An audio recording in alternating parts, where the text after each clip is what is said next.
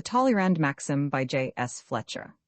Death brings opportunity. Linford Pratt, senior clerk to Eldrick and Pascoe, solicitors, of Barford, a young man who earnestly desired to get on in life, by hook or by crook, with no objection whatever to crookedness, so long as it could be performed in safety and secrecy, had once during one of his periodical visits to the town reference library, lighted on a maxim of that other unscrupulous person, Prince Talleyrand, which had pleased him greatly. With time and patience, said Talleyrand, the mulberry leaf is turned into satin. This seemed to Linford Pratt one of the finest and soundest pieces of wisdom which he had ever known put into words. A mulberry leaf is a very insignificant thing, but a piece of satin is a highly marketable commodity, with money in it. Henceforth, he regarded himself as a mulberry leaf which his own wit and skill must transform into satin. At the same time he knew that there is another thing, in addition to time and patience, which is valuable to young men of his peculiar qualities, a thing also much beloved by Talleyrand, opportunity. He could find the patience, and he had the time, but it would give him great happiness if opportunity came along to help in the work. In everyday language, Linford Pratt wanted a chance. He waited the arrival of the tide in his affairs which would lead him on to fortune. Leave him alone, he said to himself, to be sure to take it at the flood. If Pratt had only known it, as he stood in the outer office of Eldrick and Pascoe at the end of a certain winter afternoon, opportunity was slowly climbing the staircase outside, not only opportunity, but temptation, both assisted by the devil. They came at the right moment, for Pratt was alone. The partners had gone, the other clerks had gone, the office boy had gone. In another minute Pratt would have gone too. He was only looking round before locking up for the night. Then these things came, combined in the person of an old man, Anthony Bartle, who opened the door, pushed in a queer, wrinkled face, and asked in a quavering voice if anybody was in. "I'm in, Mr. Bartle," answered Pratt, turning up a gas jet which he had just lowered. "Come in, sir. What can I do for you?" Anthony Bartle came in, wheezing and coughing.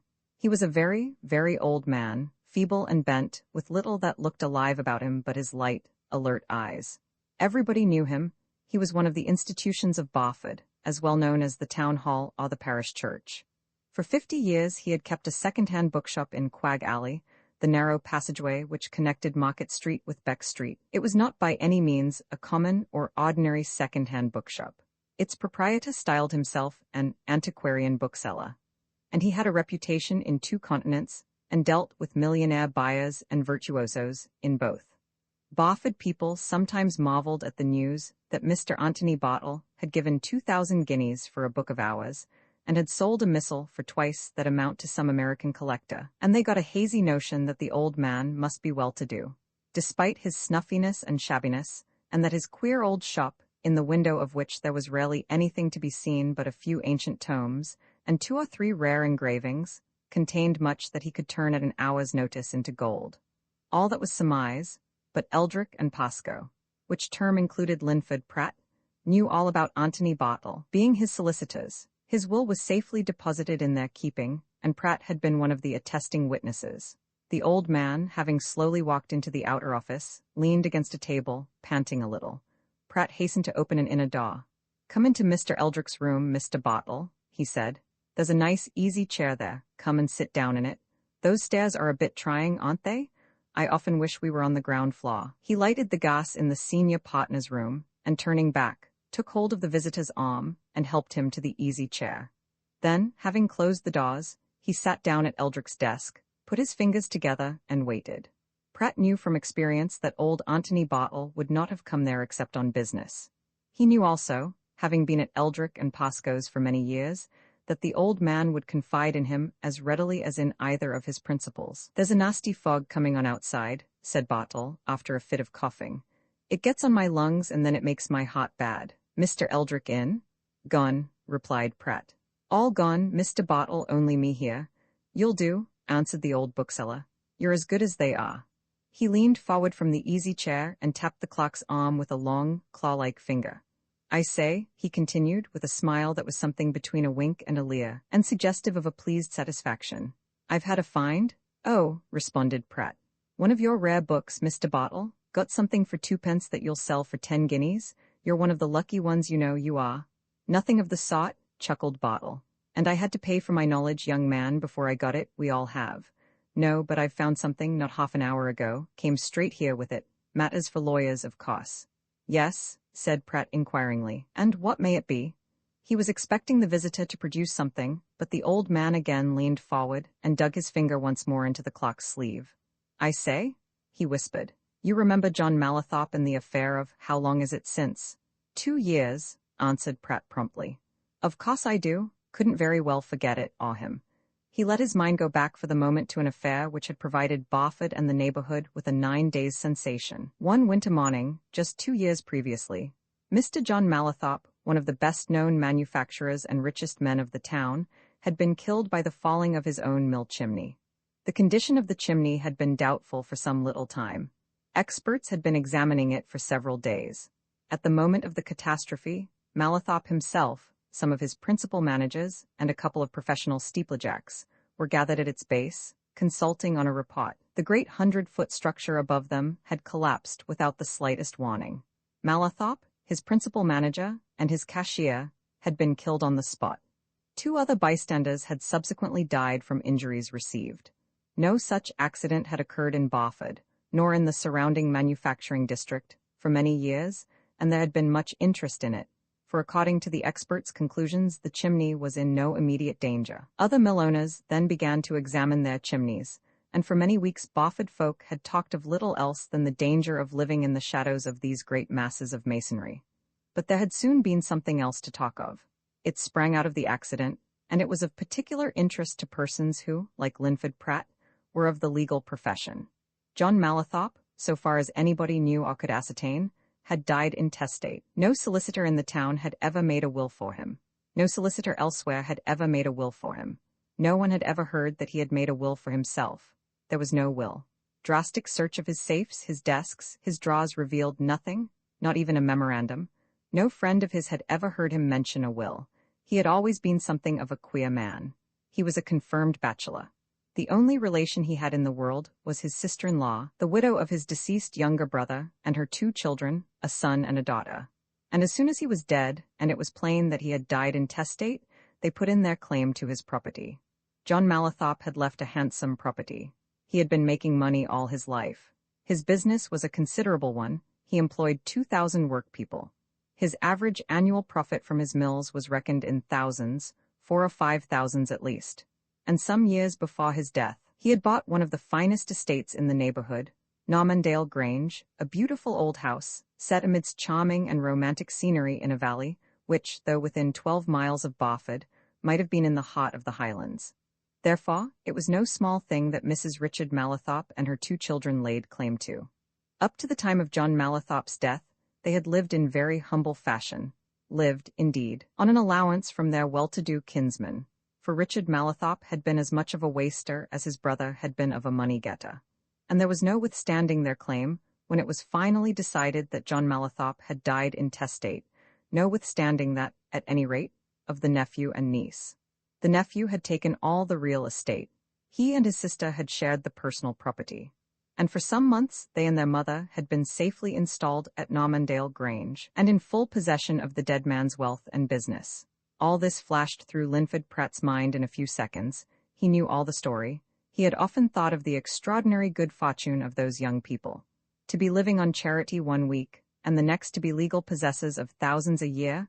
Oh, if only such luck would come his way. Of course, he repeated, looking thoughtfully at the old bookseller. Not the sort of thing one does forget in a hurry, Mr. Bartle. What of it? Anthony Bartle leaned back in his easy chair and chuckled. Something, some idea, seemed to be affording him amusement. I'm 80 years old, he remarked. No, I'm more, to be exact. I shall be 82 come February. When you've lived as long as that, young Mr. Pratt, you'll know that this life is a game of topsy-turvy, to some folks at any rate. Just so? You didn't come here to tell me that, Mr. Bartle, said Pratt. He was an essentially practical young man who dined at 6:30 every evening, having lunched on no more than bread and cheese and a glass of ale, and he also had his evenings well mapped out. I know that already, sir. Aye, but you'll know more of it later on, replied Bartle. Well, you know, too, no doubt, that the late John Mallathorpe was only a bit of a book collector, collected books and pamphlets relating to this district. I've heard of it, answered the clock. He had that collection in his private room at the mill, continued the old bookseller, and when the new folks took hold, I persuaded them to sell it to me. There wasn't such a lot, maybe 100 volumes altogether, but I wanted what there was. And as they were of no interest to them, they sold them. That's some months ago. I put all the books in a corner, and I never really examined them until this very afternoon. Then, by this afternoon's post, I got a letter from a Barford man who's now out in America. He wanted to know if I could supply him with a nice copy of Hopkinson's History of Barford. I knew there was one in that Mallathorpe collection, so I got it out and examined it. And in the pocket inside, in which there's a map, I found, what d'you think? Couldn't say, replied Pratt. He was still thinking of his dinner and of an important engagement to follow it, and he had not the least idea that old Anthony Bartle was going to tell him anything very important. Letters? Banknotes? Something of that sort. The old bookseller leaned nearer, across the corner of the desk, until his queer, wrinkled face was almost close to Pratt's sharp, youthful one. Again he lifted the claw-like finger. Again he tapped the clerk's arm. "I found John Mallathorpe's will," he whispered. "His will?" Linford Pratt jumped out of his chair. For a second he stared in speechless amazement at the old man. Then he plunged his hands deep into his trousers pockets, opened his mouth, and let out a sudden exclamation. "No," he said. "No, John Mallathorpe's will, his will, made the very day on which he died," answered Bartle, nodding emphatically. "Queer, wasn't it? He might have had some premonition, eh?" Pratt sat down again. "Where is it?" he asked. "Here in my pocket," replied the old bookseller, tapping his rusty coat. "Oh, it's all right, I assure you. All duly made out, signed, and witnessed. Everything in order, I know, because a very long time ago I was like you, an attorney's clerk. I've drafted many a will and witnessed many a will in my time. I've read this, every word of it, it's all right, nothing can upset it." "Let's see it," said Pratt eagerly. "Well, I've no objection, I know you of course," answered Bartle, "but I'd rather show it first to Mr. Eldrick. Couldn't you telephone up to his house and ask him to run back here?" "Certainly," replied Pratt. "He mayn't be there, though, but I can try. You haven't shown it to anybody else." "Neither shown it to anybody, nor mentioned it to a soul," said Bartle. "I tell you it's not much more than half an hour since I found it. It's not a long document. Do you know how it is that it's never come out?" He went on, turning eagerly to Pratt, who had risen again. "It's easily explained. The will's witnessed by those two men who were killed at the same time as John Mallathorpe, so of course there was nobody to say that it was in evidence. My notion is that he and those two men, Gaukridger and Marshall, his manager and cashier, had signed it not long before the accident, and that Mallathorpe had popped it into the pocket of that book before going out into the yard. Eh? But see if you can get Mr. Eldrick down here, and we'll read it together. And I say, this office seems uncommonly stuffy. Can you open the window a bit or something? I feel oppressed, like." Pratt opened a window which looked out on the street. He glanced at the old man for a moment and saw that his face, always pallid, was even paler than usual. "You've been talking too much," he said. "Rest yourself, Mr. Bartle, while I ring up Mr. Eldrick's house. If he isn't there, I'll try his club. He often turns in there for an hour before going home." He went out by a private door to the telephone box, which stood in a lobby used by various occupants of the building. And when he had rung up Eldrick's private house and was waiting for the answer, he asked himself what this discovery would mean to the present holders of the Mallathorpe property, and his curiosity, a strongly developed quality in him, became more and more excited.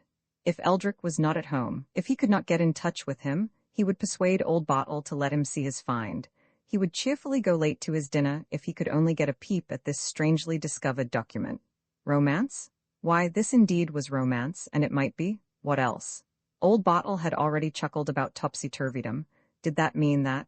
The telephone bell rang. Eldrick had not yet reached his house. Pratt got on to the club. Eldrick had not been there. He rang off, and went back to the private room. "Can't get hold of him, Mr. Bartle," he began as he closed the door.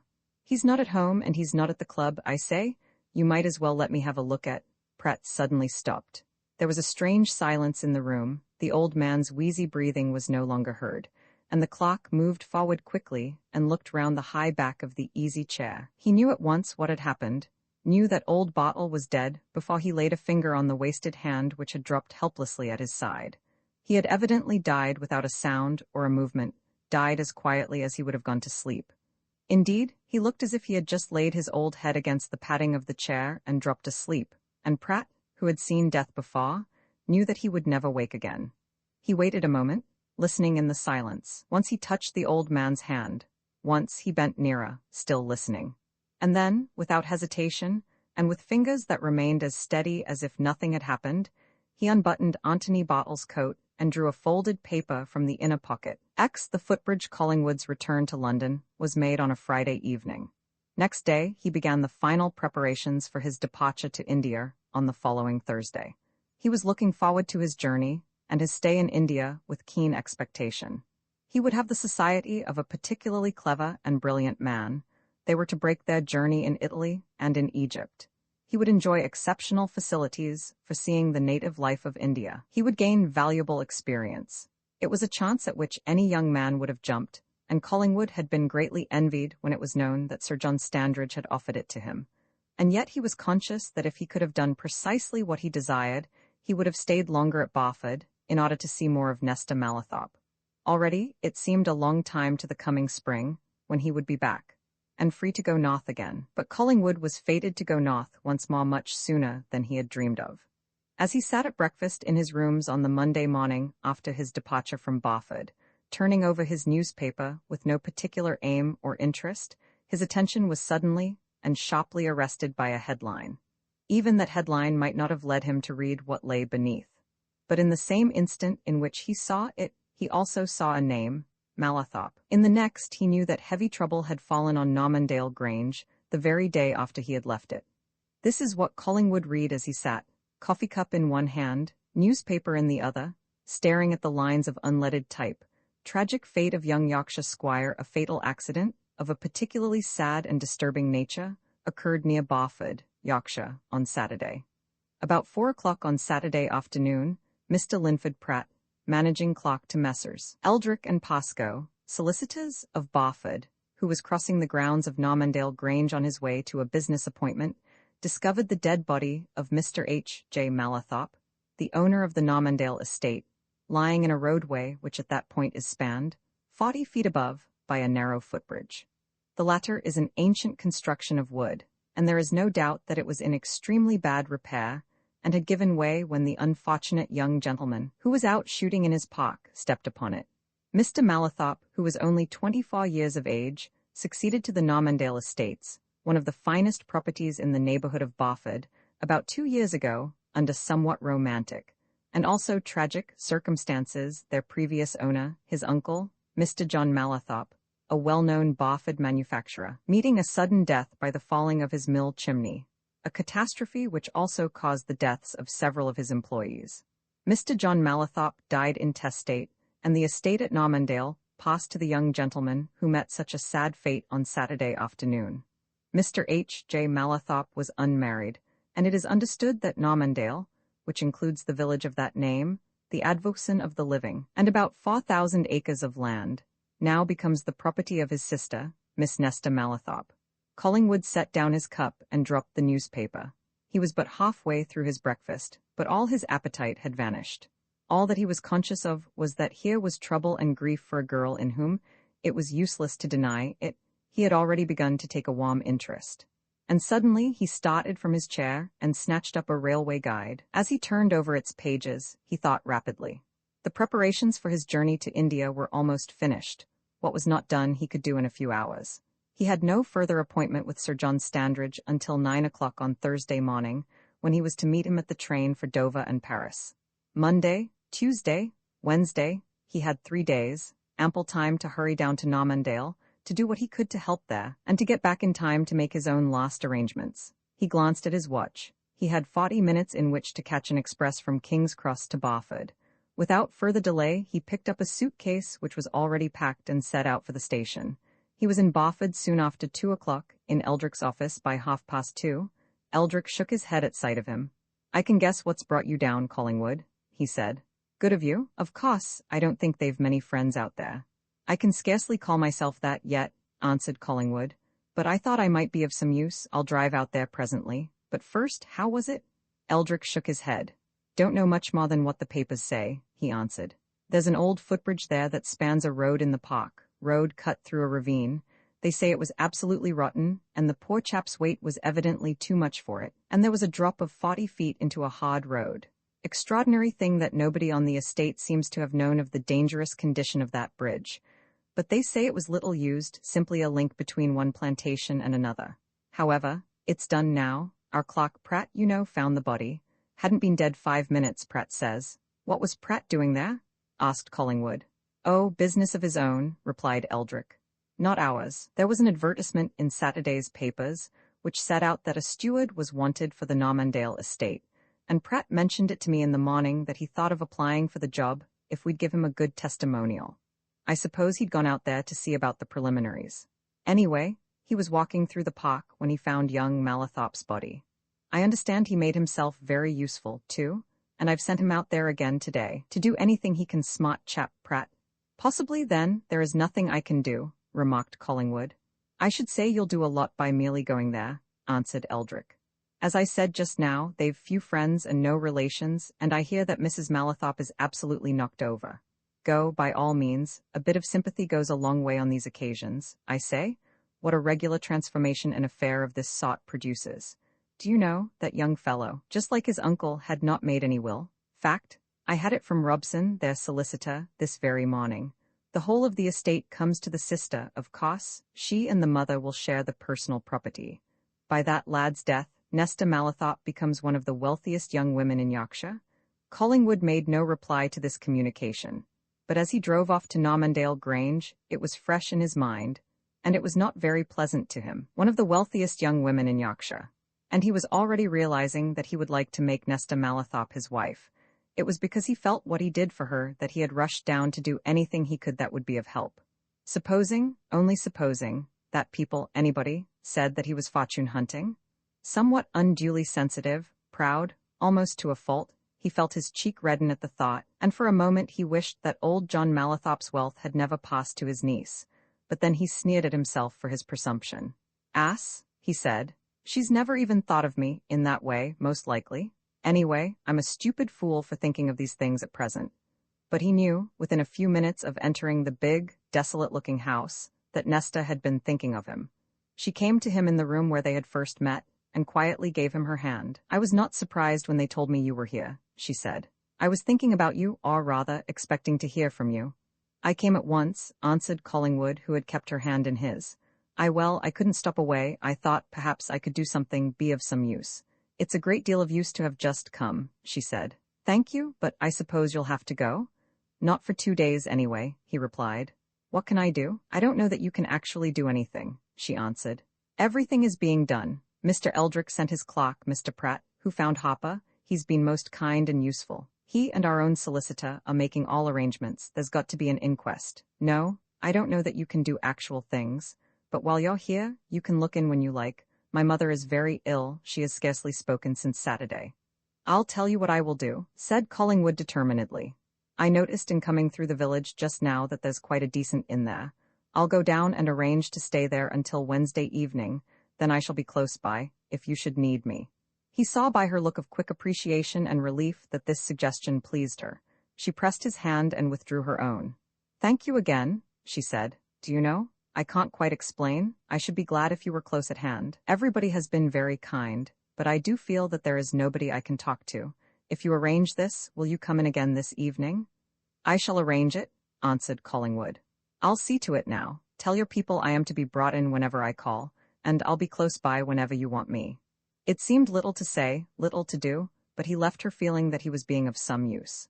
And as he went off to make his arrangements at the inn, he encountered Pratt, who was talking to the butler in the outer hall. The clock looked at Collingwood with an unconcern and a composure which he was able to assume because he had already heard of his presence in the house. Inwardly, he was malignantly angry that the young barrister was there, but his voice was suave and polite enough when he spoke. Good afternoon, Mr. Collingwood, he said quietly. Very sad occasion on which we meet again, sir. Come to offer your sympathy, Mr. Collingwood. Of course, very kind of you. I came, answered Collingwood, who was not inclined to bandy phrases with Pratt, to see if I could be of any practical use. Just so, sir, said Pratt. Mr. Eldrick sent me here for the same purpose. There's really not much to do, beyond the necessary arrangements which are already pretty forward. Going back to town, sir? He went on, following Collingwood out to his motor car, which stood waiting in the drive. No, replied Collingwood. I'm going to send this man to Barford to fetch my bag to the inn down there in the village, where I'm going to stay for a few days. Did you hear that? He continued, turning to the driver. Go back to Barford. Get my bag from the station hotel there, bring it to the Normandale Arms, I'll meet you there on your return. The car went off, and Collingwood, with a nod to Pratt, was about to turn down a side path towards the village. But Pratt stopped him. Would you care to see the place where the accident happened, Mr. Collingwood?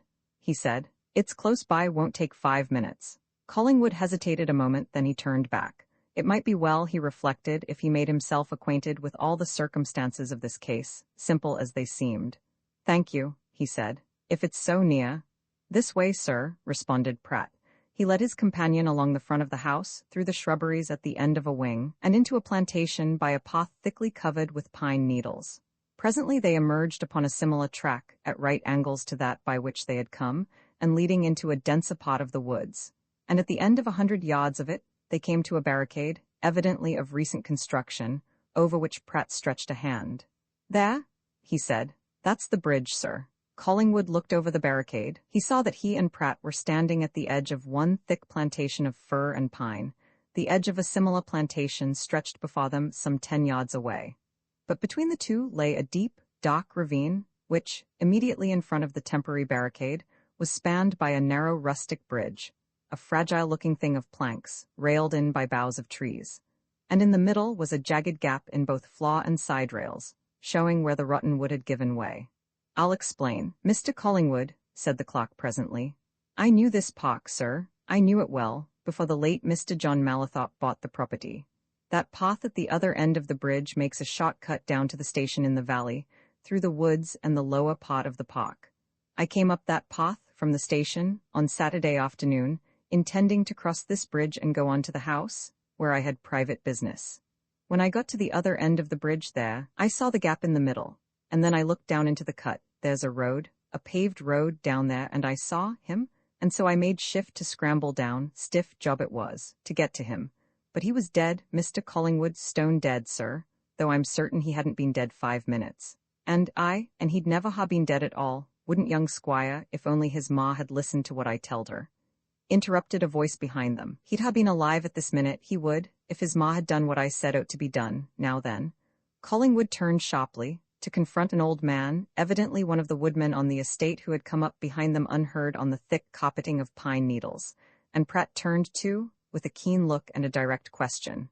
What do you mean? He asked. What are you talking about? I know what I'm talking about, young gentleman, said the man doggedly. I ain't worked, lad and man, on this one estate 49 years, and happen ma, we out knowin' all about it. I telled Mrs. Mallathorpe on Friday noon at that there ode brig 'ud fall in a faw long if it warn't mended. I met her here, at this very place where we're standin', and I showed her it warn't safe to cross it. I telled her she ought to have it fastened up there and then. It's been rotten for many a year, has this ode brig. Why, I mind when it were last repaired, and that were years afore ode Mester Mallathorpe boat this estate. When do you say you told Mrs. Mallathorpe all that? Asked Pratt. Friday noon it were, sir, answered the woodman. When I were on my way home, dinner time, 'cause I met the missus here, and I made bold to tell her what I'd noticed, that there ode brig, law bless ye, gentlemen, it were black rotten I the middle, there where poor young maester he fell through it. Ye mun hev that seen to at once, missus, I says. Sartin sure, 'tain't often as it's used, I says, but surely sartin it if it ain't mended, or closed altogether, I says, someone'll be going through and brecking their necks, I says. And rate too, gentlemen, 40 feet it is down to that road. And a mottle hard road and all, paved why granite stone all T-way to T-stable yard. You're sure it was Friday noon? Repeated Pratt. As sure as that I see you, answered the woodman. And Mrs. Mallathorpe, she said she'd have it seen to. Dear me, it should ha' been closed? The old man shook his head and went off amongst the trees, and Pratt, giving his vanishing figure a queer look, turned silently back along the path, followed by Collingwood. At the point where the other path led to the house, he glanced over his shoulder at the young barrister. If you keep straight on, Mr. Collingwood, he said, you'll get straight down to the village and the inn. I must go this way.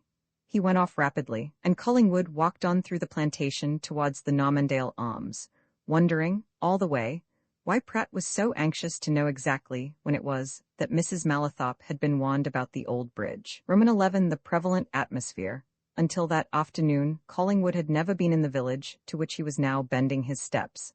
On that and his previous visits to the Grange he had only passed the end of its one street. Now, descending into it from the slopes of the park, he found it to be little more than a hamlet, a church, a farmstead or two, a few cottages in their gardens, all clustering about a narrow stream spanned by a high-arched bridge of stone. The Normandale Arms, a roomy, old-fashioned place, stood at one end of the bridge, and from the windows of the room into which Collingwood was presently shown, he could look out on the stream itself and on the meadows beyond it. A peaceful, pretty, quiet place, but the gloom which was heavy at the big house on the hill seemed to have spread to everybody that he encountered. "Bad job this, sir," said the landlord, an elderly, serious-faced man, to whom Collingwood had made known his wants, and who had quickly formed the opinion that his guest was of the legal profession. "And a queer one, too? Odd thing, sir, that our old squire, and now the young one, should both have met their deaths in what you might term violent fashion." "Accident, in both cases," remarked Collingwood. The landlord nodded his head, and then shook it in a manner which seemed to indicate that while he agreed with this proposition in one respect, he entertained some sort of doubt about it in others. "Aye, well," he answered. "Of course, a mill chimney falling without notice, as it were, and a bridge giving way, them's accidents, to be sure. But it's a very strange thing about this footbridge, up yonder at the Grange, very strange indeed. There's queer talk about it already." "What sort of talk?" asked Collingwood. Ever since the old woodman had come up to him and Pratt, as they stood looking at the footbridge, he had been aware of a curious sense of mystery, and the landlord's remark tended to deepen it. "What are people talking about?" "Nay, it's only one or two," replied the landlord. "There's been 2 men in here since the affair happened that crossed that bridge Friday afternoon, and both of 'em big, heavy men. According to what one can learn, that their bridge wasn't used much by the Grange people. It led to nowhere in particular for them. But there is a right-of-way across that part of the park, and these 2 men as I'm speaking of, they made use of it on Friday, getting towards dark. I know 'em well, they'd both of 'em weigh 4 times as much together as young Squire Mallathorpe, and yet it didn't give way under them. And then, only a few hours later, as you might say, down it goes with him. I don't think you can form any opinion from that," said Collingwood. "These things, these old structures, often give way quite suddenly and unexpectedly." "Aye, well, they did admit, these men too, that it seemed a bit tottery-like," remarked the landlord. "Talking it over, between themselves in here, they agreed, to be sure, that it felt to give a bit. All the same, there's them as says that it's a queer thing it should ha' given altogether when young Squire walked on it." Collingwood clinched matters with a straight question. "You don't mean to say that people are suggesting that the footbridge had been tampered with?" he asked. "There is them about as wouldn't be slow to say as much," answered the landlord.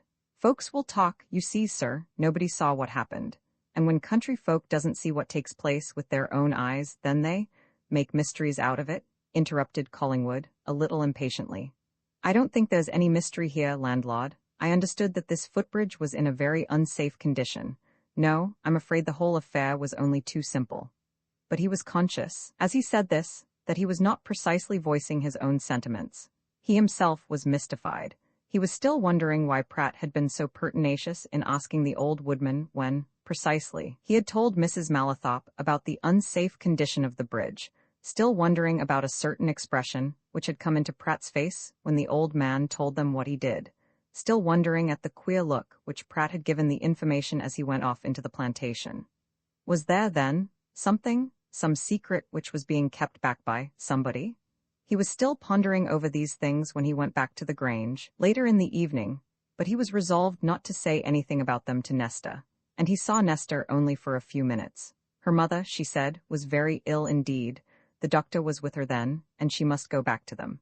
Since her son's death, Mrs. Mallathorpe had scarcely spoken, and the doctor, knowing that her heart was not strong, was somewhat afraid of a collapse. "If there is anything that I can do, or if you should want me during the night," said Collingwood, earnestly, "promise me that you'll send at once to the inn." "Yes," answered Nesta, "I will, but I don't think there will be any need. We have 2 nurses here, and the doctor will stop. There is something I should be glad if you would do tomorrow," she went on, looking at him a little wistfully. "You know about the inquest?" "Yes," said Collingwood. "They say that is I, because of course my mother couldn't, that I need not be present," she continued. "Mr. Robson, our solicitor, says it will be a very short, formal affair. He will be there, of course, but would you mind being there, too, so that you can, afterwards, tell me all about it? Will you tell me something straight out?" answered Collingwood, looking intently at her. "Have you any doubt of any description about the accepted story of your brother's death? Be plain with me." Nesta hesitated for a while before answering. "Not of the actual circumstances," she replied at last.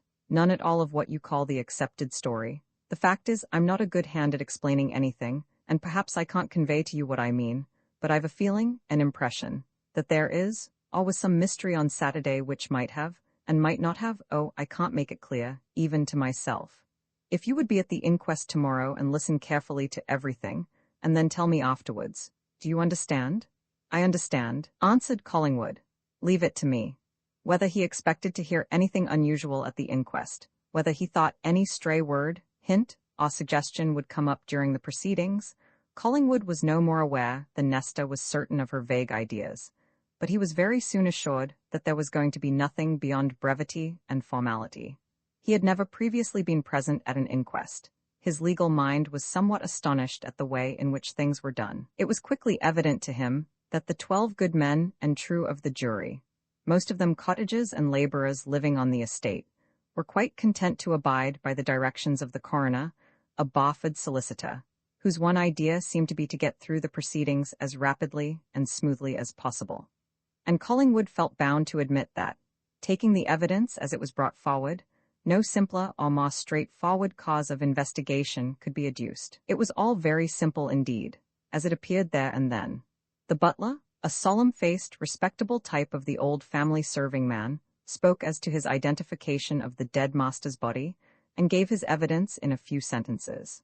Mr. Malathop, he said, had gone out of the front door of the Grange at 2:30 on Saturday afternoon, carrying a gun, and had turned into the road leading towards the south shrubbery. At about 3 o'clock, Mr. Pratt had come running up the drive to the house, and told him and Miss Malathop that he had just found Mr. Malathop lying dead in the sunken cut between the south and north shrubbery. Nobody had any question to ask the butler, nor were any questions asked of Pratt, the one really important witness. Pratt gave his evidence tersely and admirably. On Saturday morning, he had seen an advertisement in the Barford newspapers which stated that a steward and agent was wanted for the Normandale estate, and all applications were to be made to Mrs. Malathop. Desirous of applying for the post, he had written out a formal letter during Saturday morning, had obtained a testimonial from his present employers, Messrs. Eldrick and Pascoe, and, anxious to present his application as soon as possible, had decided to take it to Normandale Grange himself that afternoon. He had left Barford by the 2 o'clock train, which arrived at Normandale at 2:35. Knowing the district well, he had taken the path through the plantations. Arrived at the footbridge, he had at once noticed that part of it had fallen in. Looking into the cutting, he had seen a man lying in the roadway beneath, motionless. He had scrambled down the side of the cutting, discovered that the man was Mr. Hopper Malathop, and that he was dead, and had immediately hurried up the road to the house, where he had informed the lost witness and Miss Malathop. A quite plain story, evidently thought everybody. No questions needed. Nor were there any questions needed in the case of the only other witnesses, the estate carpenter who said that the footbridge was very old, but that he had not been aware that it was in quite so bad a condition, and who gave it as his opinion that the recent heavy rains had had something to do with the matter, and the doctor who testified that the victim had suffered injuries which would produce absolutely instantaneous death. A clear case, nothing could be clearer, said the coroner to his obedient jury, who presently returned the only verdict, one of accidental death, which, on the evidence, was possible. Collingwood heard no comments on the inquest from those who were present. But that evening, as he sat in his parlour at the Normandale Arms, the landlord, coming in on pretence of attending to the fire, approached him with an air of mystery and jerked his thumb in the direction of the regions which he had just quitted. "You remember what we were talking of this afternoon when you come in, sir?" he whispered. "There's some of 'em, regular nightly customers, village folk, you understand, talking of the same thing now, and of this here inquest. And if you'd like to hear a bit of what you may call local opinion, and especially one man's, I'll put you where you can hear it without being seen. It's worth hearing anyway."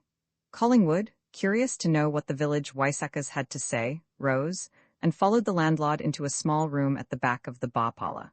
An open hatchment in the wall, covered by a thin curtain, allowed him to hear every word which came from what appeared to be a full company, but it was quickly evident that in that company there was one man who either was, or wished to be dictator and artifex, a man of loud voice and domineering tone, who was laying down the law to the accompaniment of vigorous thumpings of the table at which he sat. "What I say is, and I say it agin, I reckon nowt at all o' Crowner's quests. He was affirming, as Collingwood and his guide drew near the curtained opening. What is a crowner's quest, anyway? It's nout but formality, all form and show, it means nout. All them it sits on tea jury does and says just what tea crowner tells them to say and do. They niver ax no questions out o' their own mouths. They're as dumb as sheep. That's what yon jury were this mornin', now then. That's James Stringer, the blacksmith, whispered the landlord, coming close to Collingwood's elbow. He thinks he knows everything? And pray, what would you ha done, Mester Stringer, if you'd been on yon jury? Inquired a milder voice. I suppose you'd ha wanted to know a bit more, what? Mester Stringer 'ud ha wanted to know a deal more, observed another voice. He would do? There's a many things I want to know, continued the blacksmith, with a stout thump of the table. They all tak it for granted at young squire walked on to yon bridge and at it there and then fell to pieces. Who seed it fall to pieces? Who was there to see what did happen? What else did happen or could happen nor what were testified to? Asked a new voice. There were what they call circumstantial evidence to show how all tea affair happened. Circumstantial evidence be blowed, sneered the blacksmith haughtily. I reckon nowt o' circumstantial evidence. Look ye here. How do you know? How does anybody know at tea young squire weren't thrown off that bridge, and at tea bridge collapsed when he were thrown? He might ha met somebody on tea bridge, and quarrelled wy him, and whoever it were might ha been tea's strongest man, and flung him into tea road beneath. Aye, but I that case tea other fella, tea assailant, 'ud ha fallen wy him, objected somebody. Nowt o' tea sought, retorted the blacksmith. He'd be safe on tea's sound pot o' tea bridge, it's only a piece on tea that gave way. I say that theer idea wants inquirin' into. And there's another thing. What were that lawyer clock chap fro Bofford, Pratt doin' about there? What rated he to be prowlin' round tea neighborhood o' that bridge, and at that time? Come now, there's a tickler for somebody. He telled that, exclaimed several voices. He had business it place, he had some papers to liver. Then why didn't he go tea nearest way to tea house tea liver demanded Stringer. Tea shortest way to tea house fro tea railway station is straight up tea carriage drive, not through them plantations. I ax agent, what were that fella doin' there? It's important. Why you don't suspect him of oat, do ya, Mester Stringer? Asked somebody. A respectable young fella like that there come?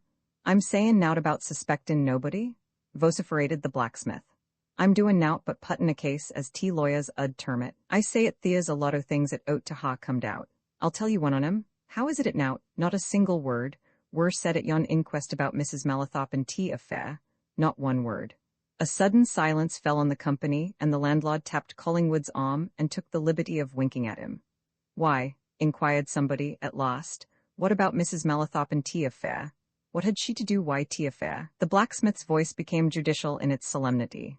You listen to me, he said with emphasis. I know what I'm talking about. You know what came out at tea inquest. When this here Pratt ran to tell tea news at tea house, he returned to what they term tea fatal spot eye company Y.T. Butler, and a couple of footmen, and Dan Scholes, one o' tea grooms. Now there warn't a word said at tea inquest about what that lot 5 on 'em. Mind you found when they reached tea dead cops, not one word. But I know, Dan Scholes telled me. What did they find then, Mester Stringer? Asked an eager member of the assemblage. What were it? The blacksmith's voice sank to a mysterious whisper. I'll tell ya, he replied. They found Mrs. Malathop lyin' a dead faint close by, and they say it she's niver done nowt but go out o' one faint into another, iver since. So, of course, she's niver been able to tell if she saw oat or knew oat. And what I say is, he concluded with a heavy thump of the table, that Thea Crowner's quest out to ha been what they term adjourned, until Mrs. Malathop could tell if she did see oat, or if she knew oat, or heard oat. She mun ha been close by, or else they wouldn't ha found her lyin' there aside o' tea cops. What did she see? What did she hear? Does she know oat? I tell ye Thea's questions at once answerin', and Thea's trouble ahead for somebody if they aren't answered, now then. Collingwood went away from his retreat, beckoning the landlord to follow. In the parlor he turned to him. Have you heard anything of what Stringer said just now? He asked. I mean about Mrs. Malathop? Heard just the same, and from the same chap Scholes the groom, sir, replied the landlord. Oh yes, of course. People will wonder why they didn't get some evidence from Mrs. Malathop, just as Stringer says. Collingwood sat a long time that night, thinking over the things he had heard. He came to the conclusion that the domineering blacksmith was right in one of his dogmatic assertions. There was trouble ahead. And next morning, before going up to the Grange, he went to the nearest telegraph office and sent Sir John Standridge a lengthy message in which he resigned the appointment that would have taken him to India. Roman 12, the power of attorney Collingwood had many things to think over as he walked across Normandale Park that morning. He had deliberately given up his Indian appointment for Nesta's sake, so that he might be near her in case the trouble which he feared arose suddenly. But it was too soon yet to let her know that she was the cause of his altered arrangements. In any case, that was not the time to tell her that it was on her account that he had altered them. He must make some plausible excuse, then he must settle down in Barford, according to Eldrick's suggestion. He would then be near at hand, and if the trouble, whatever it might be, took tangible form, he would be able to help. But he was still utterly in the dark as to what that possible trouble might be, yet, of one thing he felt convinced, it would have some connection with Pratt. He remembered, as he walked along, that he had formed some queer, uneasy suspicion about Pratt when he first hurried down to Barford on hearing of Antony Bartle's death. That feeling, subsequently allayed to some extent, had been revived. There might be nothing in it, he said to himself, over and over again. Everything that seemed strange might be easily explained. The evidence of Pratt at the inquest had appeared absolutely truthful and straightforward, and yet the blunt, rough, downright question of the blacksmith, crudely voiced as it was, found a ready agreement in Collingwood's mind. As he drew near the house, he found himself repeating Stringer's broad Yorkshire. What were that lawyer clerk chap fro Barford, Pratt, doin' about Thea? What rate had he to be prowlin' round T neighbourhood o' that bridge, and at that time? Come, now, Thea's a tickler for somebody.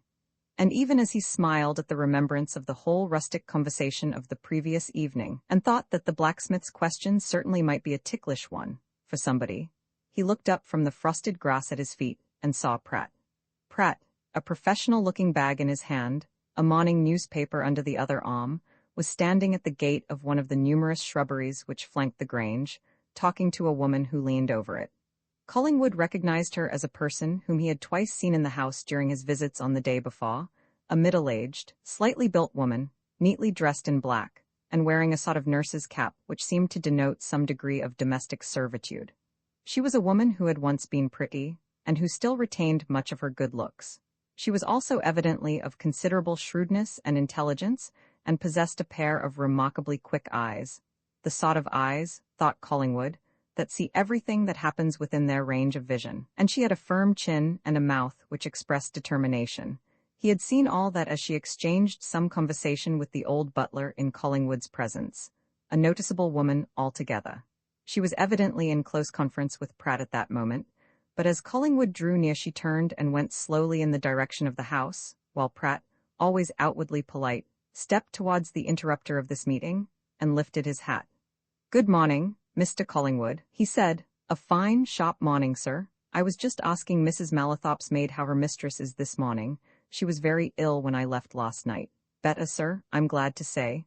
Mrs. Malathop has had a much better night." "I'm very pleased to hear it," replied Collingwood.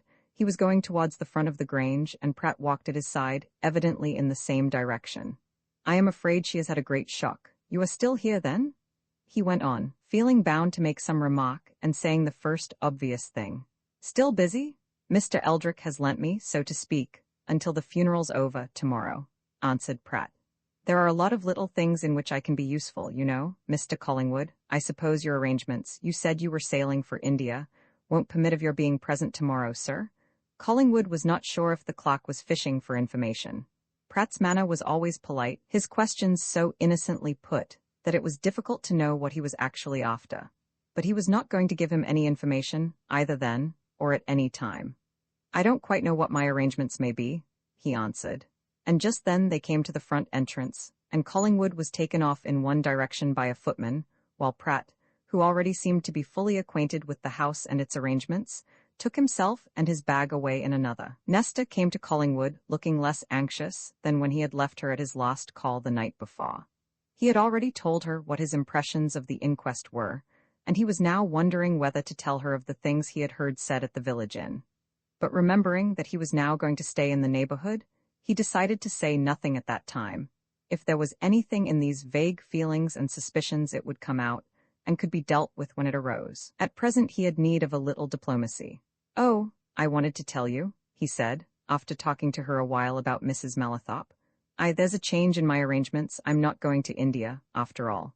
He was not prepared for the sudden flush that came over the girl's face. It took him aback. It also told him a good deal that he was glad to know, and it was only by a strong effort of will that he kept himself from taking her hands and telling her the truth. But he affected not to see anything, and he went on talking rapidly. "Complete change in the arrangements at the last minute," he said. "I've just been writing about it. So, as that's off, I think I shall follow Eldrick's advice and take chambers in Barford for a time and see how things turn out. I'm going into Barford now to see Eldrick about all that." Nesta, who was conscious of her betrayal of more than she cared to show just then, tried to speak calmly. "But isn't it an awful disappointment?" she said. "You were looking forward so to going there, weren't you?" "Can't be helped," replied Collingwood. "All these affairs are provisional. I thought I'd tell you at once, however, so that you'll know, if you ever want me, that I shall be somewhere roundabout. In fact, as it's quite comfortable there, I shall stop at the inn until I've got rooms in the town." Then, not trusting himself to remain longer, he went off to Barford, certain that he was now definitely pledged in his own mind to Nesta Malathop, and not much less that when the right time came, she would not be irresponsive to him. And on that, like a cold douche, came the remembrance of her actual circumstances. She was what Eldrick had said, one of the wealthiest young women in Yorkshire. The thought of her riches made Collingwood melancholy for a while. He possessed a curious sort of pride, which made him hate and loathe the notion of being taken for a fortune hunter. But suddenly, and with a laugh, he remembered that he had certain possessions of his own: ability, knowledge, and perseverance. Before he reached Eldrick's office, he had had a vision of the woolsack. Eldrick received Collingwood's news with evident gratification. He immediately suggested certain chambers in an adjacent building. He volunteered information as to where the best rooms in the town were to be had. And in proof of his practical interest in Collingwood's career, he there and then engaged his professional services for 2 cases which were to be heard at a local court within the following week. "Pratt shall deliver the papers to you at once," he said. "That is, as soon as he's back from Normandale this afternoon. I sent him there again to make himself useful." "I saw him this morning," remarked Collingwood. "He appears to be a very useful person." "Clever chap," asserted Eldrick carelessly. "I don't know what'll be done about that stewardship that he was going to apply for. Everything will be altered now that young Malathop's dead. Of course, I, personally, shouldn't have thought that Pratt would have done for a job like that, but Pratt has enough self-assurance and self-confidence for a dozen men, and he thought he would do, and I couldn't refuse him a testimonial. And as he's made himself very useful out there, it may be that if this steward business goes forward, Pratt will get the appointment. As I say, he's a smart chap." Collingwood offered no comment, but he was conscious that it would not be at all pleasing to him to know that Linford Pratt held any official position at Normandale. Foolish as it might be, mere inspiration though it probably was, he could not get over his impression that Eldrick's clock was not precisely trustworthy. And yet, he reflected, he himself could do nothing. It would be utter presumption on his part to offer any gratuitous advice to Nesta Malathop in business matters. He was very certain of what he eventually meant to say to her about his own personal hopes, some time hence, when all the present trouble was over. But in the meantime, as regarded anything else, he could only wait and watch, and be of service to her if she asked him to render any. Some time went by before Collingwood was asked to render service of any sort. At Normandale Grange, events progressed in apparently ordinary and normal fashion. Hopper Malathop was buried. His mother began to make some recovery from the shock of his death. The legal folk were busied in putting Nesta in possession of the estate, and herself and her mother in proprietorship of the mill and the personal property. In Barford, things went on as usual, too. Pratt continued his round of duties at Eldrick and Pascoe's. No more was heard, by outsiders, at any rate, of the stewardship at Normandale. As for Collingwood, he settled down in chambers and lodgings and, as Eldrick had predicted, found plenty of work. And he constantly went out to Normandale Grange, and often met Nesta elsewhere, and their knowledge of each other increased, and as the winter passed away and spring began to show on the Normandale woods and moors, Collingwood felt that the time was coming when he might speak. He was professionally engaged in London for nearly 3 weeks in the early part of that spring. When he returned, he had made up his mind to tell Nesta the truth, at once. He had faced it for himself. He was by that time so much in love with her that he was not going to let monetary considerations prevent him from telling her so. But Collingwood found something else than love to talk about when he presented himself at Normandale Grange on the morning after his arrival from his 3 weeks' absence in town. As soon as he met her, he saw that Nesta was not only upset and troubled, but angry. "I am glad you have come," she said when they were alone. "I want some advice. Something has happened, something that bothers and puzzles me very, very much. I'm dreadfully bothered. Tell me, suggested Collingwood. Nesta frowned at some recollection or thought. Yesterday afternoon, she answered. I was obliged to go into Barford on business. I left my mother fairly well. She has been recovering fast lately, and she only has one nurse now. Unfortunately, she too was out for the afternoon. I came back to find my mother ill and much upset, and there's no use denying it, she'd all the symptoms of having been, well, frightened. I can't think of any other term than that, frightened. And then I learned that, in my absence, Mr. Eldrick's clock, Mr. Pratt, you know him, had been here, and had been with her for quite an hour. I am furiously angry. Collingwood had expected this announcement as soon as she began to explain. So, the trouble was beginning? How came Pratt to be admitted to your mother? He asked. That makes me angry too, answered Nesta. Though I confess I ought to be angry with myself for not giving stricter orders. I left the house about 2, he came about 3, and asked to see my mother's maid, Esther Mawson.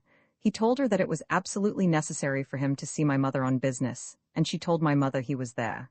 My mother consented to see him, and he was taken up. And as I say, I found her ill and frightened, and that's not the worst of it.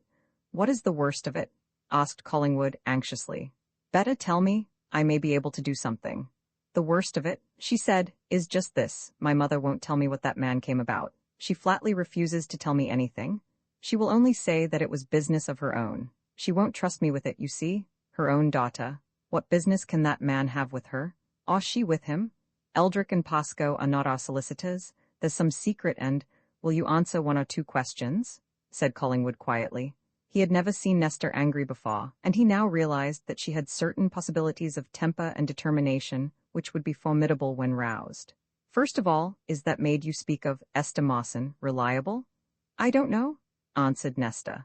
My mother has had her 2 years. She's a Barford woman. Sometimes I think she's sly and cunning, but I've given her such strict orders now that she'll never dare to let anyone see my mother again without my consent. The other question's this, said Collingwood. Have you any idea, any suspicion of why Pratt wanted to see your mother? Not unless it was about that stewardship, replied Nesta.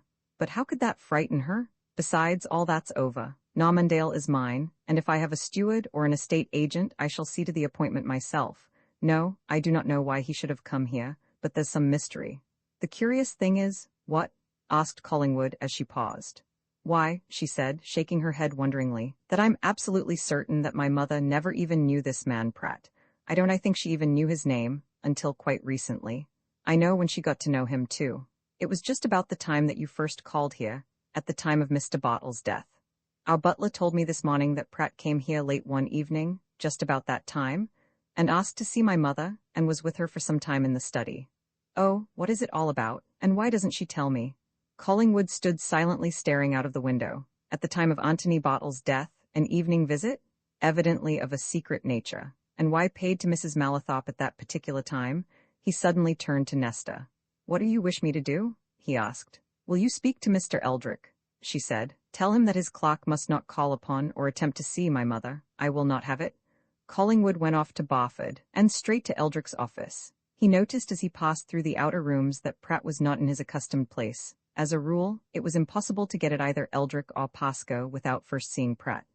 Hullo, said Eldrick. Just got in from town. That's lucky. I've got a big case for you. I got in last night, replied Collingwood. But I went out to Normandale first thing this morning. I've just come back from there. I say, Eldrick, here's an unpleasant matter to tell you of. And he told the solicitor all that Nesta had just told him, and also of Pratt's visit to Mrs. Malathop about the time of Antony Bartle's death. Whatever it is, he concluded sternly, it's got to stop if you've any influence over your clock. Eldrick made a grimace and waved his hand. He's our clock no longer, he said. He left us the week after you went up to town, Collingwood. He was only a weekly servant, and he took advantage of that to give me a week's notice. Now, what game is Master Pratt playing? He's smart, and he's deep too. Just then an office boy announced Mr. Robson, the Malathop family solicitor, a bustling, rather rough and ready type of man, who came into Eldrick's room looking not only angry but astonished. He nodded to Collingwood, and flung himself into a chair at the side of Eldrick's desk. Look here, Eldrick, he exclaimed. What on earth has that clock of yours, Pratt, got to do with Mrs. Malathop? Do you know what Mrs. Malathop has done? Hang it, she must be out of her senses, or there's something I can't fathom. She's given your clock, Linford Pratt, A power of attorney to deal with all her affairs and all her property? Oh, it's all right, I tell you. Pratt's been to my office and exhibited it to me as if he were the Lord Chancellor. Eldrick turned to Collingwood, and Collingwood to Eldrick, and then both turned to Robson. Roman 13, the first trick. The Malathop family solicitor shook his head impatiently under those questioning glances. It's not a bit of use appealing to me to know what it means, he exclaimed. I know no more than what I've told you. That chap walked into my office as bold as brass, half an hour ago, and exhibited to me a power of attorney, all duly drawn up and stamped, executed in his favor by Mrs. Malathop yesterday. And as Mrs. Malathop is, as far as I know, in her senses, why, there you are. What is it? Asked Eldrick. A general power, or a special? General, answered Robson with an air of disgust. Authorizes him to act for her in all business matters. It means, of course, that fellow now has full control over, why, a tremendous amount of money.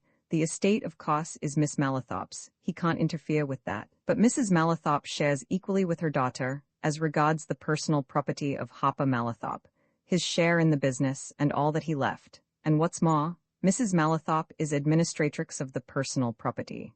She simply placed in Pratt's hands an enormous power. And for what reason? Who on earth is Pratt?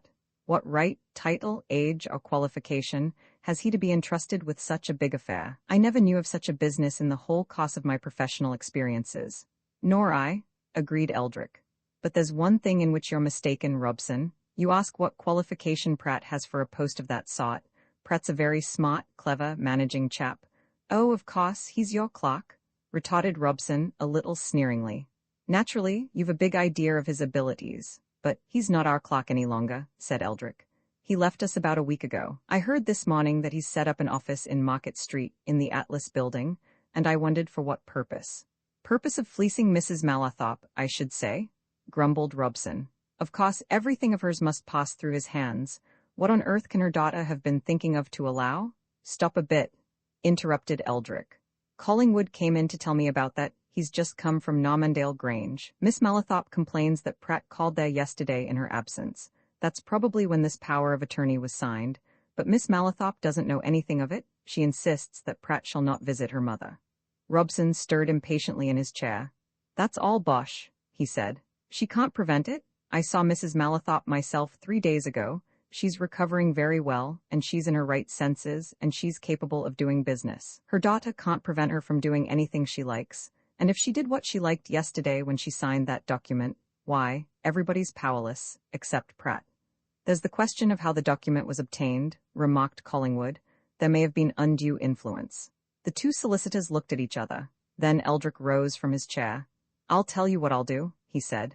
It's no affair of mine, but we employed Pratt for years, and he'll confide in me. I'll go and see him, and ask him what it's all about. Wait here a while, you two. He went out of his office and across into Market Street, where the Atlas building, a modern range of offices and chambers, towered above the older structures at its foot. In the entrance hall, a man was gilding the name of a new tenant on the address board. That name was Pratt's, and Eldrick presently found himself ascending in the lift to Pratt's quarters on the 5th floor. Within 5 minutes of leaving Collingwood and Robson, he was closeted with Pratt in a well-furnished and appointed little office of 2 rooms, the inner one of which was almost luxurious in its fittings. And Pratt himself looked extremely well satisfied and confident and quite at his ease. He wheeled forward an easy chair for his visitor and pushed a box of cigarettes towards him. Glad to see you, Mr. Eldrick, he said, with a cordial politeness which suggested, however, somehow, that he and the solicitor were no longer master and servant. How do you like my little place of business? You're making a comfortable nest of it anyhow, Pratt, answered Eldrick, looking round. And what sort of business are you going to do, pray? Agency, replied Pratt promptly. It struck me some little time ago that a smart man, like myself, could do well here in Barford as an agent in a new sort of fashion, attending to things for people who aren't fitted or inclined to do 'em for themselves, or are rich enough to employ somebody to look after their affairs. Of course, that Normandale stewardship dropped out when young Hopper died, and I don't suppose the notion'll be revived now that his sister's come in. But I've got one good job to go on with. Mrs. Malathop's given me her affairs to look after. Eldrick took one of the cigarettes and lighted it, as a sign of his peaceable and amicable intentions. Pratt, he said, that's just what I've come to see you about, unofficially, mind in quite a friendly way. It's like this, and he went on to tell Pratt of what had just occurred at his own office. So, there you are, he concluded. I'm saying nothing, you know, it's no affair of mine, but if these people begin to say that you've used any undue influence, Mr. Collingwood, and Mr. Robson, and Miss Malathop, and anybody, answered Pratt slowly and firmly, had better mind what they are saying, Mr. Eldrick. There's such a thing as slander, as you're well aware. I'm not the man to be slandered, or libeled, or to have my character defamed, without fighting for my rights. There has been no undue influence. I went to see Mrs. Malathop yesterday at her own request. The arrangement between me and her is made with her approval and free will. If her daughter found her a bit upset, it's because she'd such a shock at the time of her son's death. I did nothing to frighten her, not I. The fact is, Miss Malathop doesn't know that her mother and I have had a bit of business together of late, and all that Mrs. Malathop has entrusted to me is the power to look after her affairs for her. And why not? You know that I'm a good man of business, a really good hand at commercial accountancy, and well acquainted with the trade of this town. You know, too, Mr. Eldrick, that I'm scrupulously honest. I've had many and many £1,000 of yours and your partners through my hands. Who's got anything to say against me? I'm only trying to earn an honest living. Well, said Eldrick, who, being an easygoing and kindly dispositioned man, was somewhat inclined to side with his old clerk. I suppose Mr. Robson thinks that if Mrs. Malathop wished to put her affairs in anybody's hands, she should have put them in his. He's their family solicitor, you know, Pratt, while you're a young man with no claim on Mrs. Malathop. Pratt smiled, a queer, knowing smile, and reached out his hand to some papers which lay on his desk. You're wrong there, Mr. Eldrick, he said. But of course you don't know. I didn't know myself, nor did Mrs. Malathop until lately, but I have a claim, and a good one, to get a business lift from Mrs. Malathop. I'm a relation. What of the Malathop family?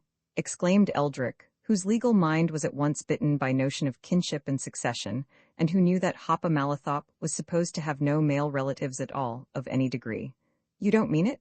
No, but of hers, Mrs. Malathop? Answered Pratt. My mother was her cousin. I found that out by mere chance, and when I'd found it, I worked out the facts from our parish church register. They're all here, fairly copied. Mrs. Malathop has seen them, so I have some claim, even if it's only that of a poor relation. Eldrick took the sheets of foolscap which Pratt handed to him and looked them over with interest and curiosity. He was something of an expert in such matters, and had helped to edit a print more than once of the local parish registers. He soon saw from a hasty examination of the various entries of marriages and births that Pratt was quite right in what he said. I call it a poor and a mean game, remarked Pratt, while his old master was thus occupied. A very mean game indeed, of well-to-do folk like Mr. Collingwood and Mr. Robson to want to injure me in a matter which is no business of theirs. I shall do my duty by Mrs. Malathop. You yourself know I'm fully competent to do it, and I shall fully earn the percentage that she'll pay me. What right have these people? What right has her daughter to come between me and my living? Oh, well, said Eldrick as he handed back the papers and rose. It's one of those matters that hasn't been understood. You made a mistake, you know, Pratt, when you went to see Mrs. Malathop yesterday in her daughter's absence. You shouldn't have done that. Pratt pulled open a drawer and, after turning over some loose papers, picked out a letter. Do you know Mrs. Malathop's handwriting? He asked. Very well, there it is. Isn't that a request from her that I should call on her yesterday afternoon? Very well then. Eldrick looked at the letter with some surprise. He had a good memory, and he remembered that Collingwood had told him that Nesta had said that Pratt had gone to Normandale Grange, seen Esther Mawson, and told her that it was absolutely necessary for him to see Mrs. Malathop. And though Eldrick was naturally unsuspicious, an idea flashed across his mind. Had Pratt got Mrs. Malathop to write that letter while he was there, yesterday, and brought it away with him? I think there's a good deal of misunderstanding, he said. Mr. Collingwood says that you went there and told her maid that it was absolutely necessary for you to see her mistress. Sort of forced yourself in, you see, Pratt. Nothing of the sort, retorted Pratt. He flourished the letter in his hand. Doesn't it say there, in Mrs. Malathop's own handwriting, that she particularly desires to see me at 3 o'clock? It does. Then it was absolutely necessary for me to see her. Come now, and Mr. Collingwood had best attend to his own business. What's he got to do with all this? After Miss Malathop and her money, I should think. That's about it. Eldrick said another soothing word or two, and went back to his own office. He was considerably mystified by certain things, but inclined to be satisfied about others, and in giving an account of what had just taken place, he unconsciously seemed to take Pratt's side, much to Robson's disgust and to Collingwood's astonishment. "You can't get over this, you know, Robson," said Eldrick. "Pratt went there yesterday by appointment, when at Mrs. Malathop's own express desire, made in her own handwriting, and it's quite certain that what he says about the relationship is true. I examined the proof myself. It's not unnatural that Mrs. Malathop should desire to do something for her own cousin's son." "To that extent," sneered Robson. "Bless me, you talk as if it were no more than presenting him with a £20 note, instead of its being what it is, giving him the practical control of many £1,000 every year. There'll be more heard of this, yet." He went away angrier than when he came, and Eldrick looked at Collingwood and shook his head. "I don't see what more there is to do," he said. "So far as I can make out or see, Pratt is within his rights. If Mrs. Malathop liked to entrust her business to him, what is to prevent it? I see nothing at all strange in that. But there is a fact which does seem uncommonly strange to me. It's this: how is it that Mrs. Malathop hasn't consulted, hasn't informed her daughter about all this?" "That," answered Collingwood, "is precisely what strikes me, and I can't give any explanation. Nor, I believe, can Miss Malathop." He felt obliged to go back to Normandale and tell Nesta the result of the afternoon's proceedings, and having seen during his previous visit how angry she could be, he was not surprised to see her become angrier and more determined than ever. "I will not have Mr. Pratt coming here," she exclaimed. "He shall not see my mother under my roof at any rate. I don't believe she sent for him." "Mr. Eldrick saw her letter?" interrupted Collingwood quietly. "Then that man made her write it while he was here?" exclaimed Nesta. "As to the relationship, it may be so. I never heard of it, but I don't care what relation he is to my mother. He is not going to interfere with her affairs." "The strange thing," said Collingwood, as pointedly as was consistent with kindness, "is that your mother, just now, at any rate, doesn't seem to be taking you into her confidence." Nesta looked steadily at him for a moment without speaking. When she did speak, it was with decision. "Quite so," she said. "She is keeping something from me, and if she won't tell me things, well, I must find them out for myself." She would say no more than that, and Collingwood left her. And as he went back to Barford, he cursed Linford Pratt soundly for a deep and underhand rogue, who was most certainly playing some fine game. But Pratt himself was quite satisfied, up to that point. He had won his first trick, and he had splendid cards still left in his hand, and he was reckoning his chances on them one morning, a little later, when a ring at his bell summoned him to his office door, whereat stood Nesta Malathop, alone. Roman 14 cards on the table had any third person been present, closely to observe the meeting of these two young people. He would have seen that the one to whom it was unexpected and a surprise was outwardly as calm and self-possessed as if the other had come there to keep an ordinary business appointment. Nesta Malathop, looking very dignified and almost stately in her mourning, was obviously angry, indignant, and agitated. But Pratt was as cool and as fully at his ease as if he were back in Eldrick's office, receiving the everyday, ordinary client. He swept his door open and executed his politest bow, and was clever enough to pretend that he saw nothing of his visitor's agitation. Yet deep within himself he felt more tremors than one, and it needed all his powers of dissimulation to act and speak as if this were the most usual of occurrences. "Good morning, Miss Malathop," he said. "You wish to see me? Come into my private office, if you please. I haven't fixed on a clock yet," he went on, as he led his visitor through the outer room and to the easy chair by his desk. "I have several applications from promising aspirants, but I have to be careful, you know, Miss Malathop. It's a position of confidence. And now," he concluded as he closed the door upon Nesta and himself, "how is Mrs. Malathop today? Improving, I hope?" Nesta made no reply to these remarks, or to the question, and instead of taking the easy chair which Eldrick had found so comfortable, she went to one which stood against the wall opposite Pratt's desk and seated herself in it in as upright a position as the wall behind her. "I wish to speak to you, plainly," she said, as Pratt, who now regarded her somewhat doubtfully, realizing that he was in for business of a serious nature, sat down at his desk. "I want to ask you a plain question, and I expect a plain answer. Why are you blackmailing my mother?" Pratt shook his head as if he felt more sorrow than anger. He glanced deprecatingly at his visitor. "I think you'll be sorry on reflection that you said that, Miss Malathop," he answered. "You're a little, shall we say, upset, a little, shall we say, angry? If you were calmer, you wouldn't say such things, you wouldn't use such a term as blackmailing. It's, dear me, I dare say you don't know it. It's actionable. If I were that sort of man, Miss Malathop, and you said that of me before witnesses, I don't know what mightn't happen. However, I'm not that sort of man. But don't say it again, if you please. If you don't answer my question, and at once, said Nesta, whose cheeks were pale with angry determination, I shall say it again in a fashion you won't like, not to you, but to the police. Pratt smiled, a quiet, strange smile which made his visitor feel a sudden sense of fear. And again he shook his head, slowly and deprecatingly. Oh no, he said gently. That's a bigger mistake than the other, Miss Malathop. The police? Oh, not the police, I think, Miss Malathop. You see, other people than you might go to the police about something else. Nesta's anger cooled down under that scarcely veiled threat. The sight of Pratt, of his self-assurance, his comfortable offices, his general atmosphere of almost sleek satisfaction, had roused her temper, already strained to breaking point.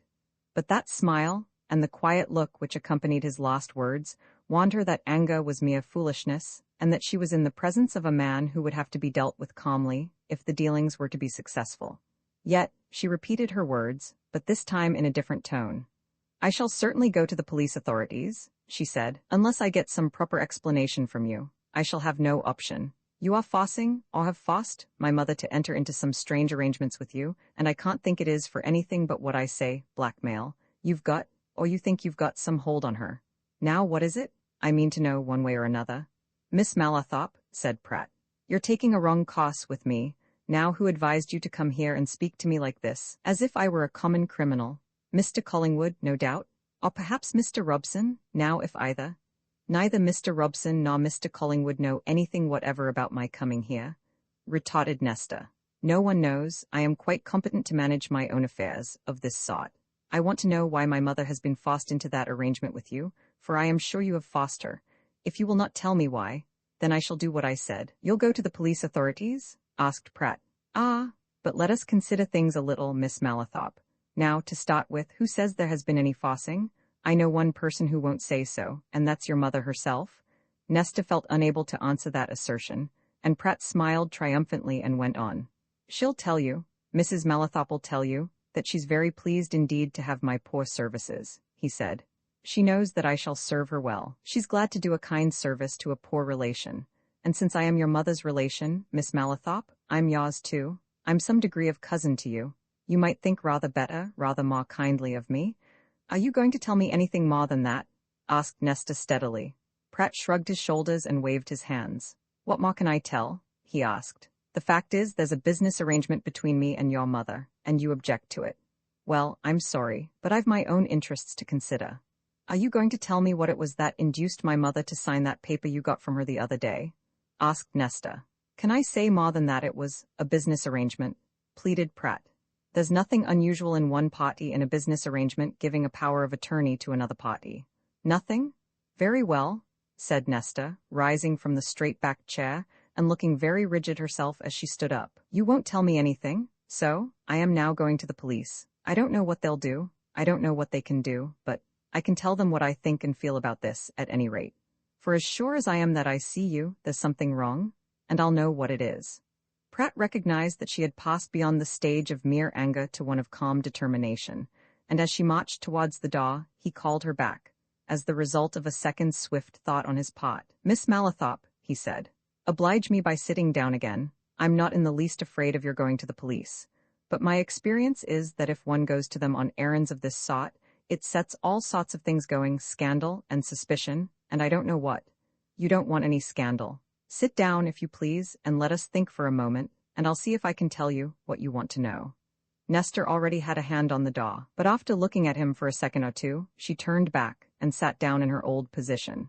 And Pratt, still seated at his desk, plunged his hands in his trousers pockets, tilted back his chair, and for 5 minutes stared with knitted brows at his blotting pad. A queer silence fell on the room.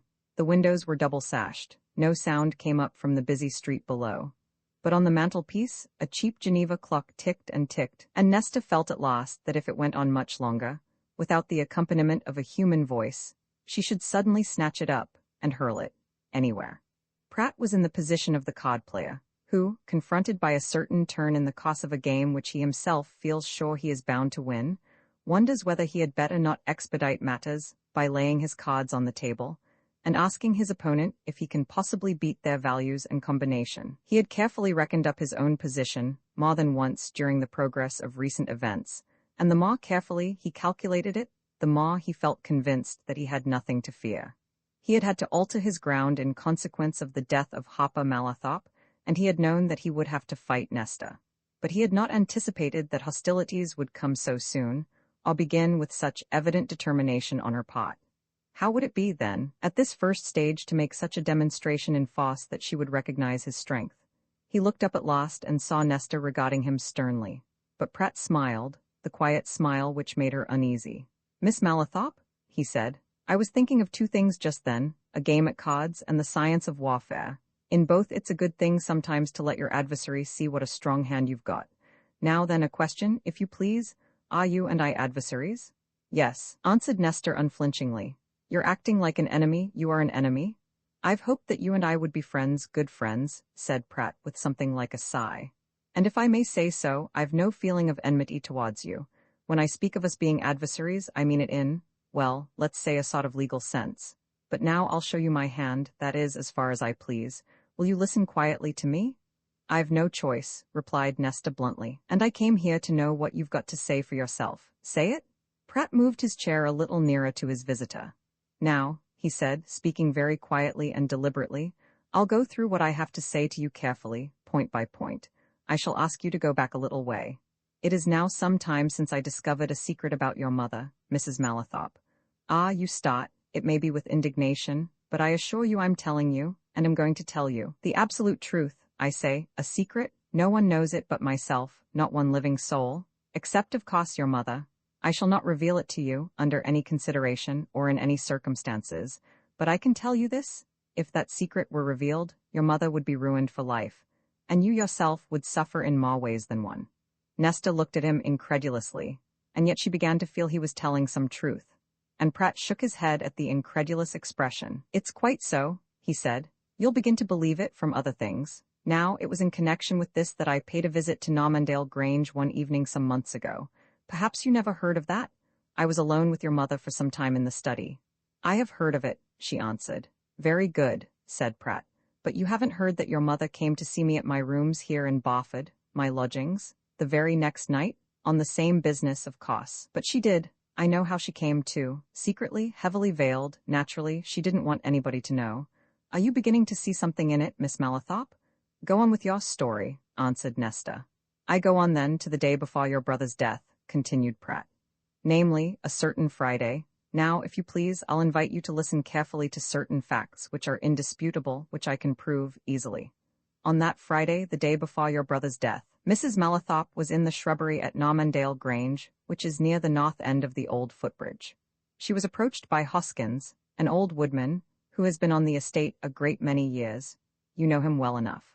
Hoskins told Mrs. Malathop that the footbridge between the north and south shrubberies, spanning the cut which was made there a long time since so that a nearer road could be made to the stables, was in an extremely dangerous condition. So dangerous, in fact, that in his opinion it would collapse under even a moderate weight. I impress this fact upon you strongly." "Well," said Nesta. "Hoskins," Pratt went on, "urged upon Mrs. Malathop the necessity of having the bridge closed at once or barricaded. He pointed out to her from where they stood certain places in the bridge, and in the railing on one side of it, which already sagged in such a fashion that he, as a man of experience, knew that planks and railings were literally rotten with damp. Now, what did Mrs. Malathop do? She said nothing to Hoskins, except that she'd have the thing seen to. But she immediately went to the estate carpenter's shop, and there she procured 2 short lengths of chain and 2 padlocks, and she herself went back to the footbridge and secured its wicket gates at both ends. I beg you will bear that in mind, too, Miss Malathop." "I am bearing everything in mind," said Nesta resolutely. "Don't be afraid that I shall forget one word that you say." "I hear that sneer in your voice," answered Pratt as he turned, unlocked a drawer, and drew out some papers. "But I think you will soon learn that the sneer at what I'm telling you is foolish. Mrs. Malathop had a set purpose in locking up those gates, as you will see presently. You will see it from what I am now going to tell you. Oblige me, if you please, by looking at that letter. Do you recognize your mother's handwriting?" "Yes," admitted Nesta with a sudden feeling of apprehension. "That is her writing." "Very good," said Pratt. "Then before I read it to you, I'll just tell you what this letter is. It formed, when it was written, an invitation from Mrs. Malathop to me, an invitation to walk innocently into what she knew, mind you, to be a death trap.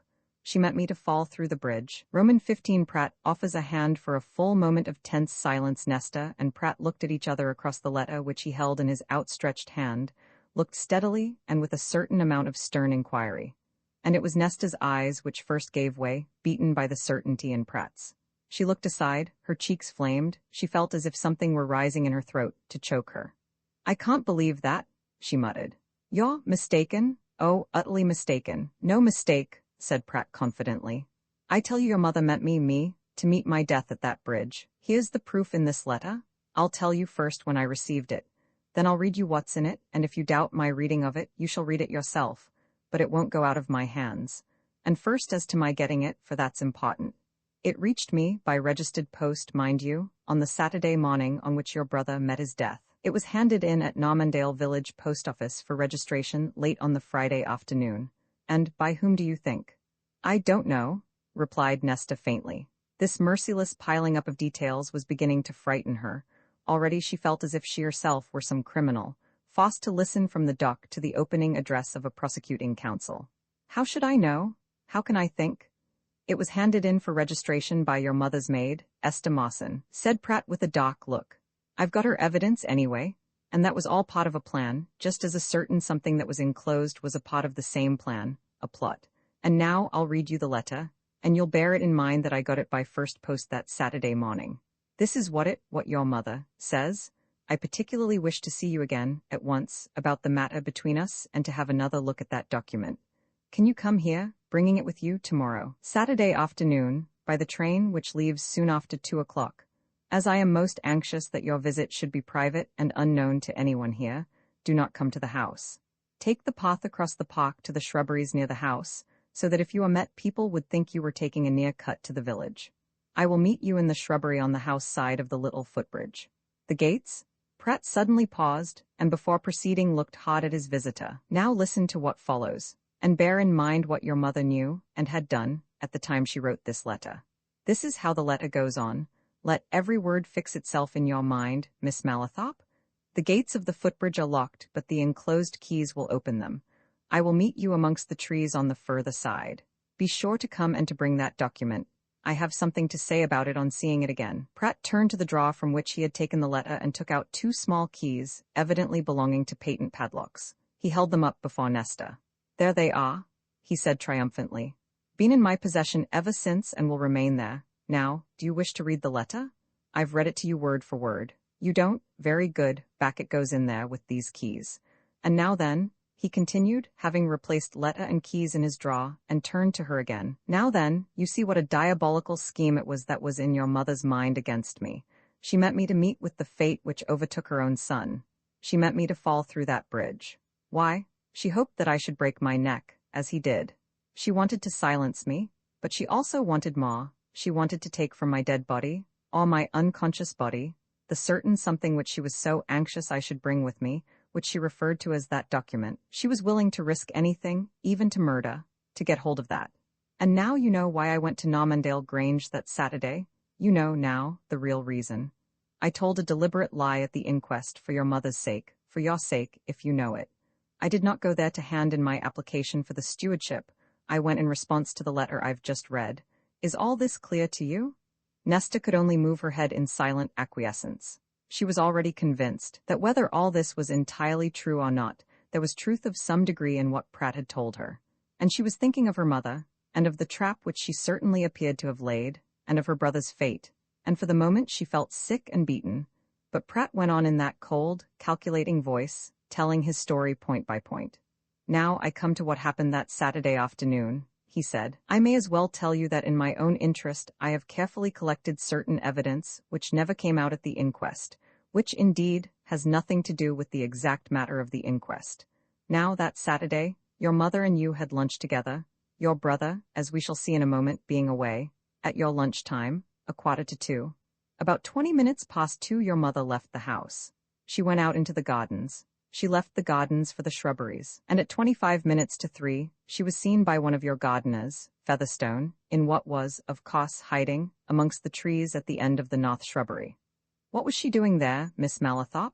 She was waiting until a certain hoped-for accident happened to me. Then she would come out of her hiding place in the hope of getting that document from my pocket. Do you see how cleverly she'd laid her plans, murderous plans?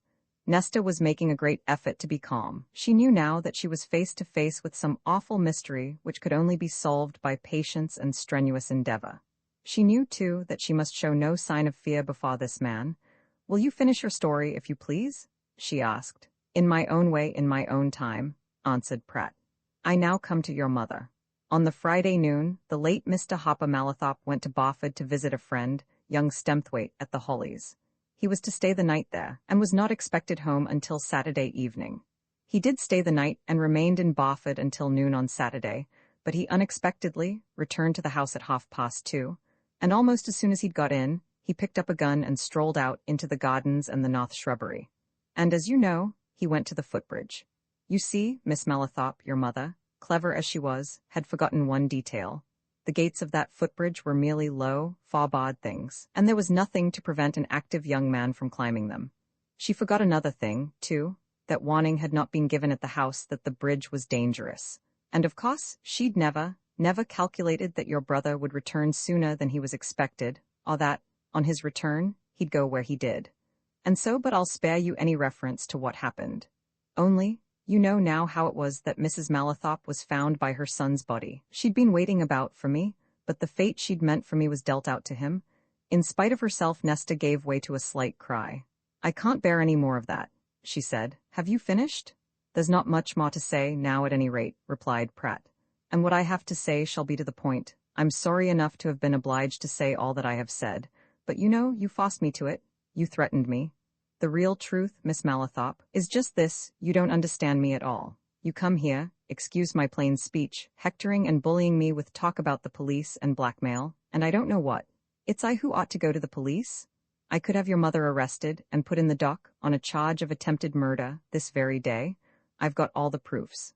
I suppose you held that out as a threat to her when you forced her to sign that power of attorney?" observed Nesta. For the first time since her arrival, Pratt looked at his visitor in an unfriendly fashion. His expression changed and his face flushed a little. "You think that, do you?" he said. "Well, you're wrong. I'm not a fool. I held out no such threat. I didn't even tell your mother what I'd found out. I wasn't going to show her my hand all at once, though I've shown you a good deal of it." "Not all?" she asked quickly. "Not all," answered Pratt with a meaning glance. "To use more metaphors, I've several cards up my sleeve, Miss Malathop. But you're utterly wrong about the threats, I'll tell you. I don't mind that, how I got the authority you're speaking about. Your mother had promised me that stewardship for life. I'd have been a good steward. But we recognized that your brother's death had altered things. That you, being, as she said, a self-willed young woman, you see how plain I am, would insist on looking after your own affairs. So she gave me another post. I'll discharge its duties honestly." "Yes," said Nesta, "but you've already told me that you'd a hold on my mother before any of these recent events happened, and that you possess some document which she was anxious to get into her hands. So it comes to this: you've a double hold on her, according to your story." "Just so," agreed Pratt. "You're right, I have a double hold." Nesta looked at him silently for a while. Pratt looked at her. "Very well," she said at last. "How much do you want to be bought out?" Pratt laughed. "I thought that would be the end of it," he remarked. "Yes, I thought so." "Name your price," said Nesta. "Miss Malathop?" answered Pratt, bending forward and speaking with a new earnestness. "Just listen to me. It's no good. I'm not to be bought out. Your mother tried that game with me before. She offered me first £5,000, then £10,000 cash down for that document when she came to see me at my rooms. I dare say she'd have gone to 20,000 and found the money there and then. But I said no then, and I say no to you. I'm not to be purchased in that way. I've my own ideas, my own plans, my own ambitions, my own hopes. It's not any use at all for you to dangle your money before me, but I'll suggest something else that you can do." Nesta made no answer. She continued to look steadily at the man who evidently had her mother in his power, and Pratt, who was watching her intently, went on speaking quietly but with some intensity of tone. "You can do this," he said. "To start with, and it'll go a long way. Just try and think better of me. I told you you don't understand me. Try to. I'm not a bad lot. I've great abilities. I'm a hard worker.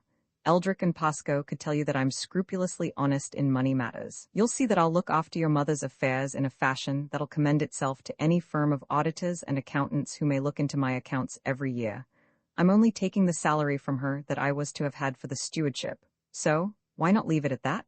Let things be. Perhaps, in time you'll come to see that I'm to be trusted.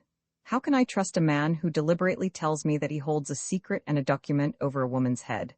Demanded Nesta. You've admitted a previous hold on my mother. You say you're in possession of a secret that would ruin her, quite apart from recent events. Is that honest? It was none of my seeking, retorted Pratt. I gained the knowledge by accident. You're giving yourself away, said Nesta. Or you've some mental twist or defect which prevents you from seeing things straight. It's not how you got your knowledge, but the use you're making of it that's the important thing. You're using it to force my mother to excuse me?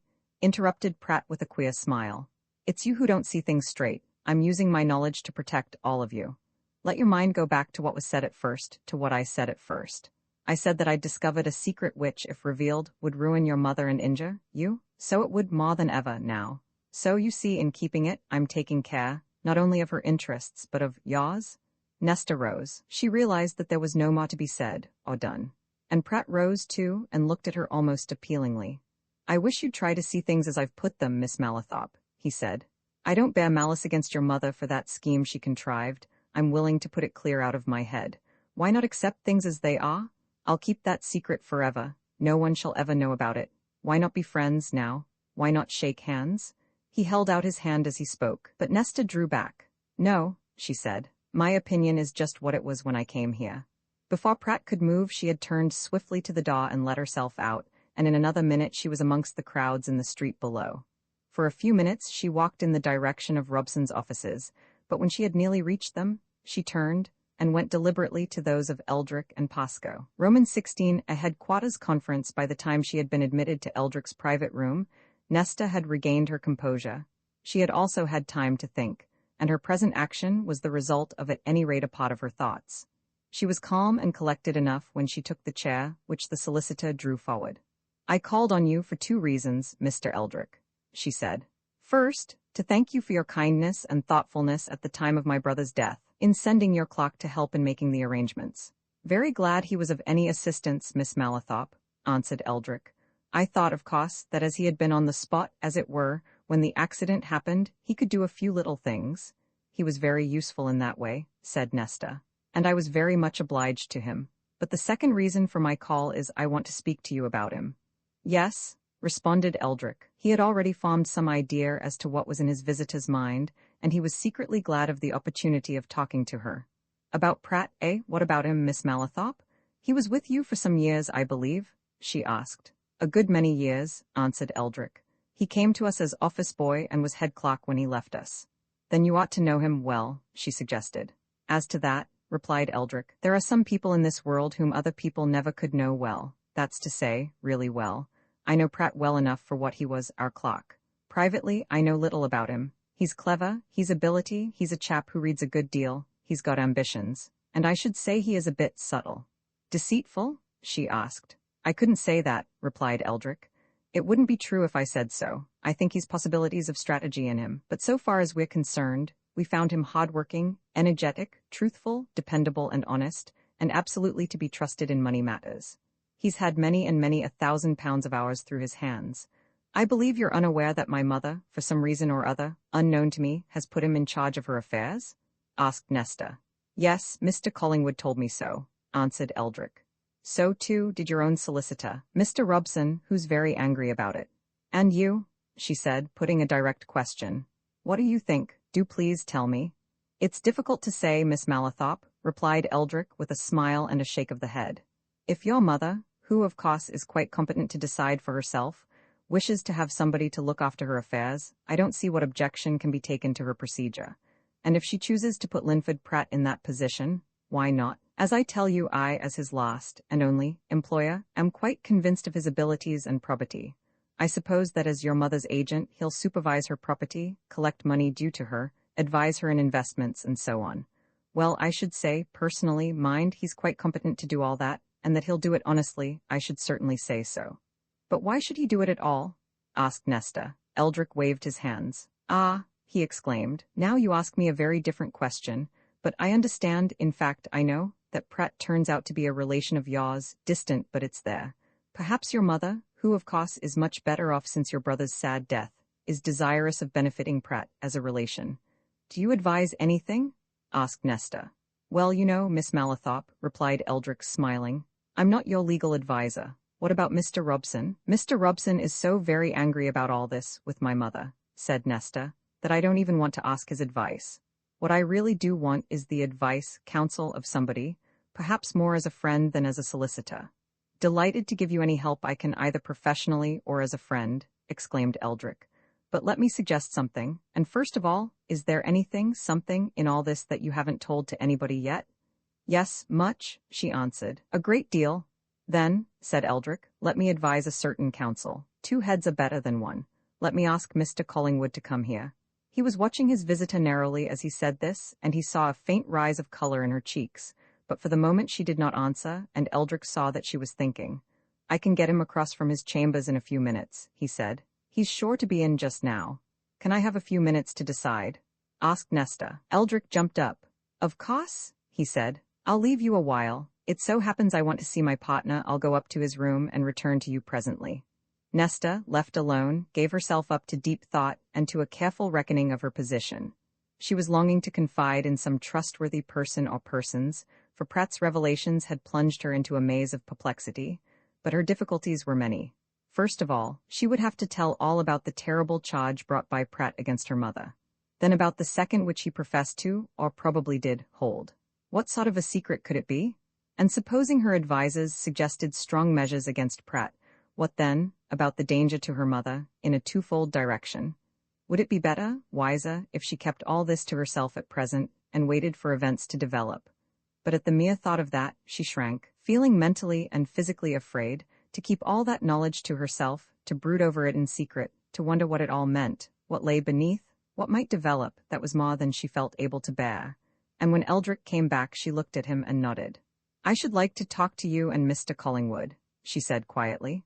Collingwood came across to Eldrick's office at once, and to these 2 Nesta unbosomed herself of every detail that she could remember of her interview with Pratt, and as she went on, from one thing to another, she saw the men's faces grow graver and graver, and realized that this was a more anxious matter than she had thought. That's all, she said in the end. I don't think I've forgotten anything, and even now, I don't know if I've done right to tell you all this, but I don't think I could have faced it, alone. My dear Miss Malathop, said Eldrick earnestly, you've done the wisest thing you probably ever did in your life. Now, he went on, looking at Collingwood, just let us all 3 realize what is to me a more important fact.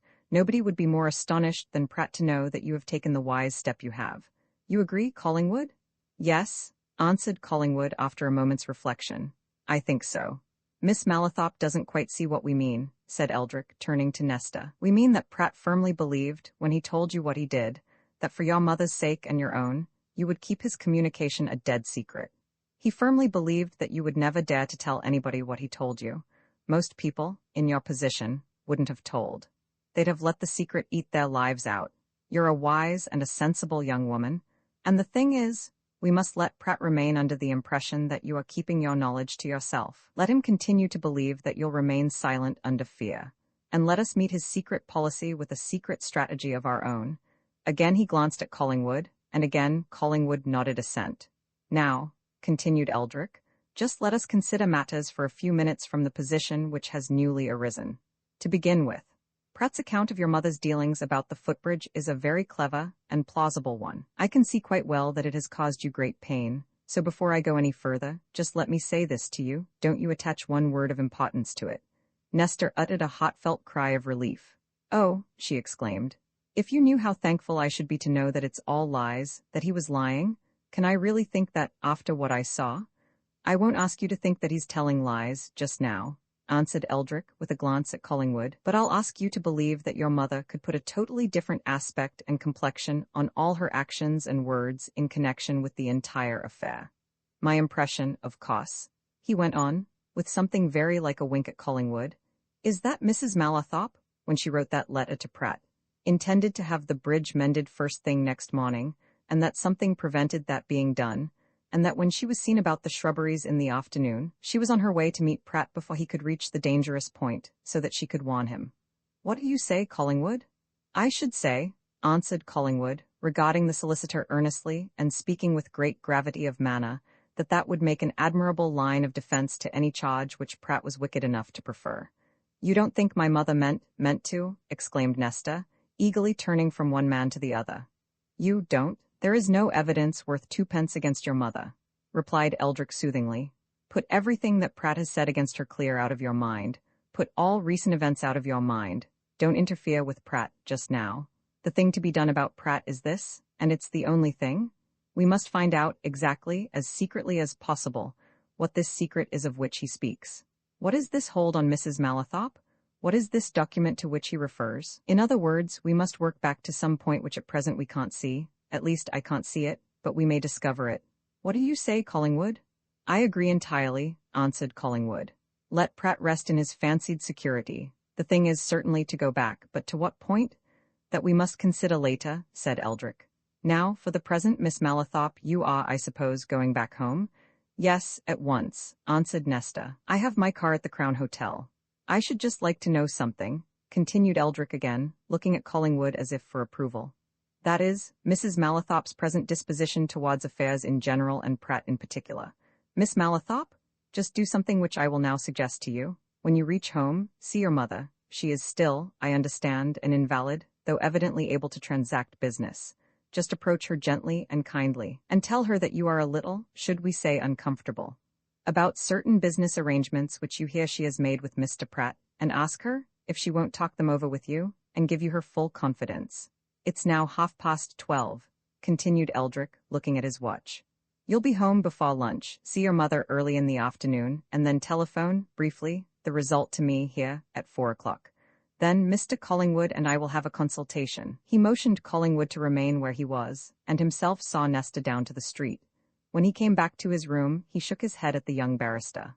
Collingwood, he said, there's some dreadful business afloat in all this, and it's all the worse because of the fashion in which Pratt talked to that girl.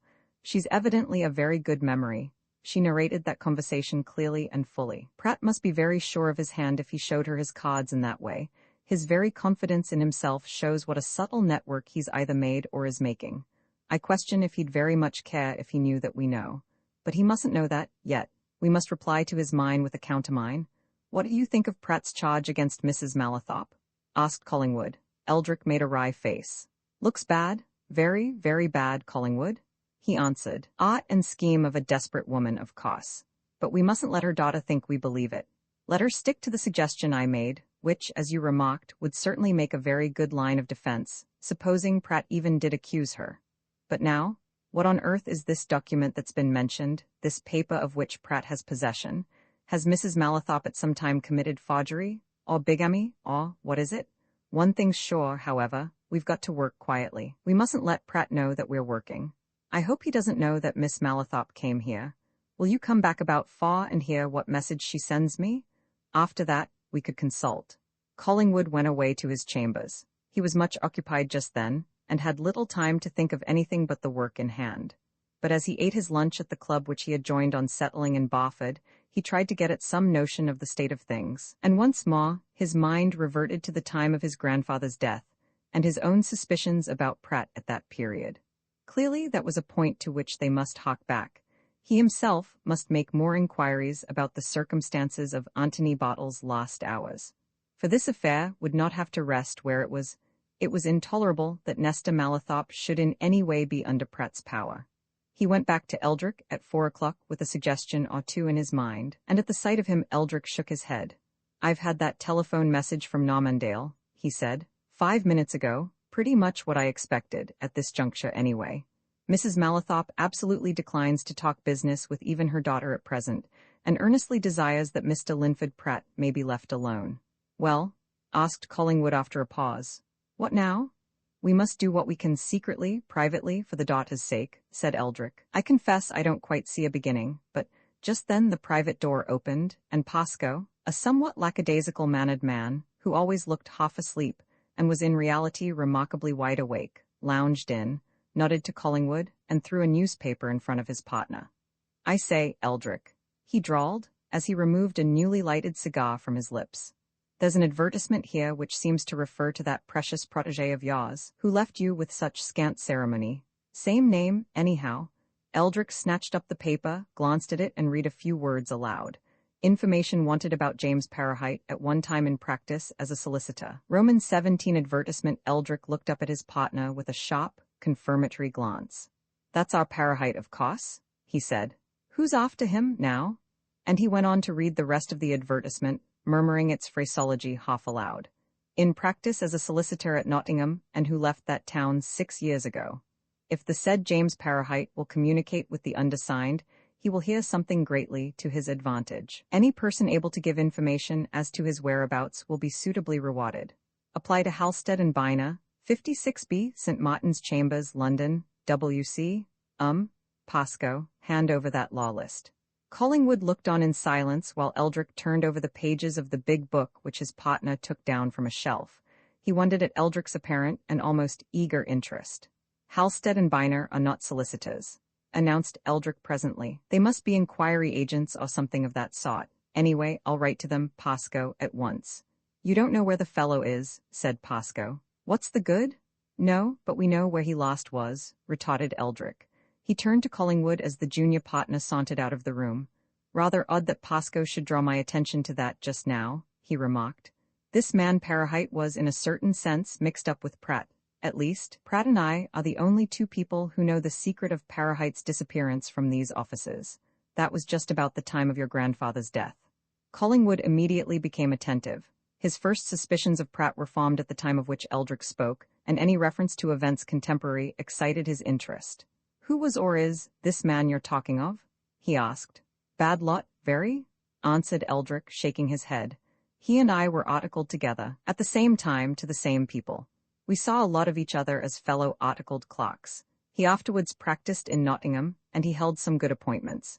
But he'd a perfect mania for gambling, the turf, and he went utterly wrong, and misappropriated clients' money, and in the end he got into prison, and was, of course, struck off the rolls. I never heard anything of him for years, and then one day, some time ago, he turned up here and begged me to give him a job. I did, and I'll do him the credit to say that he earned his money. But in the end, his natural badness broke out. One afternoon, I'm careless about some things, I left some money lying in the straw, about £40 in notes and gold, and next morning Parahite never came to business. We've never seen or heard of him since. You mentioned Pratt, said Collingwood. Only Pratt and I know about the money, replied Eldrick. We kept it secret. I didn't want Pascoe to know I'd been so careless. Pascoe didn't like Parahite, and he doesn't know his record. I only told him that Parahite was a chap I'd known in better circumstances and wanted to give a hand to. You said it was about the time of my grandfather's death? Asked Collingwood. It was just about then, between his death and his funeral I should say, answered Eldrick. The two events are associated in my mind. Anyway, I'd like to know what it is that these people want Parahite for. If it's money that's come to him, it'll be of no advantage, it'll only go where all the rest's gone. Collingwood lost interest in Parahite. Parahite appeared to have nothing to do with the affairs in which he was interested. He sat down and began to tell Eldrick about his own suspicions of Pratt at the time of Anthony Bartle's death, of what J.B. Naylor had told him about the paper taken from the History of Barford, of the lad's account of the old man's doings immediately afterwards, and of his own proceedings, which had led him to believe for the time being that his suspicions were groundless. But now, he went on, a new idea occurs to me. Suppose that paper, found by my grandfather in a book which had certainly belonged to the late John Mallathorpe, was something important relating to Mrs. Mallathorpe. Suppose that my grandfather brought it across here to you? Suppose that, finding you out, he showed it to Pratt. As my grandfather died suddenly, with nobody but Pratt there, what was there to prevent Pratt from appropriating that paper if he saw that it would give him a hold over Mrs. Mallathorpe? We know now that he has some document in his possession which does give him a hold. May it not be that of which the boy Naylor told me? Might be, agreed Eldrick. But my opinion is, taking things all together, that the paper which Anthony Bartle found was the one you yourself discovered later, the list of books. No, I'll tell you what I think. I believe that the document which Pratt told Miss Mallathorpe he holds, and to which her mother referred in the letter asking Pratt to meet her, is probably, most probably, one which he discovered in searching out his relationship to Mrs. Mallathorpe. He's a cute chap, and he may have found some document which, well, I'll tell you what it might be, something which would upset the rights of Hopper Mallathorpe to his uncle's estates. No other relatives came forward, all were heard of, all were discoverable when John Mallathorpe was killed in that chimney accident, but there may be some, there may be one in particular. That's my notion. And I intend, in the first place, to make a personal search of the parish registers from which Pratt got his information. He may have discovered something there which he's keeping to himself. You think that is the cost to adopt? Asked Collingwood after a moment's reflection. At present, yes, replied Eldrick. And while I'm making it, I'll do it myself. We'll just go on outwardly, as if nothing had happened. If I meet Pratt, as I shall not let him see that I know anything. Do you go on in just the usual way? Go out to Normandale Grange now and then, and tell Miss Malathop to think no more of her interview with Pratt until we've something to talk to her about. You talk to her about something else. When Collingwood had left him, Eldrick laid a telegram form on his plotting pad, and after a brief interval of thought wrote out a message addressed to the people whose advertisement had attracted Pascoe's attention. Halstead and Byner, 56B, St. Martin's Chambers, London. W.C. I can give you definite information concerning James Parahite if you will send representative to see me personally. Charles Eldrick and Pascoe, solicitors, Barford. After Eldrick had sent off a clerk with this message to the nearest telegraph office, he sat thinking for some time. And at the close of his meditations, and after some turning over of a diary which lay on his desk, he picked up pen and paper and drafted an advertisement of his own. £10 reward will be paid to any person who can give reliable and useful information as to James Parahite, who until November last was a clerk in the employ of Messrs. Eldrick and Pascoe, solicitors, Barford, and who is believed to have left the town on the evening of November 23. Apply to Mr. Charles Eldrick of the above firm. Worth risking £10 on anyway, muttered Eldrick. Whether these London people will cover it or not. Here? He went on, turning to a clerk who had just entered the room.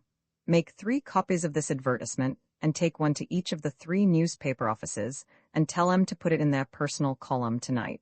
He sat musing for some time after he was left alone again, and when he at last rose, it was with a shake of the head. I wonder if Pratt told me the truth that morning, he said to himself. Anyway, he's now being proved to be even deeper than I'd ever considered him. Well, other folk than Pratt are possessed of pretty good wits. Before he left the office that evening, Eldrick was handed a telegram from Messrs. Halstead and Byner, of St. Martin's Chambers, informing him that their Mr. Byner would travel to Barford by the first express next morning, and would call upon him at 11 o'clock. Then they have some important news for Parahite, mused Eldrick, as he put the message in his pocket and went off to his club. Inquiry agents don't set off on long journeys at a moment's notice for a matter of a trifling agency. But where is Parahite? He awaited the arrival of Mr. Byner next morning with considerable curiosity, and soon after 11 there was shown in to him a smart, well-dressed, alert-looking young man who, having introduced himself as Mr. Gerald Byner, immediately plunged into business. You can tell me something of James Parahite, Mr. Eldrick, he began. We shall be glad. We've been endeavoring to trace him for some months. It's odd that you didn't see our advertisement before. I don't look at that sort of advertisement, replied Eldrick. I believe it was by mere accident that my partner saw yours yesterday afternoon, but now, a question or two first. What are you, inquiry agents? Just so, sir, inquiry agents with a touch of private detective business, answered Mr. Gerald Byner with a smile. We undertake to find people, to watch people, to recover lost property, and so on. In this case we're acting for Messrs. Vickers, Marshall and Hebbleton, solicitors of Cannon Street. They want James Parahite badly. Why? Asked Eldrick. Because, replied Byner with a dry laugh, there's about £20,000 waiting for him in their hands. Eldrick whistled with astonishment. Phew, he said.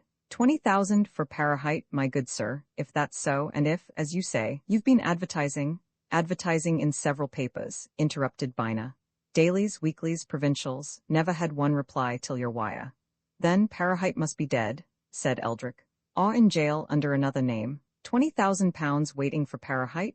If Parahite was alive, man, or at liberty, he wouldn't let 20,000 pence wait 5 minutes, I know him. What can you tell me, Mr. Eldrick? Asked the inquiry agent. Eldrick told all he knew, concealing nothing, and Byner listened silently and eagerly. There's something strikes me at once, he said. You say that with him disappeared 3 or 4 £10 notes of yours. Have you the numbers of those notes? I can't say, replied Eldrick doubtfully. I haven't, certainly, but they were paid in to our head clerk, Pratt, and I think he used to enter such things in a sort of day ledger. I'll get it. He went into the clerk's office and presently returned with an oblong, marble-backed book which he began to turn over. This may be what you ask about, he said at last. Here, under date November 23, are some letters and figures which obviously refer to banknotes. You can copy them if you like. Another question, Mr. Eldrick, remarked Byner as he made a note of the entries. You say some check forms were abstracted from a book of yours at the same time. Have you ever heard of any of these check forms being made use of? Never, replied Eldrick. No forgery of your name or anything? Suggested the caller. No, said Eldrick. There's been nothing of that sort. I can soon ascertain if these banknotes have reached the Bank of England, said Byner. That's a simple matter. Now suppose they haven't? Well, asked Eldrick. You know, of course, continued Byner, that it doesn't take long for a Bank of England note, once issued, to get back to the bank. You know, too, that it's never issued again. Now, if those notes haven't been presented at the bank, where are they? And if no use has been made of your stolen checks, where are they? Good, agreed Eldrick. I see that you ought to do well in your special line of business. Now, are you going to pursue inquiries for Parahite here in Barford after what I've told you? Certainly, said Byner. I came down prepared to stop a while. It's highly important that this man should be found. Highly important, he added smiling, to other people than Parahite himself. In what way? Asked Eldrick. Why, replied Byner, if he's dead, as he may be, this money goes to somebody else, a relative. The relative would be very glad to hear he is dead, but definite news will be welcome, in any case. Oh, yes, now that I've got down here, I shall do my best to trace him. You have the address of the woman he lodged with, you say. I shall go there first, of course. Then I must try to find out what he did with himself in his spare time. But from all you tell me, it's my impression he's dead, unless, as you say, he's got into prison again, possibly under another name. It seems impossible that he should not have seen our advertisements. You never advertised in any Yorkshire newspapers? Asked Eldrick. No, said Byner, because we'd no knowledge of his having come so far north. We advertised in the Midland papers. But then, all the London papers, daily and weekly, that we used come down to Yorkshire. Parahite, said Eldrick reflectively, was a big newspaper reader. He used to go to the Free Library reading room a great deal. I begin to think he must certainly be dead, or locked up. However, in supplement of your endeavors, I did a little work of my own last night. There you are? He went on, picking up the local papers and handing them over. I put that in. We'll see if any response comes. But now a word, Mr. Byner, since you've come to me. You have heard me mention my late clerk, Pratt. Yes, answered Byner. Pratt has left us and is in business as a sort of estate agent in the next street, continued Eldrick. Now, I have particular reasons, most particular reasons, why Pratt should remain in absolute ignorance of your presence in the town. If you should happen to come across him, as you may, for though there are 250,000 of us here, it's a small place compared with London. Don't let him know your business. I'm not very likely to do that, Mr. Eldrick, remarked Byner quietly. Aye, but you don't take my meaning, said Eldrick eagerly. I mean this, it's just possible that Pratt may see that advertisement of yours, and that he may write to your firm. In that case, as he's here, and you're here, your partner would send his letter to you. Don't deal with it here. Don't, if you should come across Pratt, even let him know your name. When I've a job of this sort, replied Byner, I don't let anybody know my name, except people like you. When I register at one of your hotels presently, I shall be Mr. Black of London.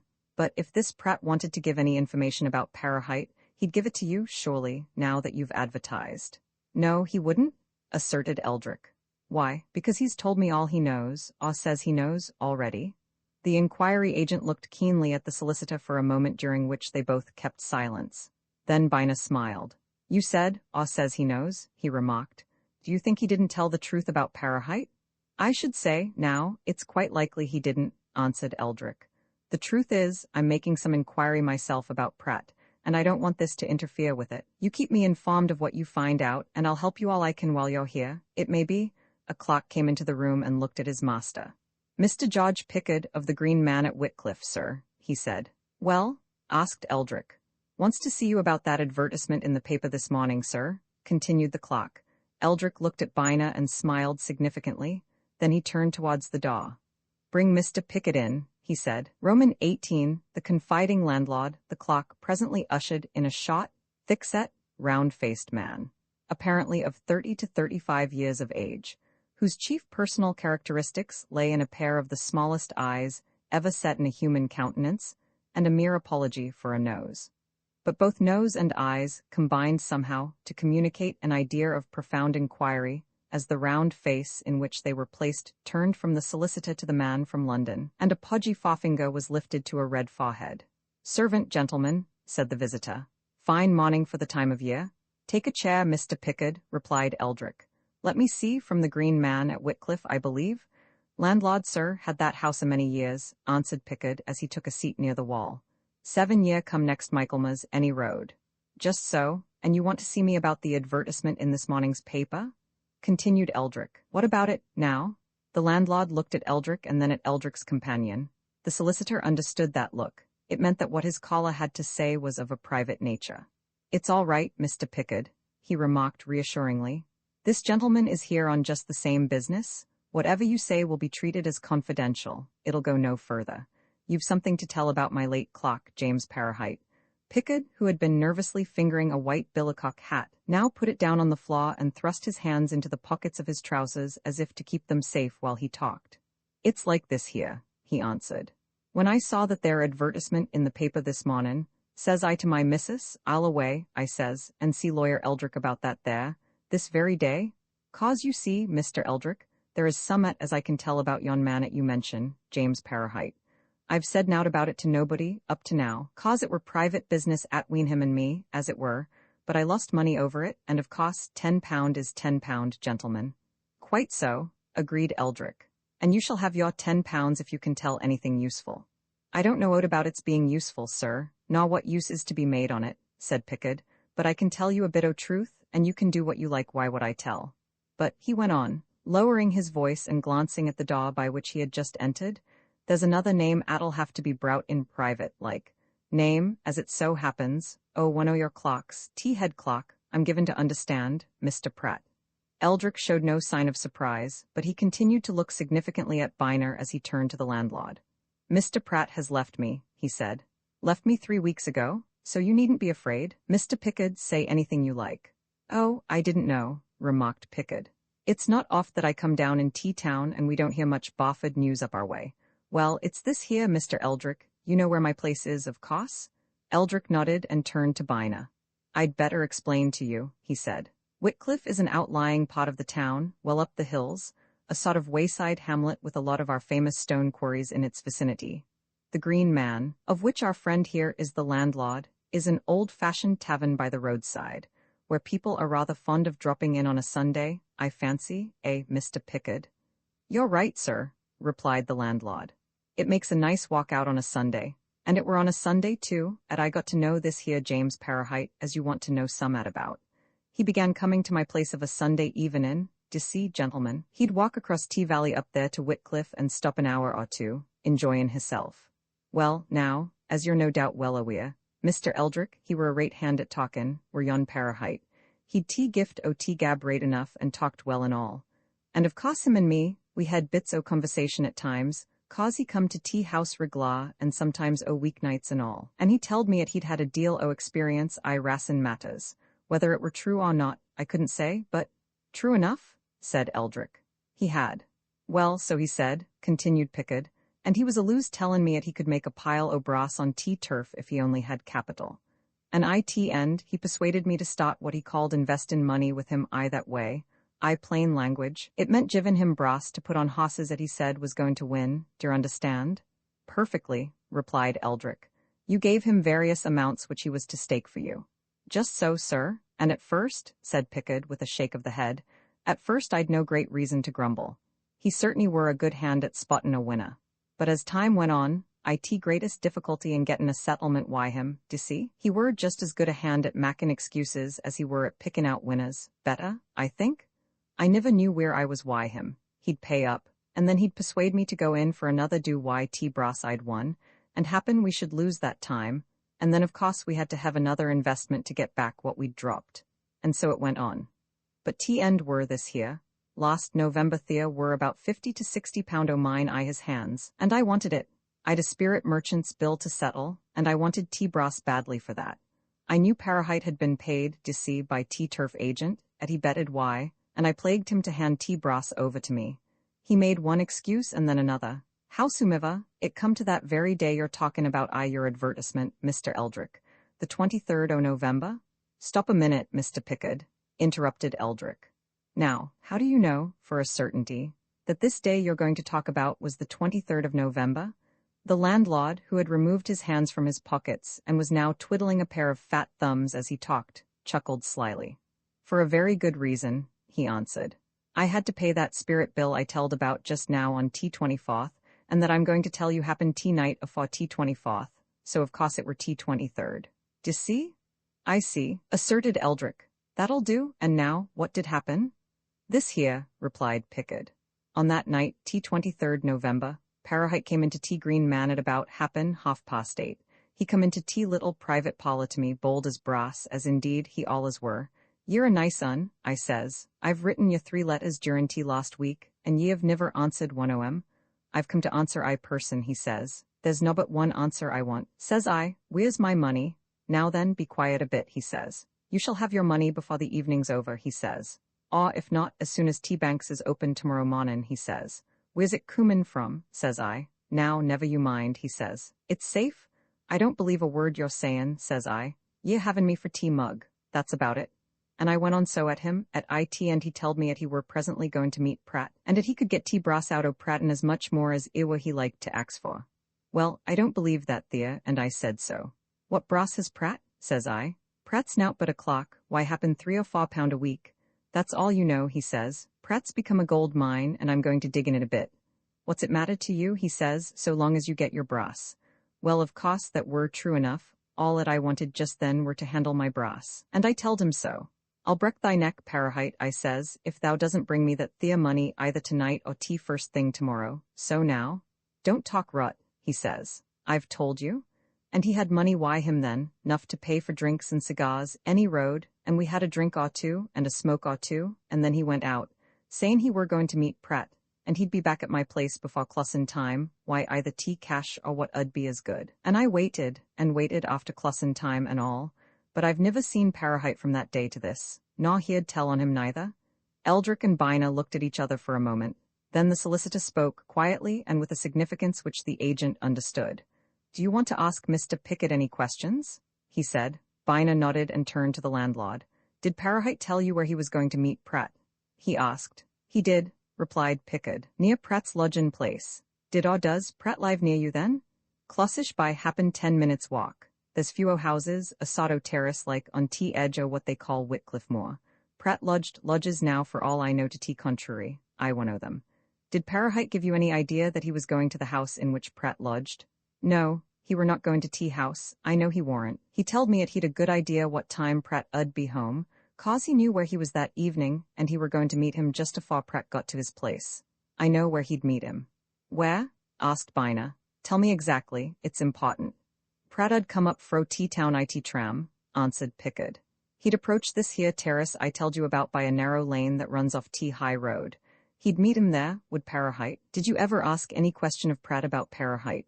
No, never. I'd no wish that Pratt should know aught about my dealin's with Parahite. When Parahite never come back, why, I kept it all to myself, till now. What do you think happened to Parahite, Mr. Pickard? Asked Bina. Gow, I know what I think, replied Pickard disgustedly. I think it if he did get any brass out o' Pratt, which is what I know nowt about, and he wa'n't much belief in, he went straight away fro T-Town, vanished, I do know this. He never went back to his lodgin's that neat, 'cause I went Thea Myson next day to inquire. Eldrick pricked up his ears at that. He remembered that he had sent Pratt to make inquiry at Parahite's lodgings on the morning whereon the money was missing. What time of the day, on the 24th, was that, Mr. Pickard? He asked. Evenin', sir, replied the landlord. They'd niver seen naught of him since he went out the day before. Oh, he did Parahite. Of course, I lost my brass 50-odd pounds. Bina gave Eldrick a glance. I think Mr. Pickard has earned the 10 pounds you offered, he said. Eldrick took the hint and pulled out his checkbook. Of course, you ought to keep all this private, strictly private, Mr. Pickard, he said as he wrote. Not a word to a soul? Just as you oughta, sir, agreed Pickard. I'll say nowt to nobody. And perhaps tomorrow, perhaps this afternoon, you'll see me at the Green Man, remarked Bina. I shall just drop in, you know. You needn't know me if there's anybody about. All right, sir, I understand, said Pickard. Quiet's the word, what? Very good, much obliged to you, gentlemen. When the landlord had gone, Eldrick motioned Bina to pick up his hat. Come across the street with me, he said. I want us to have a consultation with a friend of mine, a barrister, Mr. Collingwood. For this matter is assuming a very queer aspect, and we can't move too warily, nor consider all the features too thoroughly. Collingwood listened with deep interest to Eldrick's account of the morning's events, and once again he was struck by the fact that all these various happenings in connection with Pratt, and now with Parahite, took place at the time of Antony Bartle's death, and he said so. True enough, agreed Eldrick, and once more, pointed out Collingwood. We are hearing of a hold. Pratt claims to have a hold on Mrs. Mallathorpe. Now it turns out that Parahite boasted of a hold on Pratt. Suppose all these things have a common origin. Suppose the hold which Parahite had, or has, on Pratt is part and parcel of the hold which Pratt has on Mrs. Mallathorpe. In that case or cases, what is the best thing to do? Will you gentlemen allow me to suggest something? Said Bina. Very well, find Parahite. Of all the people concerned in this, Parahite, from your account of him, anyway, Mr. Eldrick, is the likeliest person to extract the truth from. There's a great deal in that suggestion, said Eldrick. Do you know what I think? He went on, turning to Collingwood. Mr. Bina tells me he means to stay here until he has come across some satisfactory news of Parahite or solved the mystery of his disappearance. Well, now that we've found that there is some ground for believing that Parahite was in some fashion mixed up with Pratt about that time, why not place the whole thing in Mr. Bina's hands? Let him in any case see what he can do about the Parahite-Pratt business of November 23rd, eh? I take it, answered Collingwood, looking at the inquiry agent, that Mr. Bina, having heard what he has, would do that quite apart from us. Yes, said Bina. Now that I've heard what Pickett had to say, I certainly shall follow that up. I am following out something of my own, said Collingwood, turning to Eldrick. I shall know more by this time tomorrow. Let us have a conference here, at noon. They separated on that understanding, and Bina went his own ways. His first proceeding was to visit, one after another, the Barford newspaper offices, and to order the insertion in large type, and immediately, of the Halstead Biner advertisement for news of Parahite.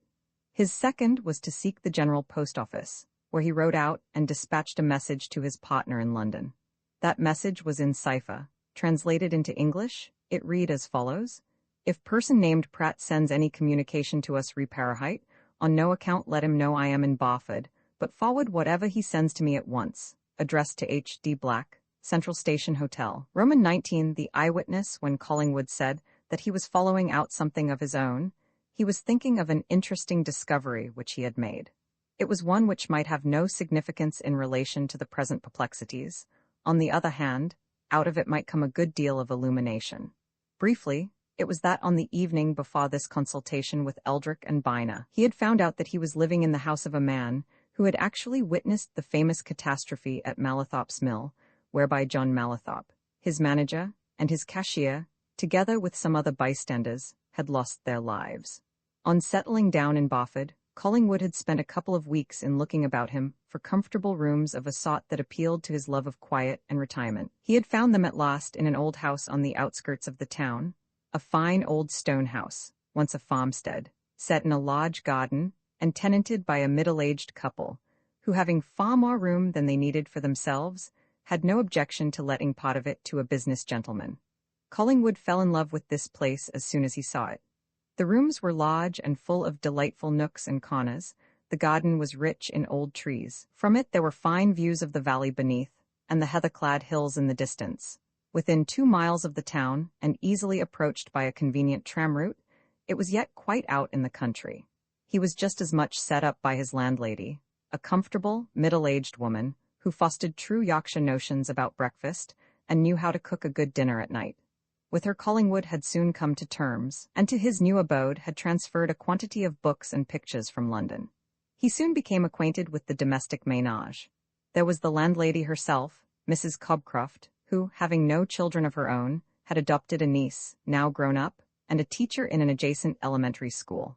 There was a strapping, rosy-cheeked servant maid, whose dialect was too broad for the lodger to understand more than a few words of it.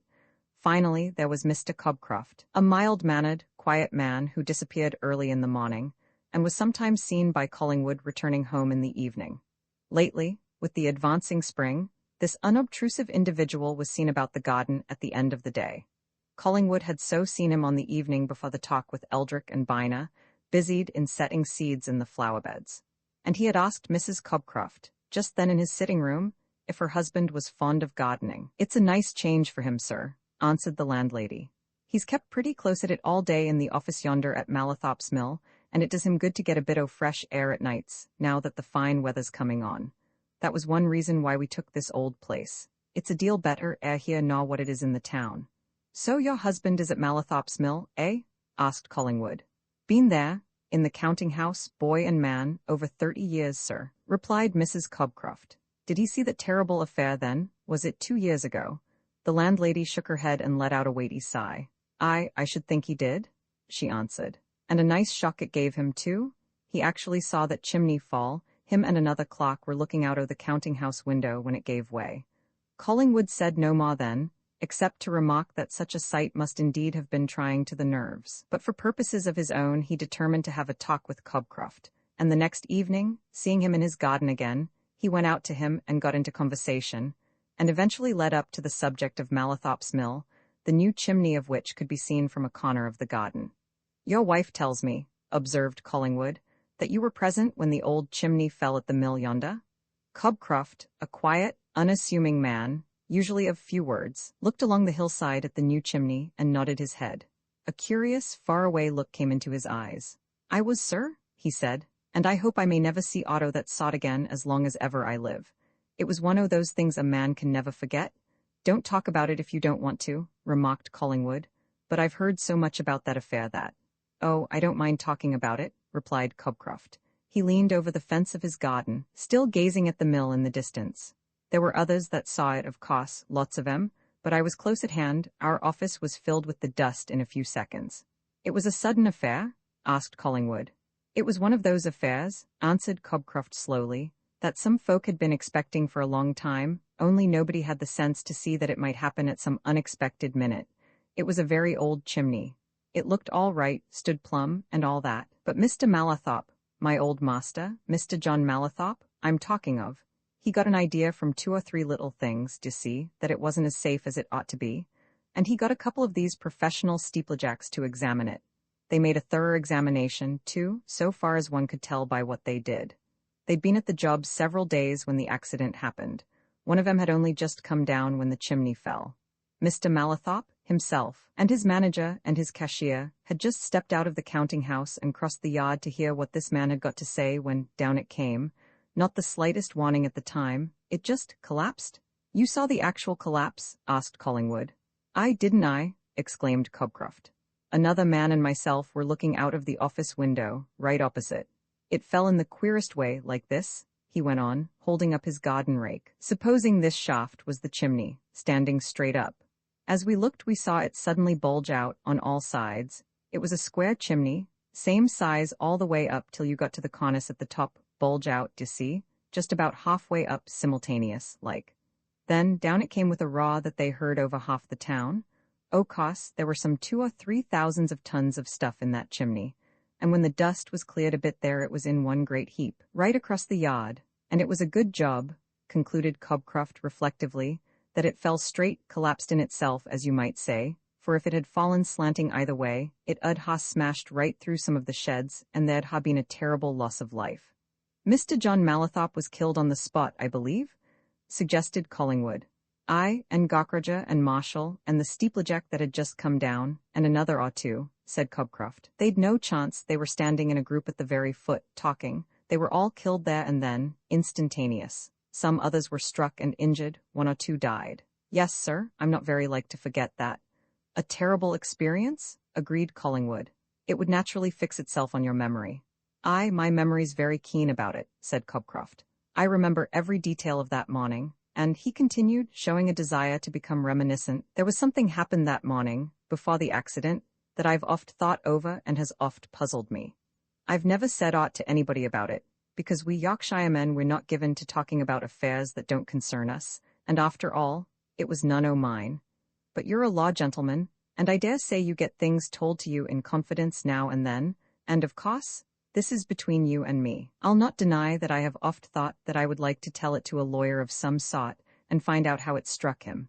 Anything that you like to tell me, Mr. Cobcroft, I shall treat as a matter of confidence, until you tell me it's no longer a secret, answered Collingwood.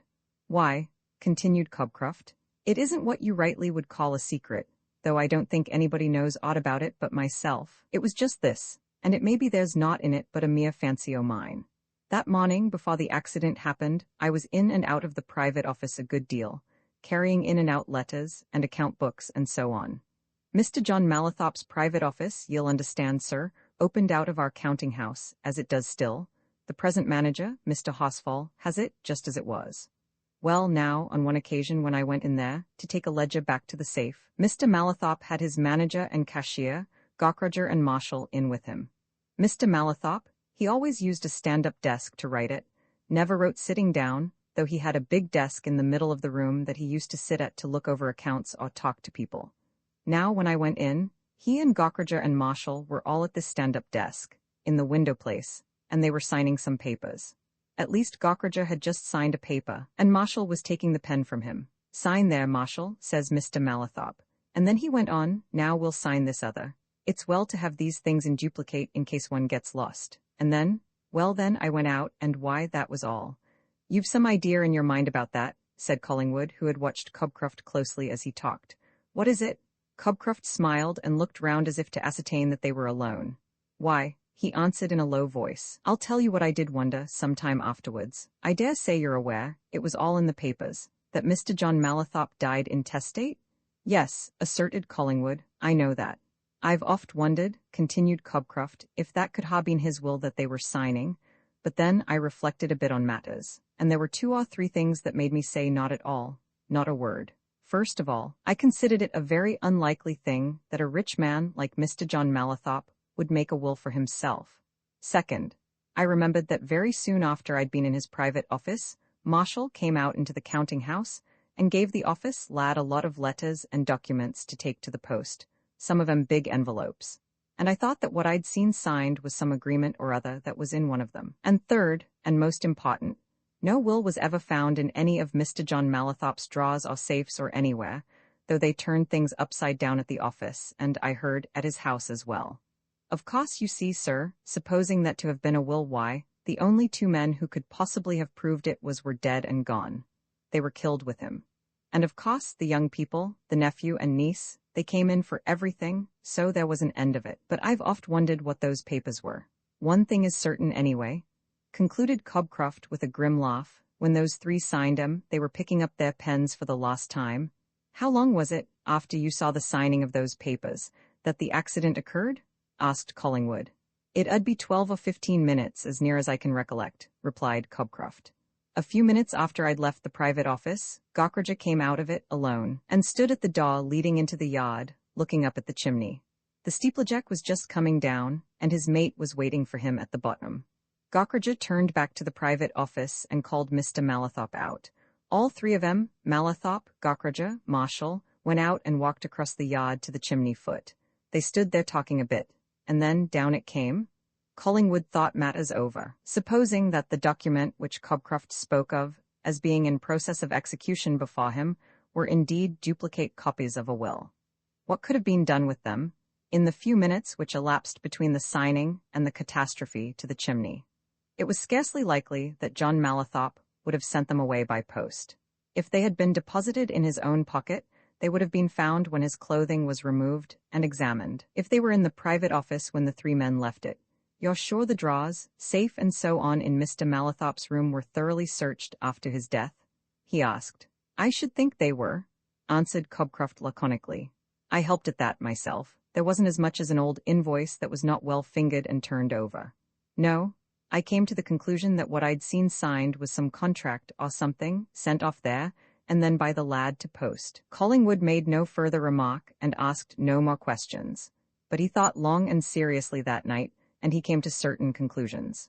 First, what Cobcroft had seen signed was John Mallathorpe's will. Second, John Mallathorpe had made it himself and had taken the unusual cost of making a duplicate copy. Third, John Mallathorpe had probably slipped the copy into the history of Barford, which was in his private office when he went out to speak to the steeplejack. Fourth, that copy had come into Linford Pratt's hands through Antony Bartle. And now arose 2 big questions. What were the terms of that will? And where was the duplicate copy? He was still putting these to himself when noon of the next day came and brought Eldrick and Bina for the promised serious consultation. Roman II entrust as quietly and composedly as if he were discharging the most ordinary of his daily duties, Pratt unfolded the document and went close to the solitary gas jet above Eldrick's desk. What he held in his hand was a half-sheet of ruled foolscap paper, closely covered with writing, which he at once recognized as that of the late John Mallathorpe. He was familiar with that writing, he had often seen it. It was an old-fashioned writing, clear, distinct, with every letter well and fully formed. "Made it himself?" muttered Pratt. Looks as if he wanted to keep the term secret. Well, he read the will through, rapidly but with care, murmuring the phraseology half aloud. "This is the last will of me, John Mallathorpe, of Normandale Grange, in the parish of Normandale, in the West Riding of the county of York. I appoint Martin William Charlesworth, manufacturer, of Holly Lodge, Barford, and Arthur James Wyatt, chartered accountant, of 65, Beck Street, Barford, executors and trustees of this my will. I give and devise all my estate and effects real and personal of which I may die possessed, or entitled, to unto the said Martin William Charlesworth, and Arthur James Wyatt, upon trust for the following purposes to be carried out by them, under the following instructions. Namely, as soon after my death, as is conveniently possible, they will sell all my real estate, either by private treaty or by public auction. They shall sell all my personal property of any nature whatsoever.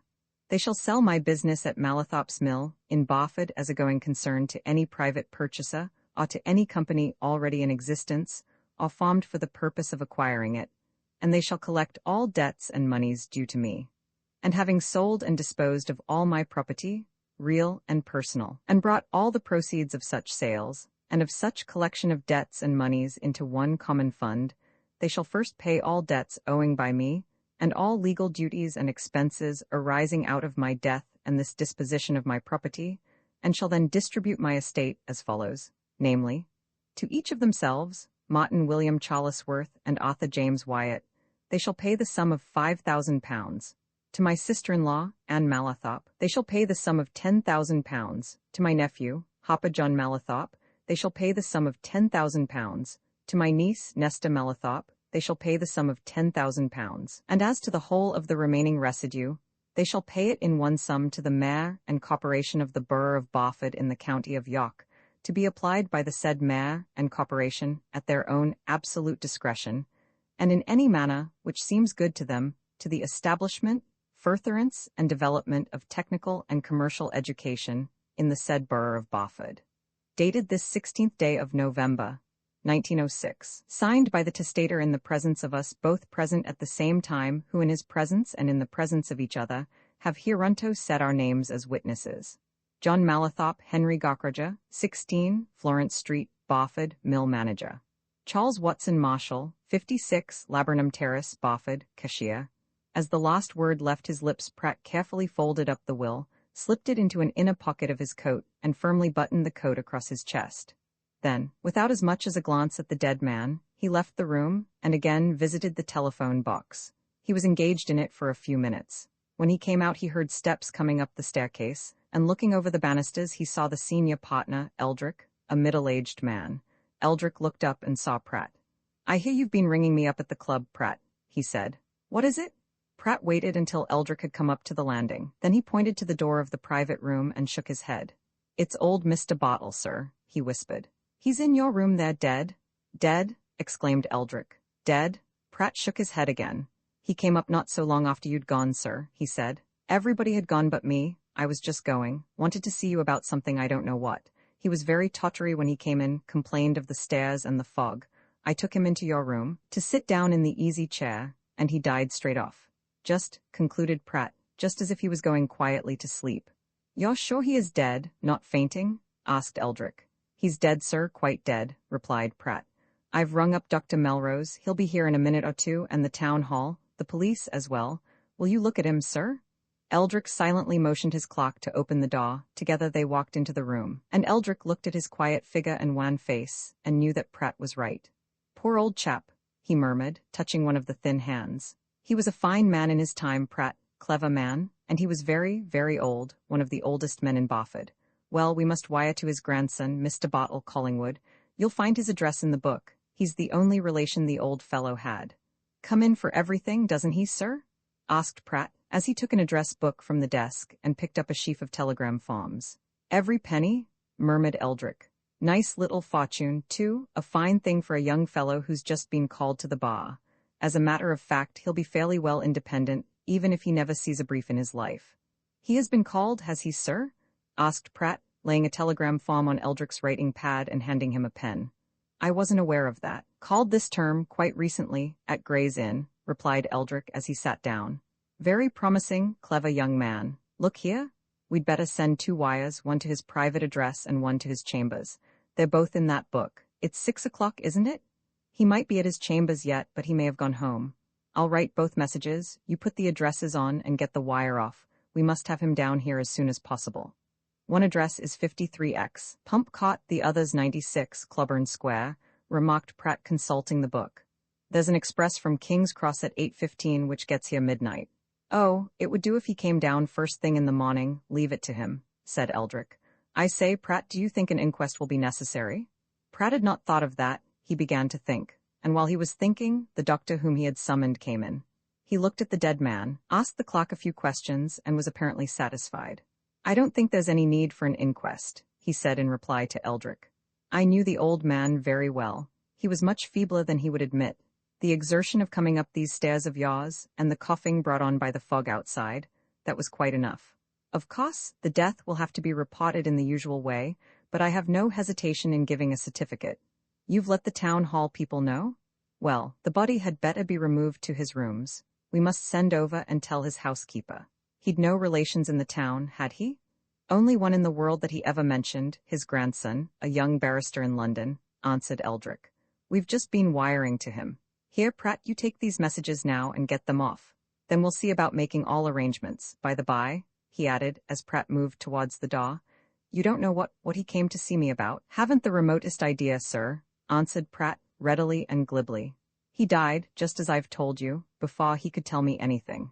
He went downstairs and out into the street and away to the General Post Office, only conscious of one thing, only concerned about one thing, that he was now the sole possessor of a great secret. The opportunity which he had so often longed for had come, and as he hurried along through the gathering fog, he repeated and repeated a fragment of the recent conversation between the man who was now dead and himself, who remained very much alive. "You haven't shown it to anybody else?" Pratt had asked. "Neither shown it to anybody, nor mentioned it to a soul," Anthony Bartle had answered. So in all that great town of Barford, he, Linford Pratt, he, alone out of 250,000 people, knew? What? The magnitude of what he knew not only amazed but exhilarated him. There were such possibilities for himself in that knowledge. He wanted to be alone, to think out those possibilities, to reckon up what they came to. Of one thing he was already certain, they should be, must be, turned to his own advantage. It was past 8 o'clock before Pratt was able to go home to his lodgings. His landlady, meeting him in the hall, hoped that his dinner would not be spoiled. Pratt, who relied greatly on his dinner as his one great meal of the day, replied that he fervently hoped it wasn't, but that if it was it couldn't be helped, this time. For once he was thinking of something else than his dinner. As for his engagement for that evening, he had already thrown it over. He wanted to give all his energies and thoughts and time to his secret. Nevertheless, it was characteristic of him that he washed, changed his clothes, ate his dinner, and even glanced over the evening newspaper before he turned to the real business which was already deep in his brain. But at last, when the maid had cleared away the dinner things, and he was alone in his sitting room, and had lighted his pipe, and mixed himself a drop of whiskey and water, the only indulgence in such things that he allowed himself within the 24 hours, he drew John Mallathorpe's will from his pocket, and read it carefully 3 times. And then he began to think, closely and steadily. First of all, the will was a good will. Nothing could upset it. It was absolutely valid. It was not couched in the terms which a solicitor would have employed, but it clearly and plainly expressed John Mallathorpe's intentions and meanings in respect to the disposal of his property. Nothing could be clearer. The properly appointed trustees were to realize his estate. They were to distribute it according to his specified instructions. It was all as plain as a pikestaff. Pratt, who was a good lawyer, knew what the probate court would say to that will if it were ever brought up before it, as he did, a quite satisfactory will. And it was validly executed. Hundreds of people, competent to do so, could swear to John Mallathorpe's signature, hundreds to Gawkrudge's, thousands to Marshall's, who as cashier was always sending his signature broadcast. No, there was nothing to do but to put that into the hands of the trustees named in it, and then. Pratt thought next of the two trustees. They were well-known men in the town. They were comparatively young men, about 40. They were men of great energy. Their chief interests were in educational matters. That, no doubt, was why John Mallathorpe had appointed them trustees. Wyatt had been plaguing the town for 2 years to start commercial schools. Charlesworth was a devoted champion of technical schools. Pratt knew how the hearts of both would leap if he suddenly told them that enormous funds were at their disposal for the furtherance of their schemes. And he also knew something else, that neither Charlesworth nor Wyatt had the faintest, remotest notion or suspicion that John Mallathorpe had ever made such a will, or they would have moved heaven and earth, pulled down Normandale Grange and Mallathorpe's mill, in their efforts to find it. But the effect of producing the will? Now, Pratt, like everybody else, had been deeply interested in the Mallathorpe affair. There was so little doubt that John Mallathorpe had died intestate, such absolute certainty that his only living relations were his deceased brother's 2 children and their mother, that the necessary proceedings for putting Hopper Mallathorpe and his sister Nestor in possession of the property, real and personal, had been comparatively simple and speedy. But what was it worth? What would the 2 trustees have been able to hand over to the mayor and corporation of Barford if the will had been found as soon as John Mallathorpe died? Pratt, from what he remembered of the bulk and calculations at the time, made a rapid estimate. As near as he could reckon, the mayor and corporation would have got about £300,000. That then, and this was what he wanted to get at, was what these young people would lose if he produced the will. Nay, on second thoughts, it would be much more, very much more in some time, for the manufacturing business was being carried on by them, and was apparently doing as well as ever. It was really an enormous amount which they would lose, and they would get, what, 10,000 apiece and their mother a like sum. £30,000 in all, in comparison with hundreds of thousands, but they would have no choice in the matter. Nothing could upset that will. He began to think of the 3 people whom the production of this will would dispossess. He knew little of them beyond what common gossip had related at the time of John Mallathorpe's sudden death.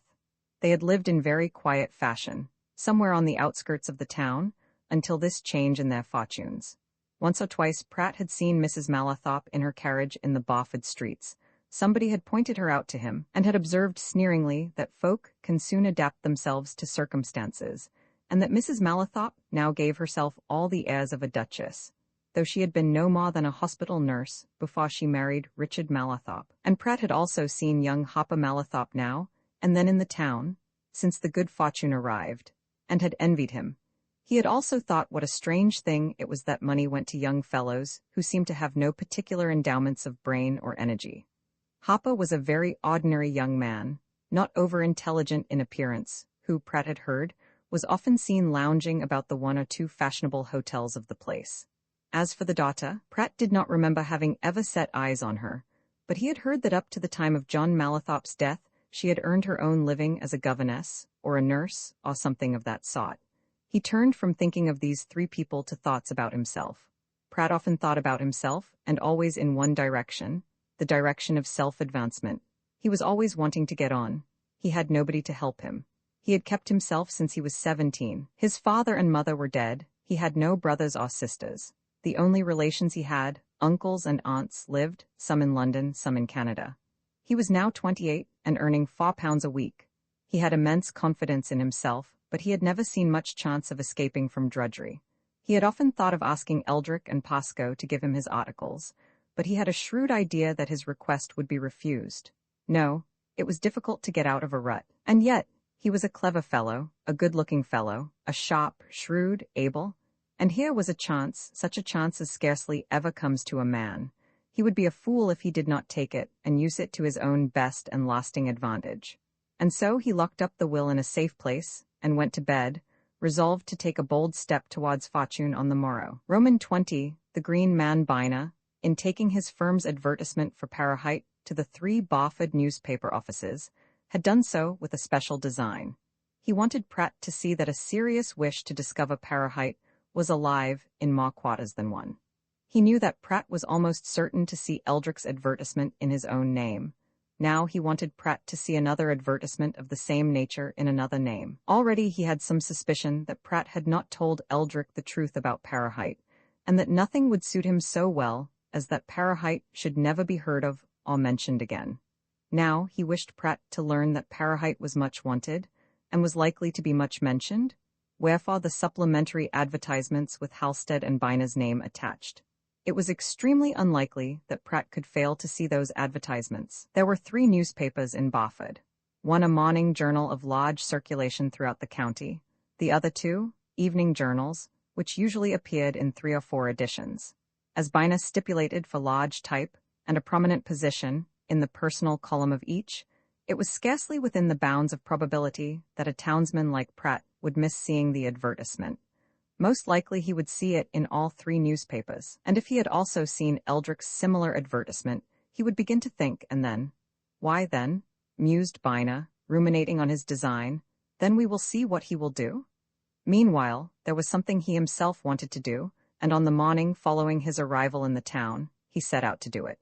Byna had been much struck by Pickard's account of his dealings with James Parahite on the evening which appeared to be the very last wherein Parahite was ever seen. He had watched the landlord of the Green Man closely as he told his story, and had set him down for an honest, if somewhat sly and lumpish soul, who was telling a plain tale to the best of his ability. Byna believed all the details of that story. He even believed that when Parahite told Pickard that he would find him £50 that evening, or early next day, he meant to keep his word. In the circumstances, as far as Byna could reckon them up from what he had gathered, it would not have paid Parahite to do otherwise. Byna put the situation to himself in this fashion. Pratt had got hold of some secret which was being, or could be made to be, highly profitable to him. Parahite had discovered this, and was in a position to blackmail Pratt. Therefore Parahite would not wish to leave Pratt's neighborhood. So long as there was money to be got out of Pratt, Parahite would stick to him like a leech. But if Parahite was to abide peaceably in Barford, he must pay Pickard that little matter of between £50 and £60. Accordingly, in Byna's opinion, Parahite had every honest intention of returning to the Green Man on the evening of the 23rd of November after having seen Pratt. And in Byna's further, and very seriously considered, opinion, the whole problem for solution, possibly involving the solution of other and more important problems, was this: did Parahite meet Pratt that night? And if he did, what took place between them, which prevented Parahite from returning to Pickard?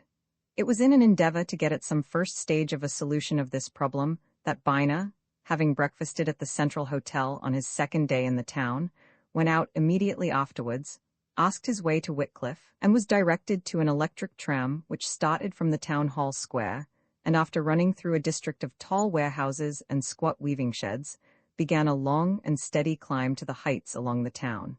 When he left it, he found himself in a district eminently characteristic of that part of the country. The tram set him down at a crossroads on a high ridge of land. Beneath him lay Barford, its towers and spires, and the gables of its tall buildings showing amongst the smoke of its many chimneys. All about him lay open ground, broken by the numerous stone quarries of which Eldrick had spoken, and at a little distance along one of the far roads at the intersection of which he stood, he saw a few houses and cottages, one of which, taller and bigger than the rest, was distinguished by a pole, planted in front of its stone porch and bearing a swinging sign whereon was rudely painted the figure of a man in Lincoln green. Byna walked onto this, entered a flagged hall, and found himself confronting Pickard, who at sight of him, motioned him into a little parlor behind the bar. "Mornin', mister," said he. "You'll be all right in here, there's nobody about just now, and if my missus or any o' servant lasses sees ya, they'll tack you for a brewer's traveller, or some o' that sort. Come to have a look round like what?" "I want to have a look at the place where you told us Parahite was to meet Pratt that night," replied Byna. "I thought you would perhaps be kind enough to show me where it is." "I will, and all why pleasure," said the landlord, "but ye mun have a drop o' some at first, try a glass o' our ale," he went on, with true Yorkshire hospitality. "I have some bit o' beer I myself such as I'll lay out ye couldn't get tea likes on down yonder I Barford. No, nor I London neither. I'll just draw a jug." Byna submitted to this evidence of friendliness, and Pickard, after disappearing into a dark archway and down some deeply worn stone steps, came back with a foaming jug, the sight of which seemed to give him great delight. He gazed admiringly at the liquor which he presently poured into 2 tumblers, and drew his visitor's attention to its color. "Rate stuff that, mister, what?" he said. "I nobbut tapped that barrel 2 days since, and I'd been keepin' it 12 month, so you've come in for it at what they call tea opportune moment. I say," he went on, after pledging Byna and smacking his lips over the ale, I heard summat last night it might be useful to you and lawyer Eldrick about this here Parahite affair. Oh, said Bina, at once interested. What now? You'll ha noticed, as you come along T Road just now, at there's a deal o' stone quarries I this neighborhood? Replied Pickard. Well now, of course, some o' tea quarry men comes in here. Last night there were several on MIT bar there talkin', and one on were readin' tea even in newspaper. T Bofford Dispatch. And he read out that there advertisement about Parahite, why your address I London at T foot on it. Well, there were nout said, except summat about advertisin' for disappeared folk, but later on, one o' T men, a young man, come to me, private like. I say, Pickard, he says, between you and me, weren't T name o' that man it used to come in here on a Sunday sometimes, Parahite. It runs o' my mind, he says, 'at I've heard you call him by that name. Well, and what if it were? I says, nay, not much, he says, but I see Froti dispatch it he's wanted, and I could tell a bit about him. He says, what could you tell? Says I, just like that there. Why, he says, this much one night T lost back end. Stop a bit, Mr. Pickard, interrupted Bina. What does that mean, that term back end? Why, it means T and O-T year, answered the landlord. What some folks call autumn, d'yer understand? One night T lost back end, says this young fellow. I were hengin' about on T quiet at T end o' Stubbs Lane, he says. T truth were, he says, I were waitin' for a word why a young woman at lives I that terrace at T top o' Stubbs Lane. She were goin' to come out and meet me for half an hour or so. And he says, I seed that thea fella at I think I've heard you call Parahite, come out o' Stubbs Lane why that lawyer chap at lives I T terrace, Pratt. I know Pratt, he says, cause them at he works for Eldrick's. Once did a bit o' law business for me. Where did you see him go to then? Says I. I seed him cross T Road into T O'd quarry ground, he says. I seed him plain enough, though they didn't see me. I were keepin' snug agin' T-wall. It were a moonlit night that, he says. Well, I says, and what now? Why, he says, I think I could get out o' this reward for tellin' that thea. So I thought pretty sharp then, to see mister. I'll tell you what, my lad, I says. Say nout to nobody, keep your tongue still, and I'll tell you tomorrow night what ye can do. I shall see a man 'at's on that job tween now and then, I says. So there it is, concluded Pickard, looking hard at Bina. I think this chap's evidence 'ud be I your line. Decidedly I do, replied Bina. Where is he to be found? I couldn't say where he lives, answered the landlord.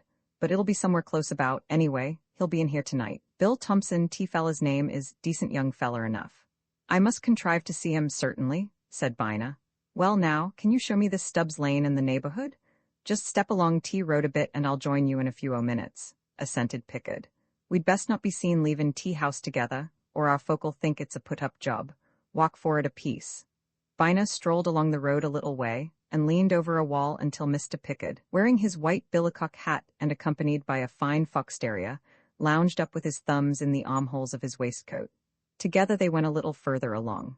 Now then, said the landlord, crossing the road towards the entrance of a narrow lane which ran between two high stone walls. This here is Stubbs Lane, so called, I believe, 'cause an old gentleman named Simila used to have a house here 'at's been pulled down. Ye see, it runs up fro this high road towards yon terrace o' houses. Folks hereabouts calls that terrace T World's End, 'cause they a T lost houses afore ye get on to T open moorlands. Now, that night at Parahite were aimin' to meet Pratt, it were I this very lane. Pratt, when he left T tramcar, T other side o' my place, 'ud come up T Road, and up this lane, and it were at T top o' T Lane at Bill Thompson seed Pratt and Parahite cross into what Bill called T O'd quarry ground. Can we go into that? Asked Bina. Nout easier, said Pickard. It's a sort of open space where T Childa goes and plays about. They haven't worked no stone there for many a long year. All T stones exhausted, like. He led Bina along the lane to its further end, pointed out the place where Thompson said he had seen Pratt and Parahite, and indicated the terrace of houses in which Pratt lived.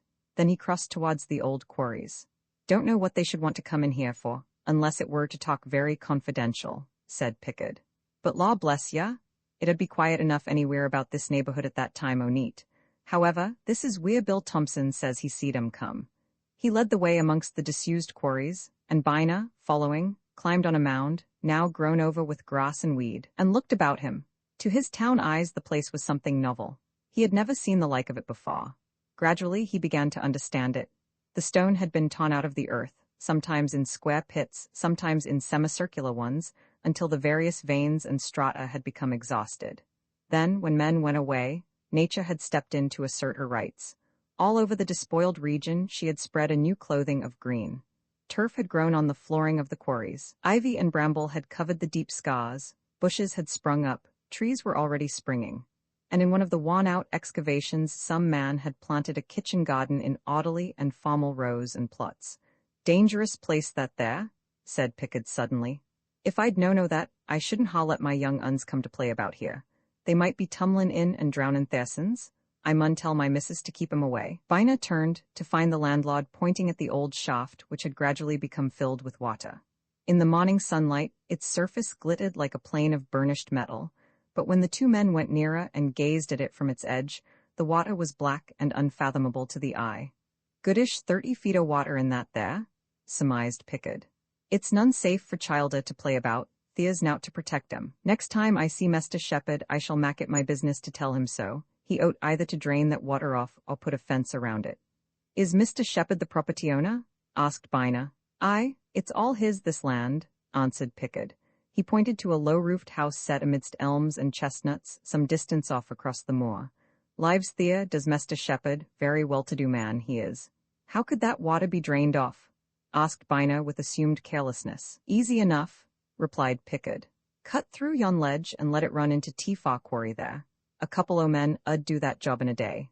Bina made no further remark. He and Pickard strolled back to the Green Man together, and declining the landlord's invitation to step inside and take another glass, but promising to see him again very soon, the inquiry agent walked on to the tramcar and rode down to Barford to keep his appointment with Eldrick and Collingwood at the barrister's chambers. Roman 21, the direct charge, while Bina was pursuing his investigations in the neighborhood of the Green Man, Collingwood was out at Normandale Grange, discussing certain matters with Nesta Mallathorpe.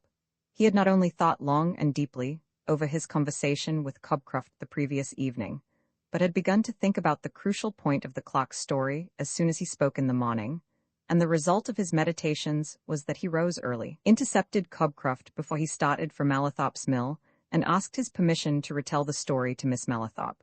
Cobcroft raised no objection, and when Collingwood had been to his chambers and seen his letters, he chartered a car and rode out to Normandale, where he told Nesta of what he had learned and of his own conclusions. And Nesta, having listened carefully to all he had to tell, put a direct question to him. "You think this document which Pratt told me he holds is my late uncle's will?" she said. "What do you suppose its terms to be?" "Frankly, these are something like these," replied Collingwood, "and I get at my conclusions in this way. Your uncle died intestate, consequently, everything in the shape of real estate came to your brother, and everything in personal property to your brother and yourself. Now, supposing that the document which Pratt boasts of holding is the will, one fact is very certain. The property, real or personal, is not disposed of in the way in which it became disposed of because of John Mallathorpe's intestacy.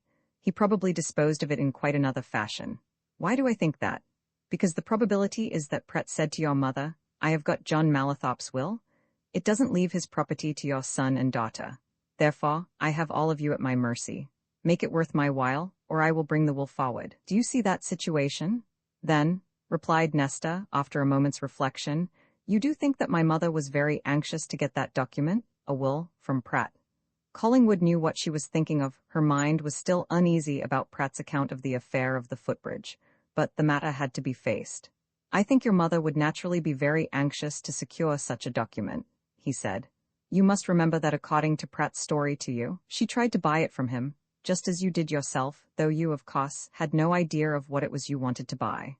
"What I wanted to buy," she answered readily, "was necessity from further interference. But is there no way of compelling Pratt to give up that document, whatever it is? Can't he be made to give it up?" "A way is maybe being made, just now, through another affair," replied Collingwood. "At present matters are vague. One couldn't go to Pratt and demand something at which one is, after all, only guessing. Your mother, of course, would deny that she knows what it is that Pratt holds. But there is the possibility of the duplicate to which Cobcroft referred. Now, I want to put the question straight to you. Supposing that duplicate will can be found, and supposing, to put it plainly, its terms dispossess you of all your considerable property, what then? Do you want the exact truth?" she asked. "Well then, I should just welcome anything that cleared up all this mystery. What is it at present, this situation, but intolerable? I know that my mother is in Pratt's power, and likely to remain so as long as ever this goes on, probably for life. She will not give me her confidence. What is more, I am certain that she is giving it to Esther Mawson, who is most likely hand-in-glove with Pratt. Esther Mawson is always with her. I am almost sure that she communicates with Pratt through Esther Mawson. It is all what I say, intolerable. I had rather lose every penny that has come into my hands than have this go on. Answer me a plain question, said Collingwood. Is your mother fond of money, position, all that sort of thing? She is fond of power, replied Nesta. It pleased her greatly when we came into all this wealth to know that she was the virtual administrator. Even if she could only do it by collusion with Pratt, she would make a fight for all that she, and I hold. It's useless to deny that. Don't forget, she added, looking appealingly at Collingwood, don't forget that she has known what it was to be poor, and if one does come into money, I suppose one doesn't want to lose it again. Oh, it's natural enough, agreed Collingwood. But if things are as I think, Pratt would be an incubus, a millstone, forever. Anyway, I came out to tell you what I've learned, and what I have an idea may be the truth, and above all, to get your definite opinion. You want the Pratt influence out of the way, at any cost. At any cost, she affirmed. Even if I have to go back to earning my own living, whatever pleasure in life could there be for me, knowing that at the back of all this there is that, what? Pratt? Answered Collingwood. Pratt, he's the shadow, with his deep schemes. However, as I said, there may be developing at this moment another way of getting at Pratt. Gentlemen like Pratt, bond schemers, invariably forget one very important factor in life, the unexpected. Even the cleverest and most subtle schemer may have his delicate machinery broken to pieces by a chance bit of mere dust getting into it at an unexpected turn of the wheels. And to turn to plainer language, I'm going back to Barford now to hear what another man has to say concerning certain of Pratt's recent movements. Eldrick was already waiting when Collingwood reached his chambers. Bina came there a few moments later. Within half an hour, the barrister had told his story of Cobcroft, and the inquiry agent his of his visit to the Green Man and the quarries, and the solicitor listened quietly and attentively to both, and in the end turned to Collingwood. I'll withdraw my opinion about the nature of the document which Pratt got hold of, he said. What he's got is what you think, John Mallathorpe's will. If I may venture an opinion, remarked Bina, that's dead certain. And now, continued Eldrick, we're faced with a nice situation. Don't either of you forget this fact. Not out of willingness on her part, but because she's got to do it. Mrs. Mallathorpe and Pratt are partners in that affair. He's got the will, but she knows its contents. She'll pay any price to Pratt to keep them from ever becoming known or operative. But, as I say, don't you forget something. What? Asked Collingwood. Eldrick tapped the edge of the table, emphasizing his words as he spoke them. They can destroy that will whenever they like, he said. And once destroyed, nothing can absolutely prove that it ever existed. The duplicate? Suggested Collingwood. Nothing to give us the faintest idea as to its existence? Said Eldrick. We might advertise, said Collingwood. Lots of advertising was done when John Mallathorpe died, replied the solicitor. No, if any person had had it in possession, it would have turned up then. It may be, probably is, possibly must be somewhere, and may yet come to light. But there's another way of getting at Pratt, through this Parahite affair. Pratt most likely had not the least notion that he would ever hear of Parahite again. He's going to hear of Parahite again. I am convinced now that Parahite knew something about this, and that Pratt squared him and got him away. Aren't you? He asked, turning to Bina, but Bina smiled quietly and shook his head. No, he answered. I am not, Mr. Eldrick. You're not? Exclaimed Eldrick, surprised and wondering that anybody could fail to agree with him. Why not then? Because, replied Bina, I am certain that Pratt murdered Parahite on the night of November 23rd last. That's why. He didn't square him, he didn't get him away, he killed him. The effect of this straightforward pronouncement of opinion on the two men who heard it was strikingly different. Collingwood's face at once became cold and inscrutable, his lips fixed themselves sternly, his eyes looked hard into a problematic future. But Eldrick flushed as if a direct accusation had been leveled at himself, and he turned on the inquiry agent almost impatiently. Murder? He exclaimed. Oh, come, that's rather a stiff order. I dare say Pratt's been up to all sorts of trickery, and even deviltry, but murder is quite another thing. You're pretty ready to accuse him? Bina moved his head in Collingwood's direction, and Eldrick turned and looked anxiously at Collingwood, who, finding the eyes of both men on him, opened his hitherto tight-shut lips. I think it quite likely, he said. Bina laughed softly and looked at the solicitor. Just listen to me a minute or two, Mr. Eldrick, he said. I'll sum up my own ideas on this matter, got from the various details that have been supplied to me since I came to Barford. Just consider my points one by one. Let's take them separately and see how they fit in. Mr. Bartle is seen by his shop boy to take a certain paper from a book which came from the late John Mallathorpe's office at Mallathorpe Mill. He puts that paper in his pocket. Immediately afterwards, Mr. Bartle goes to your office. Nobody is there but Pratt, as far as Pratt knows. Bartle dies suddenly, after telling Pratt that the paper is John Mallathorpe's will. Pratt steals the will, and the probability is that Parahite, unknown to Pratt, was in that office and saw him steal it. Why is that probable? Because next night Parahite, who is being pressed for money by Pickard, tells Pickard that he can get it out of Pratt, over whom he has a hold. What hold? We can imagine what hold. Anyway, Parahite leaves Pickard to meet Pratt. He did meet Pratt in Stubbs Lane. He was seen to go with Pratt into the disused quarry. And there, in my opinion, Pratt killed him and disposed of his body. What does Pratt do next? He goes to your office first thing next morning and removes certain moneys which you say you carelessly left in your desk the night before, and tears out certain check forms from your book. When Parahite never turns up that morning, you and Pratt conclude that he's the thief and that he's run away. If you want some proof of the correctness of this last suggestion, you'll find it in the fact that no use has ever been made of those blank checks, and that, in all probability, the stolen banknotes have never reached the Bank of England. On that last point, I'm making inquiry, but my feeling is that Pratt destroyed both checks and banknotes when he stole them. This man Parahite out of the way, Pratt has a clear field. He's got the will. He's already acquainted Mrs. Mallathorpe with that fact, and with the terms of the will whatever they may be. We may be sure, however, that they are of such a nature as to make her willing to agree to his demands upon her, and, accidentally, to go to any lengths upon which we needn't touch, at present, towards getting possession of the will from him. And the present situation, from Pratt's standpoint of yesterday, is this. He's so sure of his own safety that he doesn't mind revealing to the daughter that the mother's in his power. Why? Because Pratt, like most men of his sort, cannot believe that self-interest isn't paramount with everybody.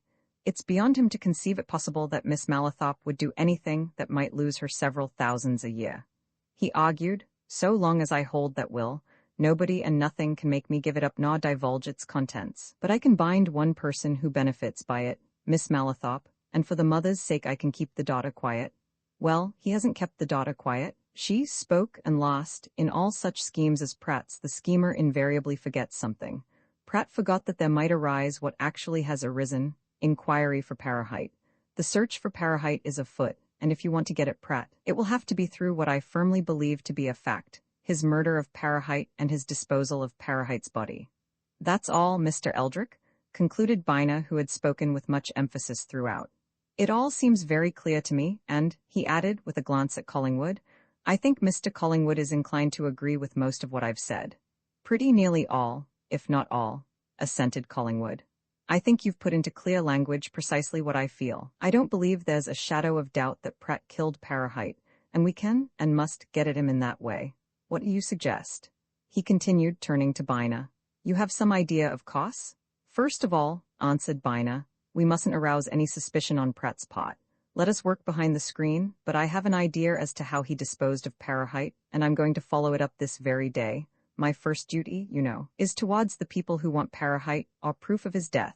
I propose to. Just then Collingwood's clock came in with a telegram. Sent on from the Central Hotel, sir, he answered.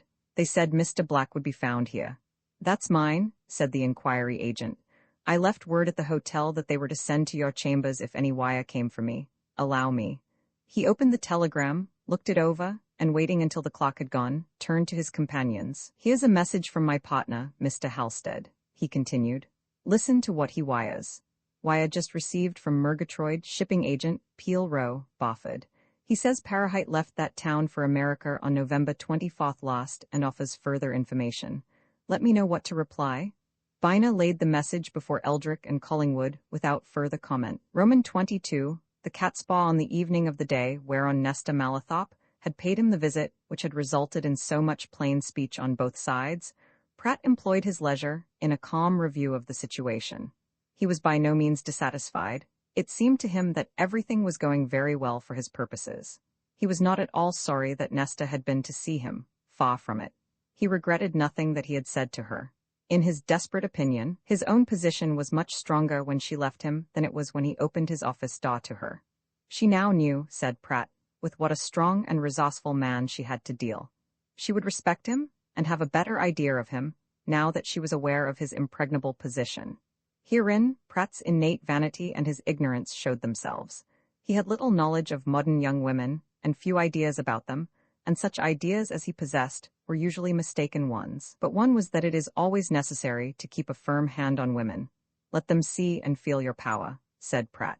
He had been secretly delighted to acquaint Nesta Malathop with his power, to drive it into her that he had the whip hand of her mother, and through her mother, of Nesta herself.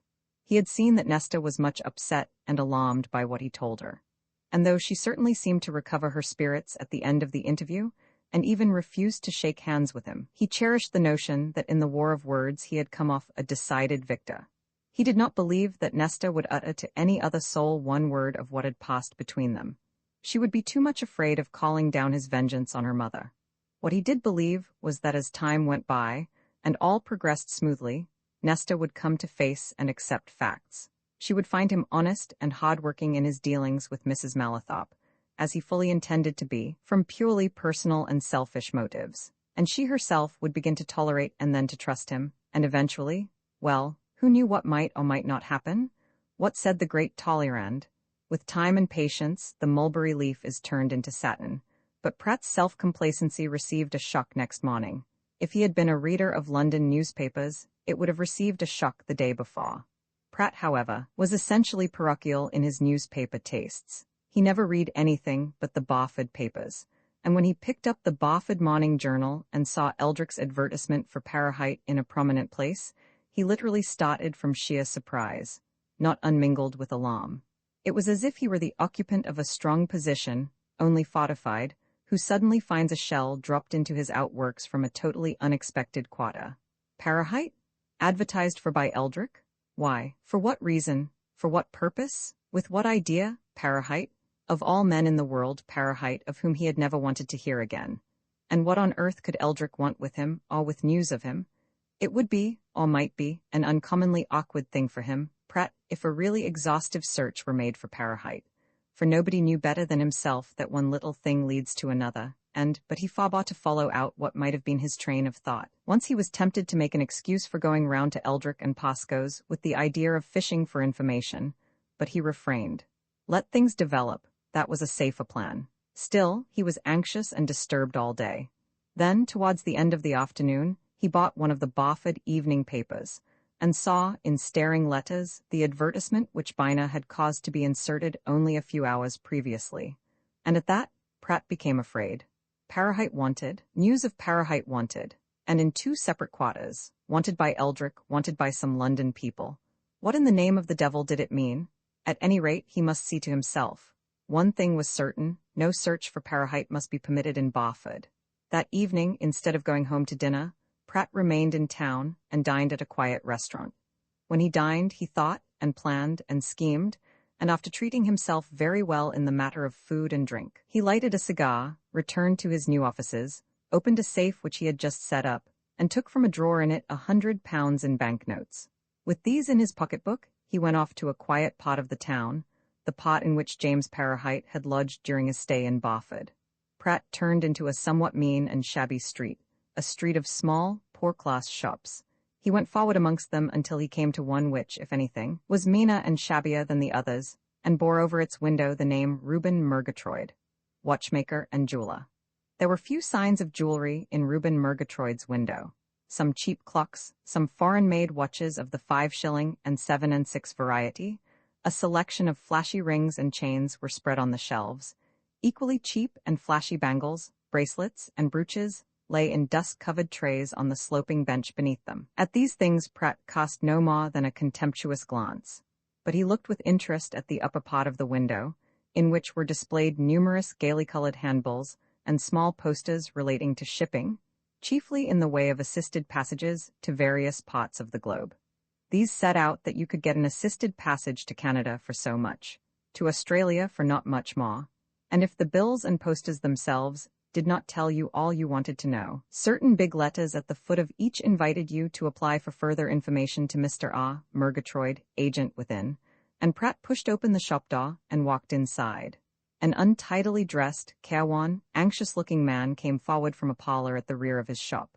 At sight of Pratt, who in the course of business had once served him with a writ, his pale face flushed, and then whitened, and Pratt hastened to assure him of his peaceful errand. "All right, Mr. Murgatroyd," he said. "Nothing to be alarmed about. I'm out of that line, now. No papers of that sort tonight. I've a bit of business I can put in your hands, profitable business. Look here. Have you got a quarter of an hour to spare?" Murgatroyd, who looked greatly relieved to find that his visitor had neither writ nor summons for him, glanced at his parlor door. "I was just going to put the shutters up and sit down to a bite of supper, Mr. Pratt," he answered. "Will you come in, sir?" "No, you come out with me," said Pratt. "Come round to the Coach and Horses and have a drink and we can talk. You'll have a better appetite for your supper when you come back," he added with a wink. "I've a profitable job for you." "Glad to hear it, sir," replied Murgatroyd. "I can do with aught of that sort, I assure you." He went into the parlor, said a word or two to some person within, and came out again. "Not much business doing at present, Mr. Pratt," he said, as he and his visitor turned into the street. "Gets slacker than ever." "Then you'll do with a slice of good luck," remarked Pratt. "It just happens that I can put a bit in your way." He led Murgatroyd to the end of the street, where stood a corner tavern, into a side door of which Pratt turned as if he were well acquainted with the geography of the place. Walking down a narrow passage, he conducted his companion into a small parlor, at that moment untenanted, pointed him to a seat in the corner, and rang the bell. 5 minutes later, having provided Murgatroyd with rum and water and a cigar, he turned on him with a direct question. "Look here," he said in a low voice. "Would £100 be any use to you?" Murgatroyd's cheeks flushed. "It 'ud be a fortune," he answered with fervor. £100? Law bless you, Mr. Pratt, it's many a year since I saw £100 of my own all in one lump. Pratt pulled out his roll of banknotes, fluttered it in his companion's face, laid it on the table, and set an ashtray on it. "There's £100 there," he said. "It's yours to pick up if you'll do a little job for me. Easy job, too. You'll never earn £100 so easy in your life." Murgatroyd pricked up his ears. According to his ideas, money easily come by was seldom honestly earned. He stirred uncomfortably in his seat. "So long as it's a straight job," he muttered. "I don't want—" "Straight enough, as straight as it's easy," answered Pratt. "It may seem a bit mysterious, but there's reasons for that. I give you my word it's all right, all a mere bit of diplomacy, and that nobody'll ever know you're in it, that is, beyond a certain stage, and that there's no danger to you." "What is it?" asked Murgatroyd, still uneasy and doubtful. Pratt pulled the evening paper out of his pocket and showed Murgatroyd the advertisement signed Halstead and Bina. "You see that," he said. "Information wanted about Parahite. Do you remember Parahite? He once served you with some papers in that affair in which we were against you." "I remember him," answered Murgatroyd. "I've seen him in here now and again. So he's wanted, is he? I didn't know he'd left the town." "Left last November," said Pratt. "And there are folks, influential folks, as you can guess, seeing that they can throw £100 away, who don't want any inquiries made for him in Barford. They don't mind, those folks, how many inquiries and searches are made for him anywhere else, but not here?" "Well?" asked Murgatroyd anxiously. "This is it," replied Pratt.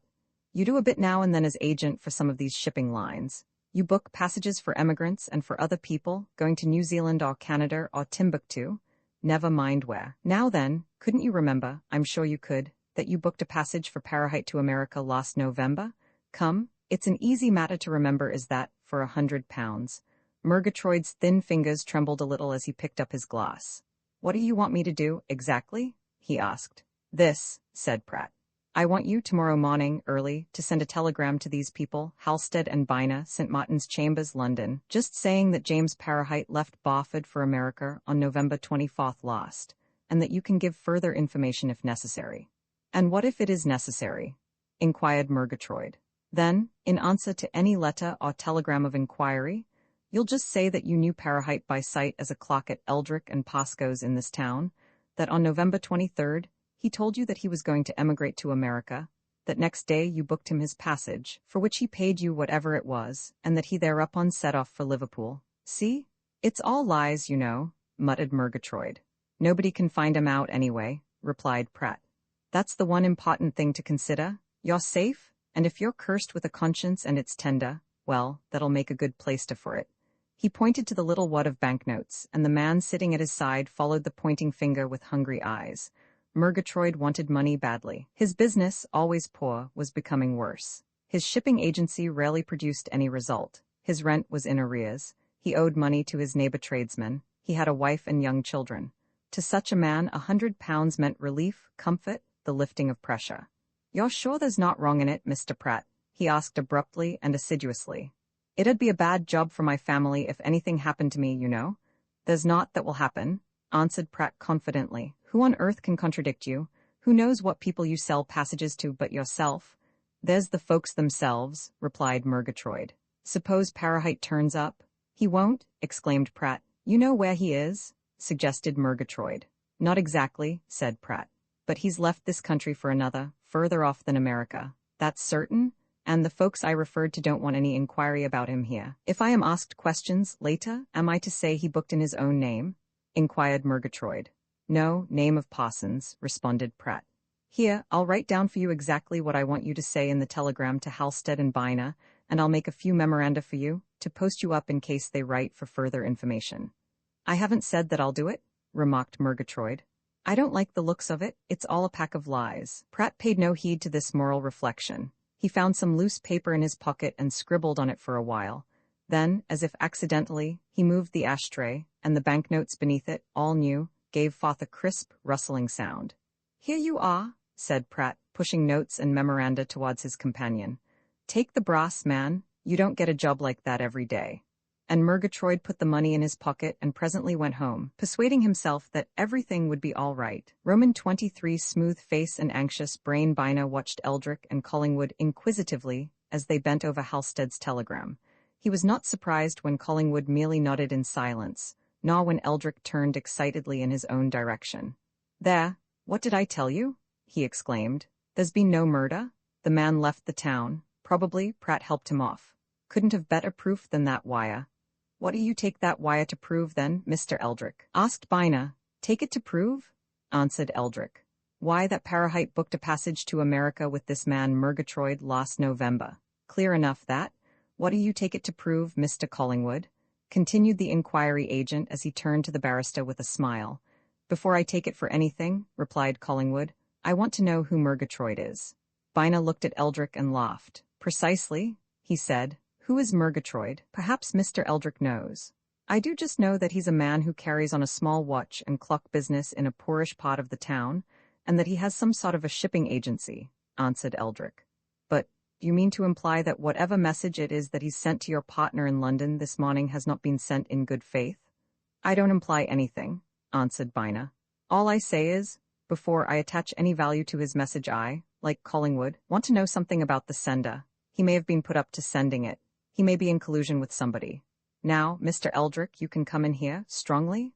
I don't want to be seen in this affair, yet. Will you go and see Murgatroyd? Tell him his wire to Halstead and Byner in London has been communicated to you here.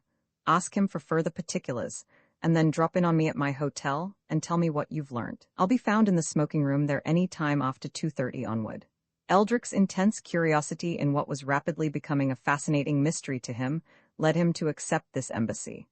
And a little before 3 o'clock, he walked into the smoking room at the Central Hotel and discovered Byner in a comfortable corner. "I've seen Murgatroyd," he whispered, as he took an adjacent chair.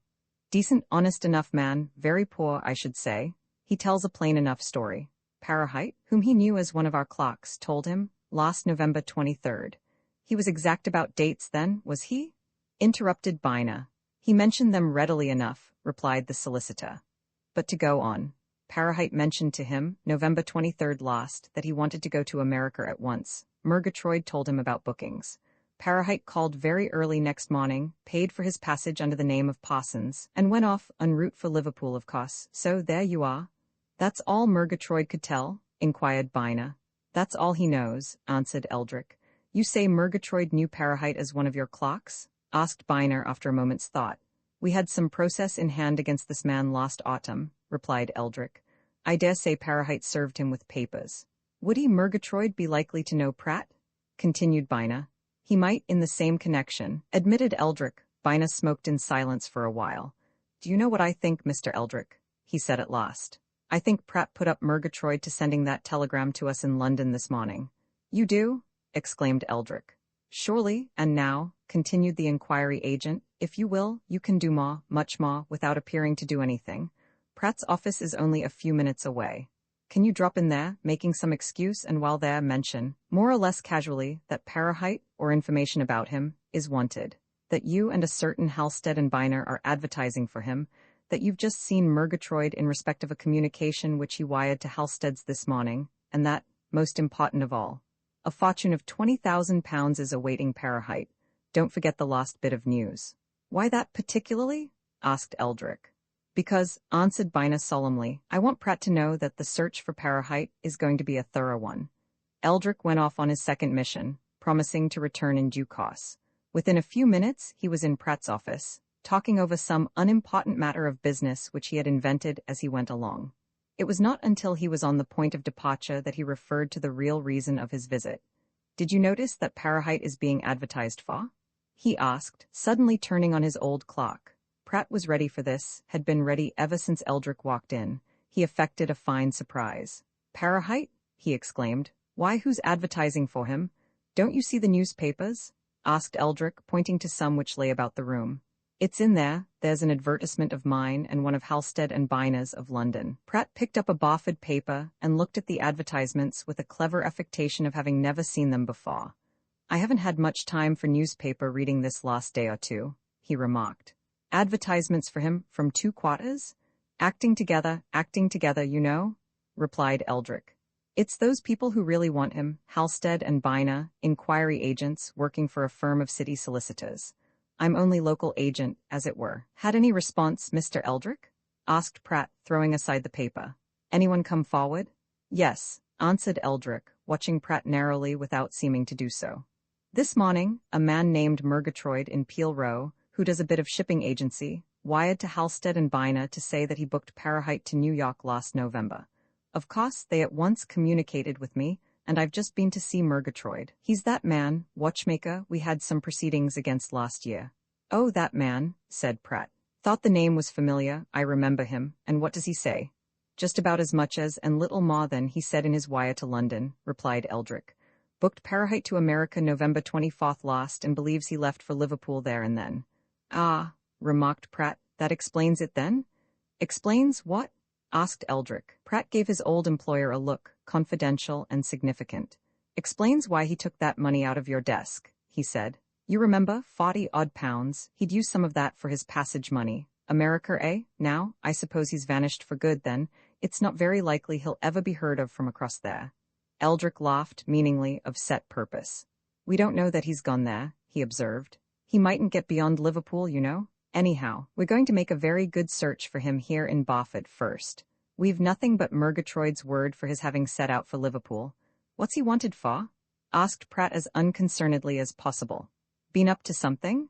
No, answered Eldrick as he turned on his heel. A relation has left him £20,000, that's what he's wanted for. And why he must be found, or his death proved. He gave Pratt another quick glance and went off, to return to the hotel in Biner, to whom he at once gave a faithful account of what had just taken place. And he didn't turn a hair, he remarked. Cool as a cucumber, all through. If your theory is correct, Pratt's a cleverer hand than I ever took him for, and I've always said he was clever. Didn't show anything when you mentioned Murgatroyd? Asked Biner. Not a shred of a thing? Replied Eldrick. Nor when you spoke of the £20,000. No more than what you might call polite and interested surprise. Biner laughed, threw away the end of a cigar, and rose out of his lounging posture. Now, Mr. Eldrick, he said, leaning close to the solicitor, between ourselves, do you know what I'm going to do next, which means at once? No, replied Eldrick. The police? Whispered Biner. That's my next move, just now, within a few minutes. So, will you give me a couple of notes, one to the principal man here, chief constable, or police superintendent, or whatever he is, and another to the best detective there is here, in your opinion. They'll save me a lot of trouble. Of course, if you wish it, answered Eldrick. But you don't mean to say you're going to have Pratt arrested, on what you know up to now? Not at all, replied Biner. Much too soon. All I want is detective help of the strictly professional kind. No, we'll give Mr. Pratt a little more rope yet, for another 24 hours, say. But it'll come? Now, who is the best local detective? A quiet, steady fellow who knows how to do his work unobtrusively. Prydale's the man, said Eldrick.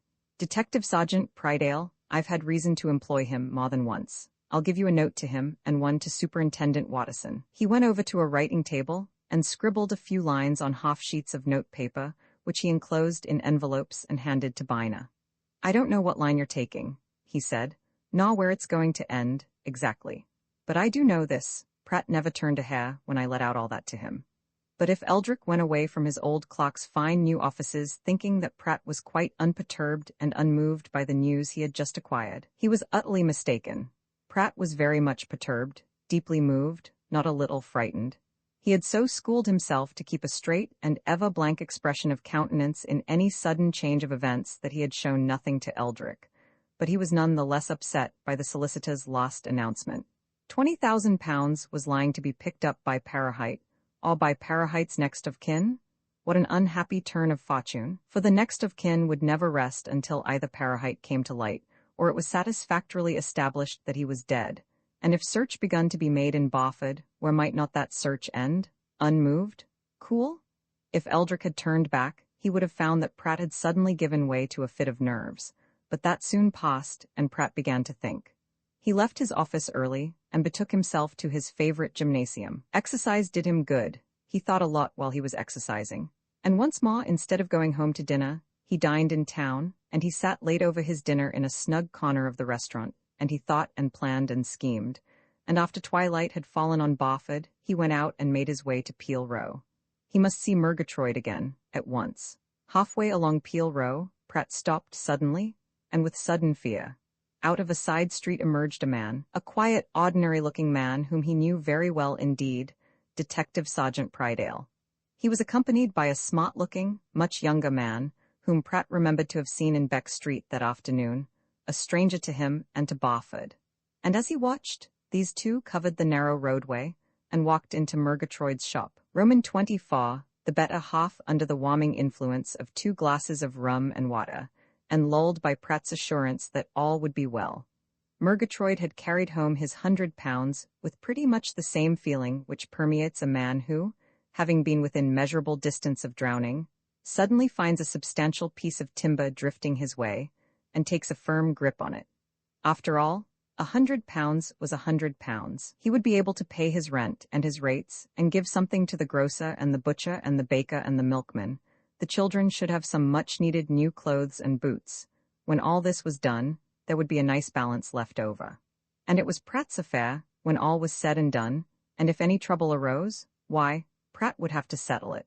So he ate his supper with the better appetite which Pratt had prophesied, and he slept more satisfactorily than usual. And next morning he went to the nearest telegraph office, and sent off the stipulated telegram to Halstead and Biner in London, and hoped that there was the end of the matter as far as he was concerned.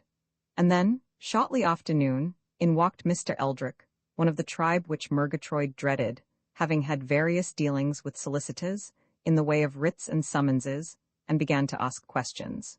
Murgatroyd emerged from that ordeal very satisfactorily. Eldrick's questions were few, elementary, and easily answered. There were no signs of suspicion about him, and Murgatroyd breathed more freely when he was gone. It seemed to him that the solicitor's visit would certainly wind things up for him. Eldrick asked all that could be asked as far as he could see, and he had replied. Now, he would probably be bothered no more.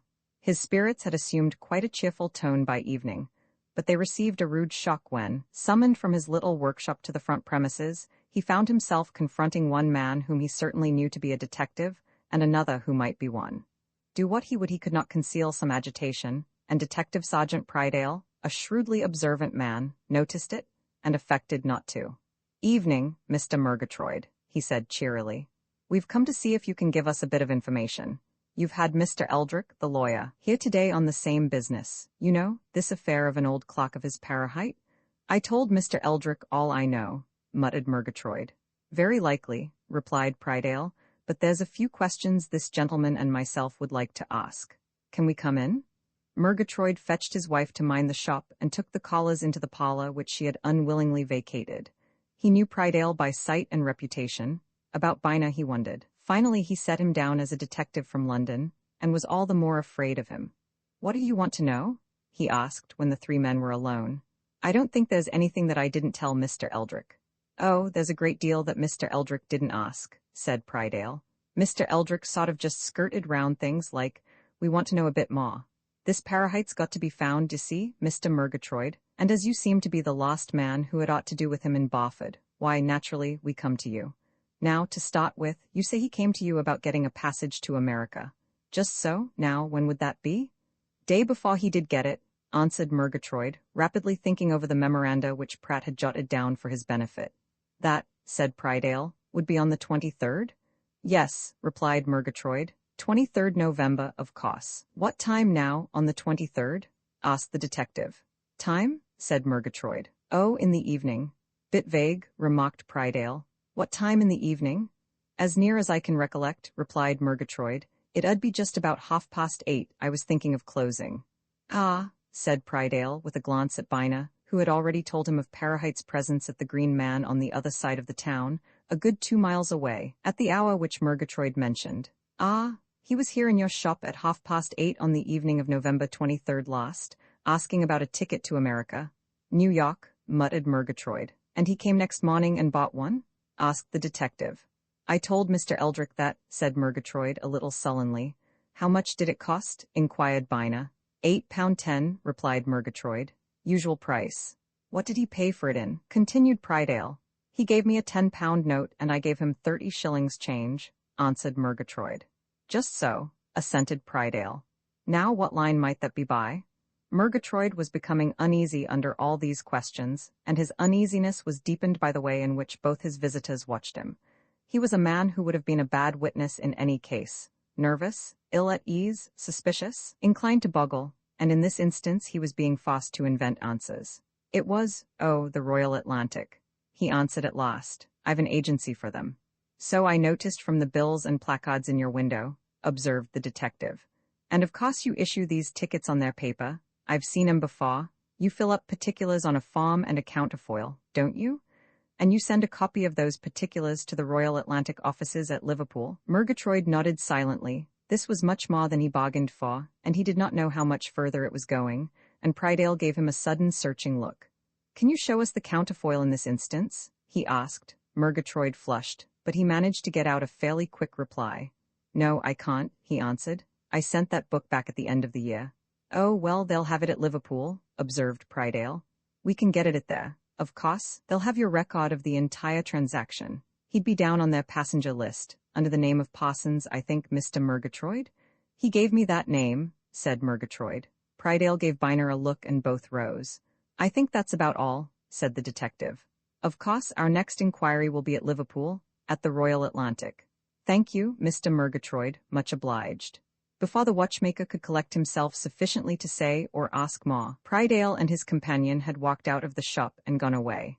And then Murgatroyd realized that he was in for, but he did not know what he was in for. What he did know was that if Prydale went or sent over to Liverpool, the whole thing would burst like a bubble. For the Royal Atlantic people would tell the detectives at once that no passenger named Parsons had sailed under their auspices on November 24th last, and that he, Murgatroyd, had been telling a pack of lies. Mrs. Murgatroyd, a sharp-featured woman whose wits had been sharpened by a 10 years' daily acquaintance with poverty, came out of the shop into the parlor and looked searchingly at her husband. What did them fellows want? She demanded. I knew one of 'em, Prydale, the detective. Now what's up, Reuben? More trouble? Murgatroyd hesitated a moment, then he told his wife the whole story, concealing nothing. If they go to the Royal Atlantic, it'll all come out. He groaned. I couldn't make any excuse or explanation, anyhow. What's to be done? You should ha had naught to do why that Pratt, exclaimed Mrs. Murgatroyd. A scoundrelly fellow to come and tempt poor folk to do his dirty work. Where's the money?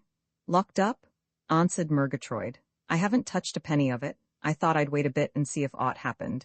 But he assured me it was all right, and you know as well as I do that £100 doesn't come our way every day. We want money. Not at that price, said his wife. You can pay too much for money, my lad. I wish you'd told me what that Pratt was after. He should have heard a bit o' my tongue, if I'd only known. Just then the shop door opened and Pratt walked in. He at once saw Murgatroyd and his wife standing between shop and parlor, and realized at a glance that his secret in this instance was his no longer. Well, he said, walking up to the watchmaker. You've had Prydale here, and you'd Eldrick this morning. Of course you knew what to say to both. I wish we'd never had you here last night, young man, exclaimed Mrs. Murgatroyd fiercely. What right have you to come here, making trouble for folk that's got plenty already? But at any rate, ours was honest trouble. Yours is like to land my husband in dishonesty, if it hasn't done so already, and if my husband had only spoken to me. Just let your husband speak a bit now, interrupted Pratt, almost insolently. It's you that's making all the trouble or noise, anyhow. There's naught to fuss about, missus. What's upset you, Murgatroyd? They're going to the Royal Atlantic people, muttered the watchmaker. Of course it'll all come out then. They know that I never booked any Parsons, nor anybody else for that matter, last November. You should ha' thought o' that. Pratt realized that the man was right. He had never thought of that, never anticipated that inquiry would go beyond Murgatroyd, but his keen wits at once set to work. What's the system? He asked quickly. Tell me, what's done when you book anybody like that? Come on, explain quick. Murgatroyd turned to a drawer and pulled out a book and some papers. It's simple enough, he said. I've this book of forms, d'ye see? I fill up this form, sort of ticket or pass for the passenger, and hand it to him. It's a receipt as well, to him. Then I enter the same particulars on that counterfoil. Then I fill up one of these papers, giving just the same particulars, and post it at once to the company with the passage money, less my commission. When one of these books is finished, I return the counterfoils to Liverpool. They check Prydale's up to all that. He asked to see the counterfoil in this case. I had to say I hadn't got it. I'd sent it to the company. Of course he'll find out that I didn't. Lies, said Mrs. Murgatroyd vindictively. And they didn't start us neither. Who was that other man with Prydale? Asked Pratt. London detective, I should say, answered the watchmaker. And judging by the way he watched me, a sharp un too. What impression did you get, altogether? Demanded Pratt. Why, that they're going to sift this affair, whatever it is, right down to the bottom, exclaimed Murgatroyd. They're either going to find Parahite or get to know what became of him. That's my impression. And what am I going to do now? This'll lose me what bit of business I've done with yon shipping firm. Nothing of the sort, answered Pratt scornfully. Don't be a fool, you're all right, you listen to me. You write straight off to the Royal Atlantic. Tell him you had some inquiry made about a man named Parsons, who booked a passage with you for New York last November. Say that on looking up your books you found that you unaccountably forgot to send them the forms for him and his passage money. Make out a form for that date, and crumple it up, as if it had been left lying in a drawer. Enclose the money in it. Here, I'll give you £10 to cover it, he went on, drawing a banknote from his purse. Get it off at once, you've time now, plenty to catch the night mail at the General. And then, d'ye see, you're all right. It's only a case then, as far as you're concerned, of forgetfulness. What's that? We all forget something in business now and then. They'll overlook that when they get the money. Aye, but you're forgetting something now, remarked Murgatroyd. You're forgetting this, no such passenger ever went. They'll know that by their passenger lists. What the devil has that to do with it? Snarled Pratt impatiently. What the devil do we care whether any such passenger went or not? All that you're concerned about is to prove that you issued a ticket to Parahite, under the name of Parsons. What's it matter to you where Parahite, alias Parsons, went when he'd once left your shop? You naturally thought he'd go straight to the Lancashire and Yorkshire station, on his way to Liverpool and New York. But for aught you know, he may have fallen down a drain pipe in the next street. Don't you see, man? There's nothing, there's nobody. Not all the detectives in London and Barford can prove that you didn't issue a ticket to Parahite on that date. It isn't up to you to prove that you did. It's up to them to prove that you didn't, and they can't. It's impossible. You get that letter off at once to Liverpool with that money inside it, and you're as safe as houses, and your £100 as well. Get it done. And if those chaps come asking any more questions, tell 'em you're not going to answer a single one. Mind you, do what I tell you, and you're safe. With that, Pratt walked out of the shop and went off towards the center of the town, inwardly raging and disturbed. It was very evident that these people meant to find Parahite, alive or dead. Evident, too, that they had called in the aid of the Barford police. And in spite of all his assurances to the watchmaker and his suggestion for the next move, Pratt was far from easy about the whole matter. He would have been easier if he had known who Prydale's companion was. Probably he was, as Murgatroyd had suggested, a London detective who might have been making inquiries in the town for some time and knew much more than he, Pratt, could surmise. That was the devil of the whole thing, in Pratt's opinion. Adept himself in working underground, he feared people who adopted the same tactics. What was this stranger chap after? What did he know? What was he doing? Had he let Eldrick know anything? Was there a web of detectives already being spun around himself? Was that silly, unfortunate affair, with Parahite being slowly brought to light, to wreck him on the very beginning of what he meant to be a brilliant career? He cursed Parahite again and again as he left Peel Row behind him. The events of the day had made Pratt cautious as well as anxious. He decided to keep away from his lodgings that night, and when he reached the center of the town, he took a room at a quiet hotel. He was up early next morning. He had breakfasted by 8 o'clock. By 8:30 he was at his office. And in his letterbox he found one letter, a thickish package which had not come by post, but had been dropped in by hand, and was merely addressed to Mr. Pratt. Pratt tore that package open with a conviction of imminent disaster. He pulled out a sheet of cheap notepaper and a wad of banknotes. His face worked curiously as he read a few lines, scrawled in illiterate, female handwriting. Mr. Pratt, my husband and me don't want any more to do with either you or your money which it is enclosed. Been honest up to now though poor, and intending to remain so. Our purpose is to make a clean breast of everything to the police first thing tomorrow morning, for which you have nobody but yourself to blame for wickedness in tempting poor people to do wrong. Yours, Mrs. Murgatroyd, Roman 25 Dry Sherry. Pratt wasted no time in cursing Mrs. Murgatroyd. There would be plenty of opportunity for such relief to his feelings later on. Just then, he had other matters to occupy him, fully. He tore the indignant letter to shreds. He hastily thrust the banknotes into one pocket and drew his keys from another. Within 5 minutes, he had taken from his safe a sealed packet, which he placed in an inside pocket of his coat, and had left his office. For the last time, as he knew very well, that part of the game was up, and it was necessary to be smart in entering on another phase of it. Since Eldrick's visit of the previous day, Pratt had been prepared for all eventuality. He had made ready for flight, and he was not going empty-handed. He had a considerable amount of Mrs. Malathop's money in his possession. By obtaining her signature to 1 or 2 documents, he could easily obtain much more in London, at an hour's notice. Those documents were all ready, and in the sealed packet which he had just taken from the safe, in it, too, were some other documents: John Malathop's will, the letter which Mrs. Malathop had written to him on the evening previous to her son's fatal accident, and the power of attorney which Pratt had obtained from her at his first interview after that occurrence. All was ready, and now there was nothing to do but to get to Normandale Grange, see Mrs. Malathop, and vanish. He had planned it all out carefully when he perceived the first danger signals and knew that his other plans and schemes were doomed to failure. Half an hour at Normandale Grange, a journey to London, a couple of hours in the city, and then the next train to the continent on his way to regions much further off. Here, things had turned out badly, unexpectedly badly, but he would carry away considerable, easily transported wealth to a new career in a new country. Pratt began his flight in methodical fashion. He locked up his office and left the building by a back entrance, which took him into a network of cots and alleys at the rear of the business part of Barford.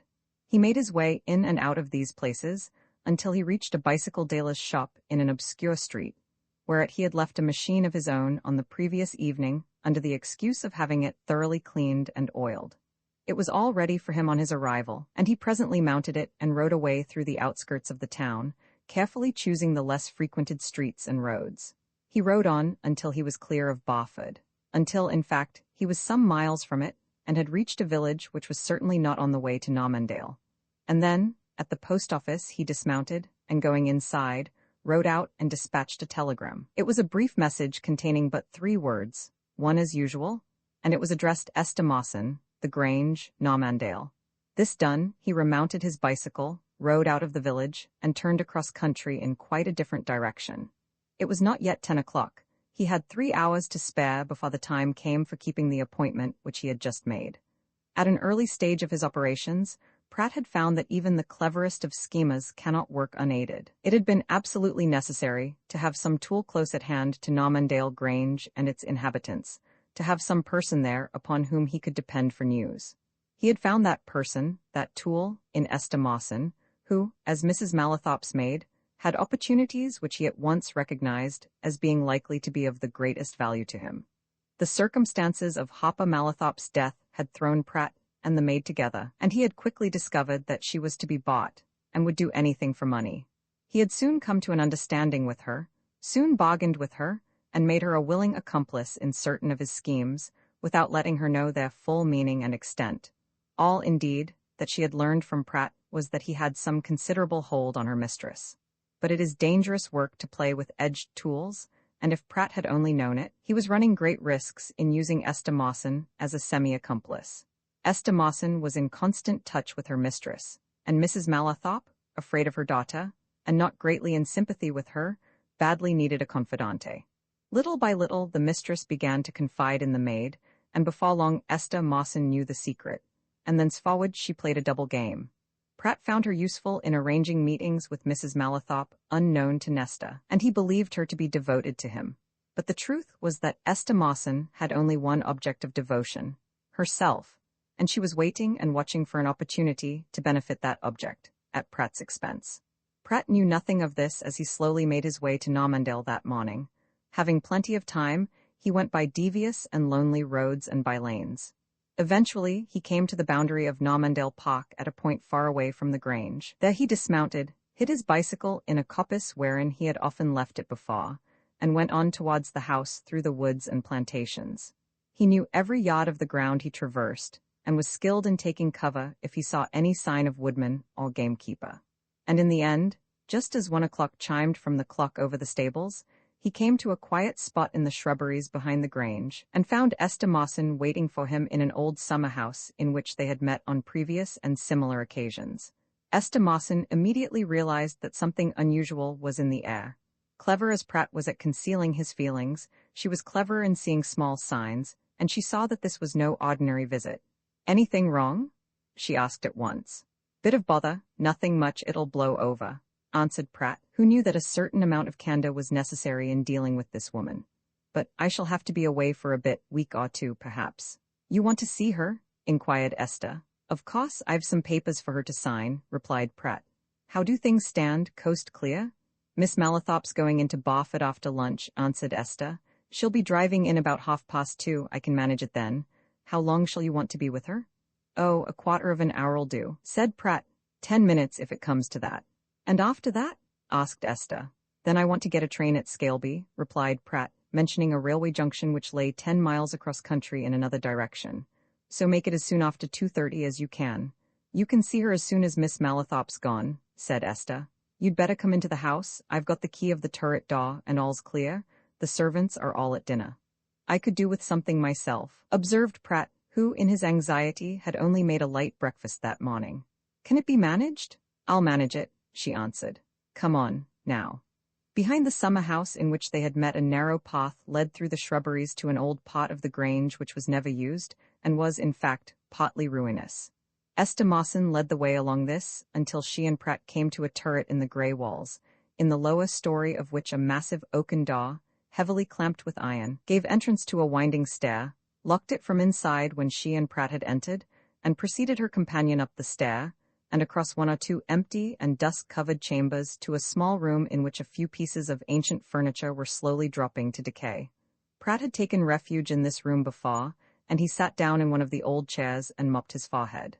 "I want something to drink above everything," he remarked. "What can you get?" "Nothing but wine," answered Esther Mawson. "As much as you like of that, because I've a stock that's kept up in Mrs. Malathop's room.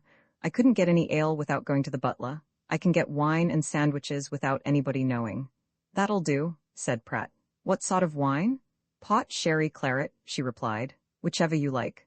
"Sherry, then," answered Pratt. "Bring a bottle if you can get it. I want a good drink." The woman went away, through the disused part of the old house into the modern portion. She went straight to a certain store-closet, and took from it a bottle of old dry sherry which had been brought there from a bin in the cellars. It was part of a quantity of fine wine laid down by John Malathop, years before, and its original owner would have been disgusted to think that it should ever be used for the mere purpose of quenching thirst. But Esther Mawson had another purpose in view with respect to that bottle. Carrying it to her own sitting-room, she carefully cut off the thick mass of sealing wax at its neck, drew the cork, and poured a little of the wine away. And that done, she unlocked a small box which stood on a corner of her dressing-table, and took from it a glass phial, half full of a colorless liquid. With steady hands and sure fingers, she dropped some of that liquid into the wine, carefully counting the drops. Then she restored the phial to its hiding place and relocked the box, after which, taking up a spoon which lay on her table, She pawed out a little of the sherry and smelled and tasted it. No smell, other than that which ought to be there. No taste, other than was proper. Pratt would suspect nothing even if he drunk the whole bottle. Esther Mawson had anticipated Pratt's desires in the way of refreshment, and she now went to a cupboard and took from it a plate of sandwiches, carefully swathed in a napkin. Carrying these in one hand and the bottle of sherry and a glass in the other, she stole quietly back to the disused part of the house, and set her provender before its expectant consumer. Pratt pawed out a glassful of the sherry and drank it eagerly. "Good stuff, that," he remarked, smacking his lips. "Some of old John Mallathorpe's, no doubt." "It was here when we came, anyhow," replied Esther. "Well, I shall have to go. You'll be all right until I come back." "What time do you think it'll be?" asked Pratt. "Make it as soon as the coast's clear. I want to be off." "As soon as ever she's gone," agreed Esther. "I heard her out of the carriage for 2:30, and no fear of anybody else being about?" asked Pratt. "That butler man, for instance, or servants?" "I'll see to it," replied Esther reassuringly. "I'll lock this door and take the key until I come back. Make yourself comfortable." She locked Pratt in the old room and went off, and the willing prisoner ate his sandwiches and drank his sherry, and looked out of a mullioned window on the wide stretches of park and coppice and the breezy moorlands beyond. He indulged in some reflections, not wholly devoid of sentiment. He had cherished dreams of becoming the virtual owner of Normandale. Always confident in his own powers, he had believed that with time and patience he could have persuaded Nesta Mallathorpe to marry him. Why not? Now, all owing to that cursed and unfortunate contretemps with Parahite that seemed utterly impossible. All he could do now was to save himself, and to take as much as he could get. More than once that morning, as he made his way across country, he had remembered Parahite's advice to take cash and be done with it. Perhaps, he reflected, it might have been better. Still, when he presently began his final retreat, he would carry away with him a lot of the Mallathorpe money. But before long Pratt indulged in no more reflections, sentiment or practical. He had eaten all his sandwiches, he had drunk 3/4 of the bottle of sherry. And suddenly he felt unusually drowsy, and he laid his head back in his big chair and fell soundly asleep. Roman 26, the telephone message. If Pratt had only known what was going on in the old quarries at Whitcliffe, about the very time that he was riding slowly out to Barford on his bicycle, he would not only have accelerated his pace, but would have taken good care to have chosen another route.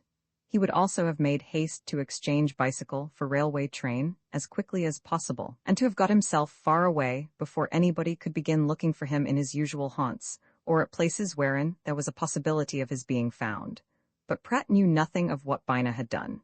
He was conscious of Bina's visit to the Green Man. He did not know what Pickett had been told by Bill Thompson. He was unaware of anything which Pickett had told to Bina.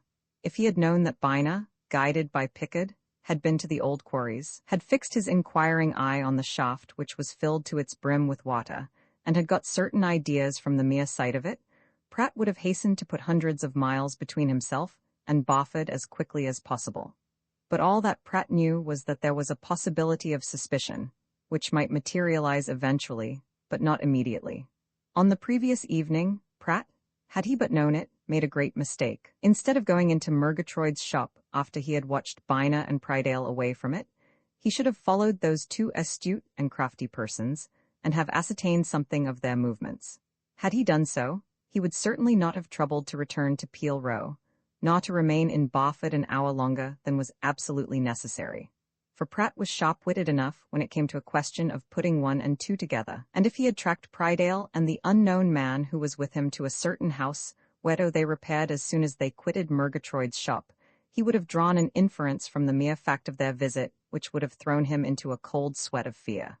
But Pratt, after all, was only one man, one brain, one body, and could not be in 2 places, nor go in 2 ways at the same time. He took his own way, ignorant of his destruction. Biner also took a way of his own. As soon as he and Prydale left Murgatroyd's shop, they chartered the first cab they met with, and ordered its driver to go to Whitcliffe Moor. "It's the quickest thing to do, if my theory's correct," observed Bina as they drove along. "Of course, it is all theory, mere theory, but I've grounds for it. The place, the time, me a lonely situation, that scrap iron lying about which would be so useful in weighting a dead body. I tell you, I shall be surprised if we don't find Parahite at the bottom of that water." "I shouldn't wonder," agreed Prydale. "One thing's very certain, as we shall prove before we're through with it. Pratt's put that poor devil Murgatroyd up to this passage to America business.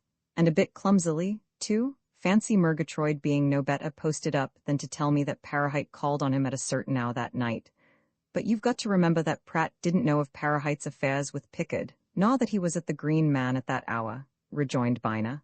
My belief is that Pratt thinks himself safe, that he fancies he's provided for all contingencies. If things turn out as I think they will, I believe we shall find Pratt calmly seated at his desk tomorrow morning. Well, if things do turn out as you expect, we'll lose no time in seeking him there, observed Prydale dryly. We'd better arrange to get the job done first thing. This Mr. Shepard'll make no objection, I suppose? Asked Bina.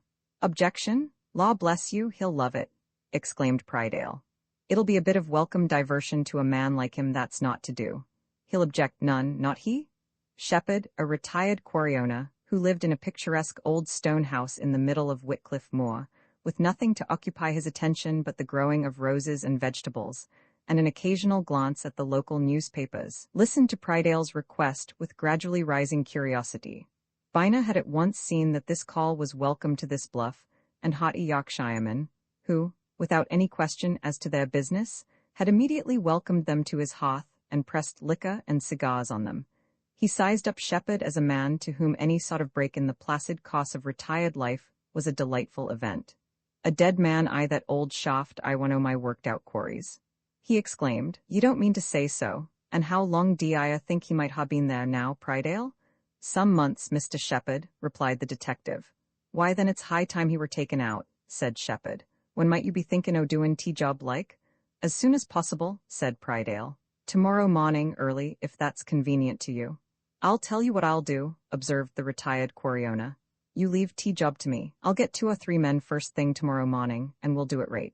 You be up there by 8:30, and we'll soon satisfy you as to whether there's it shape of a dead man or not it pit. You have grounds for believin' it there is, what? Strong grounds, replied the detective, and equally strong ones for believing the man came there by foul play too. Say no more, said Shepard. Mystery shall be cleared up. Dearie me, and to think it I've walked past yon Thea pit many a dozen times within this last few o' months, and niver dreamed it Thea were out in it but water. However, gentlemen, ye can put your minds at ease. We'll investigate the circumstances, as the sayin' goes, before noon tomorrow. One other matter, remarked Prydale. We want things kept quiet. We don't want all the folk of the neighborhood round about, you know. Leave it to me, answered Shepard. There'll be me, and these men, and yourselves, and a pair of grappling irons. We'll do it quiet and comfortable, and we'll do it right. Odd character, remarked Bina when he and Prydale went away. Useful man for a job of that sort, said the detective laconically. Now then, are we going to let anybody else know what we're after? Mr. Eldrick or Mr. Collingwood, for instance. Do you want them or either of them to be present? No, answered Bina after a moment's reflection. Let us see what results. We can let them know soon enough if we've anything to tell. But what about Pratt? Keeping an eye on him, you mean? Said Prydale. You said just now that in your opinion we should find him at his desk. Just so, but that's no reason why he shouldn't be looked after tomorrow morning, answered Bina. All right, I'll put a man on to shadow him from the time he leaves his lodgings until we want him, said the detective. That is, if we do want him. It will be one of the biggest surprises I ever had in my life if we don't, asserted Bina. I never felt more certain of anything than I do of finding Parahite's body in that pit. It was this certainty which made Bina appear extraordinarily cool and collected when next day, about noon, he walked into Eldrick's private room, where Collingwood was at that moment asking the solicitor what was being done. The certainty was now established, and it seemed to Bina that it would have been a queer thing if he had not always had it. He closed the door and gave the 2 men an informing glance. Parahite's body has been found, he said quietly. Eldrick started in his chair, and Collingwood looked a sharp inquiry. Little doubt about his having been murdered, just as I conjectured, continued Bina. And his murderer had pretty cleverly weighted his body with scrap iron before dropping it into a pit full of water, where it might have remained for a long time undiscovered. However, that's settled. Eldrick got out the first question. Pratt? Prydale's after him, answered Bina. I expect we shall hear something in a few minutes if he's in town, but I confess I'm a bit doubtful and anxious now on that score. Because when Prydale and I got down from Whitcliffe half an hour ago, where the body's now lying at the Green Man, awaiting the inquest, we found Murgatroyd hanging about the police station. He'd come to make a clean breast of it, about Pratt. And it unfortunately turns out that Pratt saw Prydale and me go to Murgatroyd's shop last night, and afterwards went in there himself, and of course pumped Murgatroyd dry as to why we'd been. Why unfortunately? Asked Collingwood. Because that would warn Pratt that something was afoot, said Bina. And he may have disappeared during the night. But just then Prydale came in, shaking his head.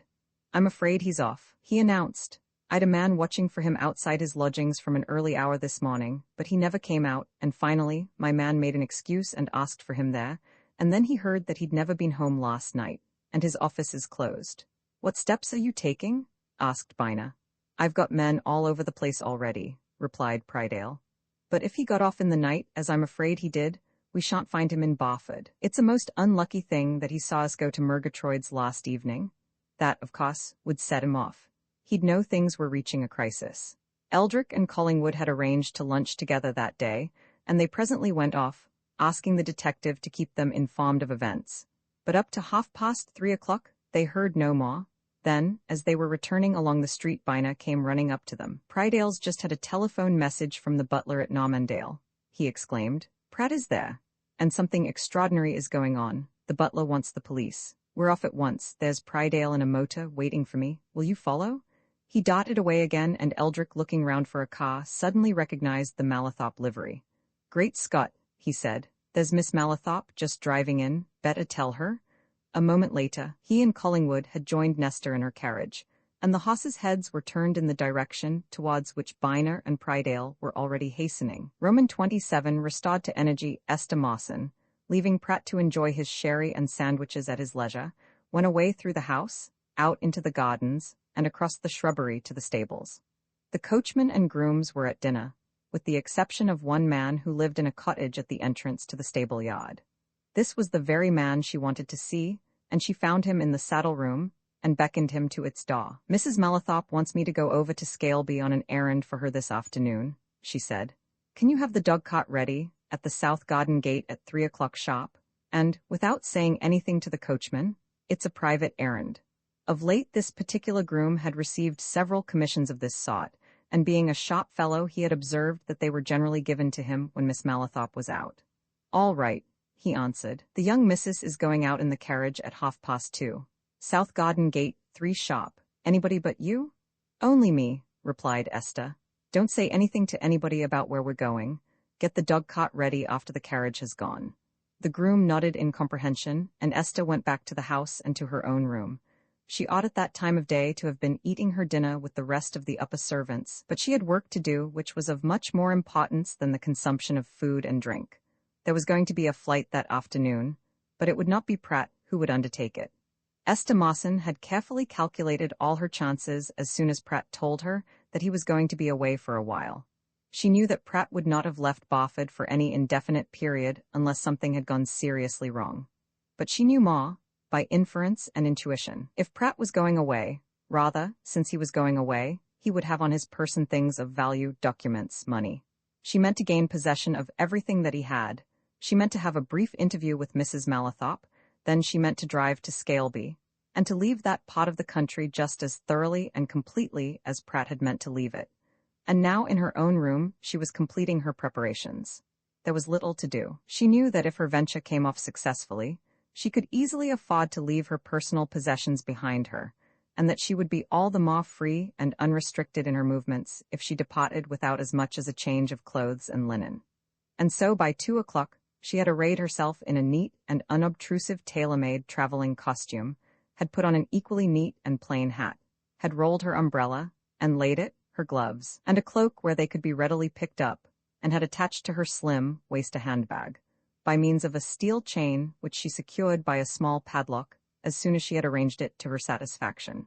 She was not the sort of woman to leave a handbag lying about in a railway carriage at any time, but in this particular instance she was not going to run any risk of even a moment's forgetfulness.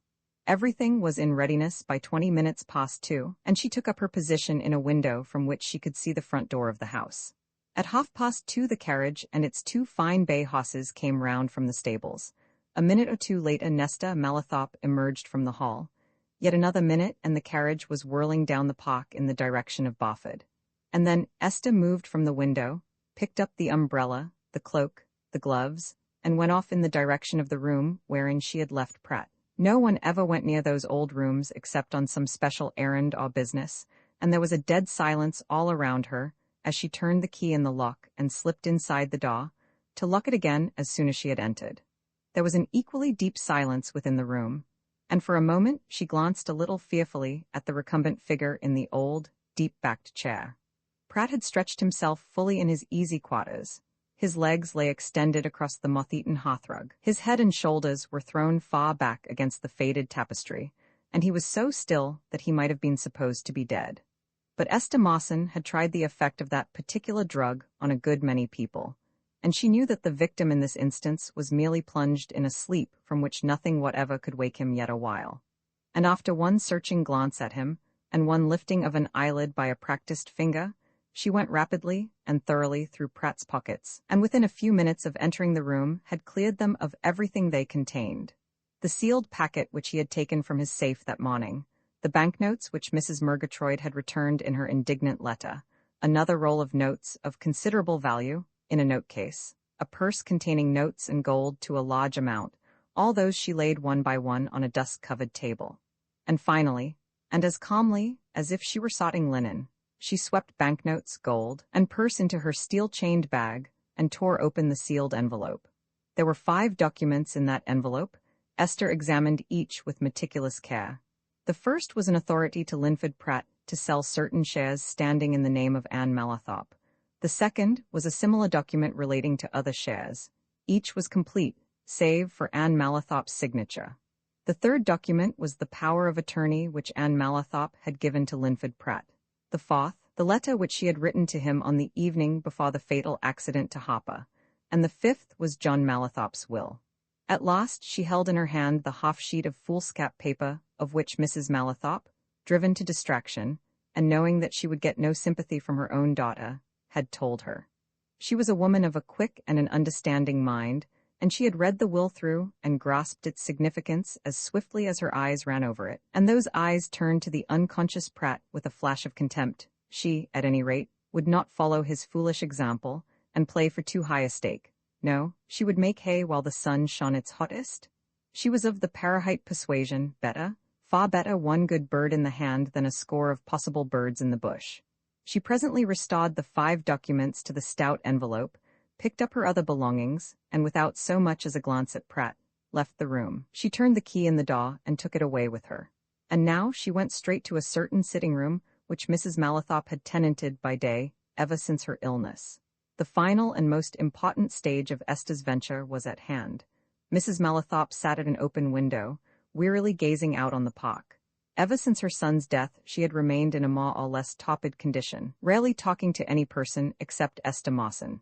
It had been manifest from the first that her daughter's presence distressed and irritated her, and by the doctor's advice Nesta had gone to her as little as possible, while taking every care to guard her and see to her comfort.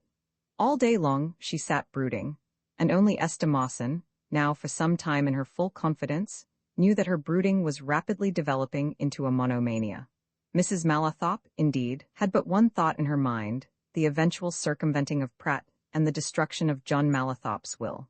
She turned slowly as the maid came in and carefully closed the door behind her, and her voice was irritable and querulous as she at once began to complain. "You've never been near me for 2 hours," she said. "Your dinner time was over long since. I might have been wanting all sorts of things for aught you cared."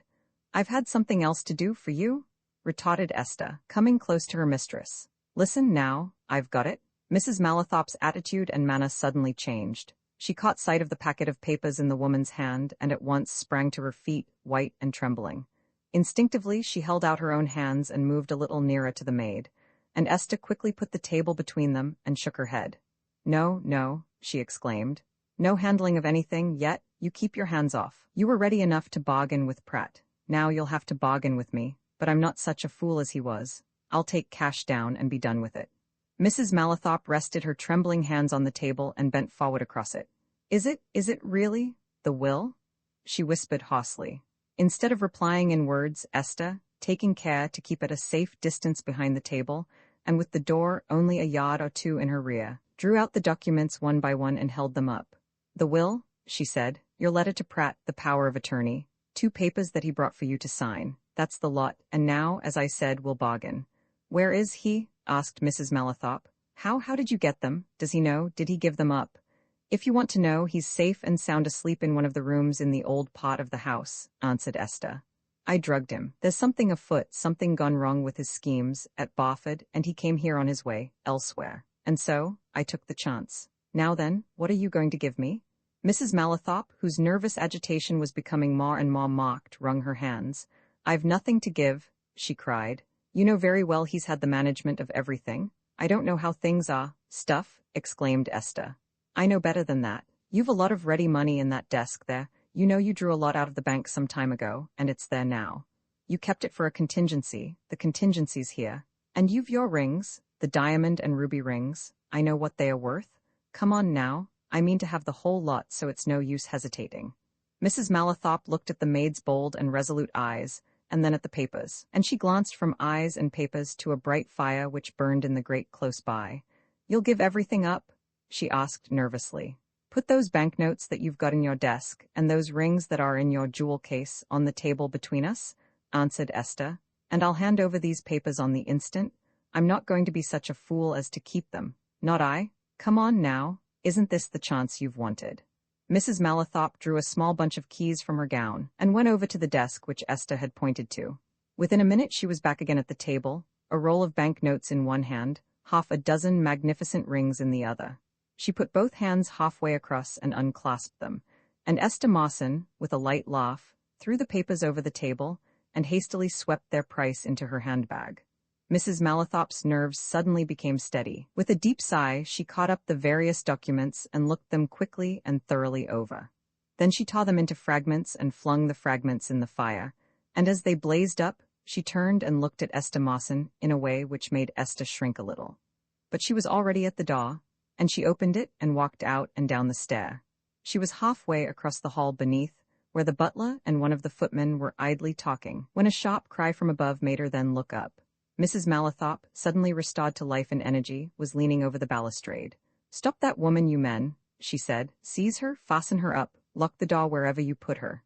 She's stolen my rings and a lot of money out of my desk, and telephone instantly to Barford and tell them to send the police here, at once." Roman 28, the woman in black, Nesta Malathop, who had just arrived in Barford when Eldrick caught sight of her, was seriously startled as he and Collingwood came running up to her carriage. The solicitor entered it without ceremony or explanation, and turning to the coachman, bade him drive back to Normandale as fast as he could make his horses go. Meanwhile, Collingwood turned to Nesta. "Don't be alarmed," he said. "Something is happening at the Grange. Your mother has just telephoned to the police here to go there at once. There they are, in front of us in that car." "Did my mother say if she was in danger?" demanded Nesta. "She can't be," exclaimed Eldrick, turning from the coachman as the horses were whipped round and the carriage moved off. "She evidently gave orders for the message. No, Pratt's there. But of course you don't know. The police want Pratt. They've been searching for him since noon. He's wanted for murder." "Don't frighten Miss Malathop," said Collingwood. "The murder has nothing to do with present events," he went on reassuringly. "It's something that happened some time ago. Don't be afraid about your mother. There are plenty of people round her, you know." "I can't help feeling anxious if Pratt is there," she answered. "How did he come to be there?" "It's not an hour since I left home. This is all some of Esther Mawson's work, and we shall have to wait nearly an hour before we know what is going on. It's all uphill work to Normandale, and the horses can't do it in the time." "Eldrick," said Collingwood as the carriage came abreast of the central station and a long line of motor cars. "Stop the coachman. Let's get one of those cars. We shall get to Normandale twice as quickly. The main thing is to relieve Miss Malathop of anxiety. Now," he went on, as they hastily left the carriage and transferred themselves to a car quickly scented by Eldrick as the most promising of the lot, "tell the driver to go as fast as he can. The other car's not very far in front. Tell him to catch it up." Eldrick leaned over and gave his orders. "I've told him not only to catch him up, but to get in front of him," he said, settling down again in his seat. "This is a better car than theirs, and we shall be there first. Now, Miss Malathop, don't you bother. This is probably going to be the clearing-up point of everything. One feels certain, at any rate, Pratt has reached the end of his tether." "If I seem to bother," replied Nesta, "it's because I know that he and Esther Mawson are at Normandale, working mischief." "We shall be there in half an hour," said Collingwood, as their own car ran past that in which the detectives and Bina were seated. "They can't do much mischief in that time." None of the three spoke again until the car pulled up suddenly at the gates of Narmandale Park. The lodgekeeper, an old man, coming out to open them, approached the door of the car on seeing Nesta within. "There's a young woman just gone up to the house that wants to see you very particular, miss," he said. "I telled her that you'd gone to Barford, but she said she'd come a long way, and she'd wait till you come back. She's going across the park there, crossin' yon path." He pointed over the level sward to the slight figure of a woman in black, who was obviously taking a near cut up to the Grange. Nesta looked wonderingly across the park as the car cleared the gate and went on up the drive. "Who can she be?" she said musingly. "A woman from a long way to see me? She'll get to the house soon after we reach it," said Eldrick. "Let's attend to this more pressing business first. We should know what's afoot here in a minute or two." But it was somewhat difficult to make out or to discover what really was afoot. The car stopped at the hall door. The second car came close behind it. Nesta, Collingwood, Eldrick, Bina, and the detectives pawed into the hall, encountered a much mystified-looking butler, a couple of footmen, and the groom whose services Esther Mawson had requisitioned, and who, weary of waiting for her, had come up to the house. "What's all this?" asked Eldrick, taking the situation into his own hands. "What's the matter? Why did you send for the police?" "Mrs. Malathop's orders, sir," answered the butler with an apologetic glance at his young mistress. "Really, sir, I don't know exactly. What is the matter? We are all so confused. What happened was that not very long after Miss Malathop had left for town in the carriage, Esther Mawson, the maid, came downstairs from Mrs. Malathop's room and was crossing the lower part of the hall, when Mrs. Malathop suddenly appeared up there and called to me and James to stop her and lock her up, as she'd stolen money and jewels. We were to lock her up and telephone for the police, sir, and to add that Mr. Pratt was here." "Well?" demanded Eldrick. "We did lock her up, sir. She's in my pantry," continued the butler, ruefully. "We've got her in there because there are bars to the windows. She can't get out of that. A terrible time we had too, sir. She fought us like a maniac, protesting all the time that Mrs. Malathop had given her what she had on her. Of course, sir, we don't know what she may have on her. We simply obeyed Mrs. Malathop." "Where is Mrs. Malathop?" asked Collingwood. "Is she safe?" "Oh, quite safe, sir," replied the butler. "She returned to her room after giving those orders. Mrs. Malathop appeared to be quite calm, sir." Prydale pushed himself forward unceremoniously and insistently. "Keep that woman locked up," he said. "First of all, where's Pratt?" "Mrs. Malathop said he would be found in a room in the old part of the house," answered the butler, shaking his head as if he were thoroughly mystified. "She said you would find him fast asleep. Mawson had drugged him." Prydale looked at Bina and at his fellow detectives. Then he turned to the butler. "Come on," he said brusquely. "Take us there at once." He glanced at Eldrick. "I'm beginning to see through it." "Mr. Eldrick," he whispered, "this maid's caught Pratt for us. Let's hope he's still." But before he could say more, and just as the butler opened a door which led into a corridor at the rear of the hall, a sharp crack which was unmistakably that of a revolver rang through the house, waking equally sharp echoes in the silent room. And at that, Nesta hurried up the stairway to her mother's apartment, and the men, after a hurried glance at each other, ran along the corridor after the butler and the footmen. Pratt came out of his stupor much sooner than Esther Mawson had reckoned on. According to her previous experiments with the particular drug which she had administered to him, he ought to have remained in a profound and an undisturbed slumber until at least 5 o'clock.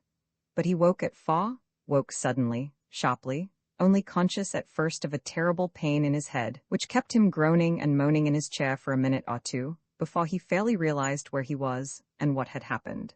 As the pain became milder and gave way to a dull throbbing and a general sense of discomfort, he looked round out of aching eyes and saw the bottle of sherry.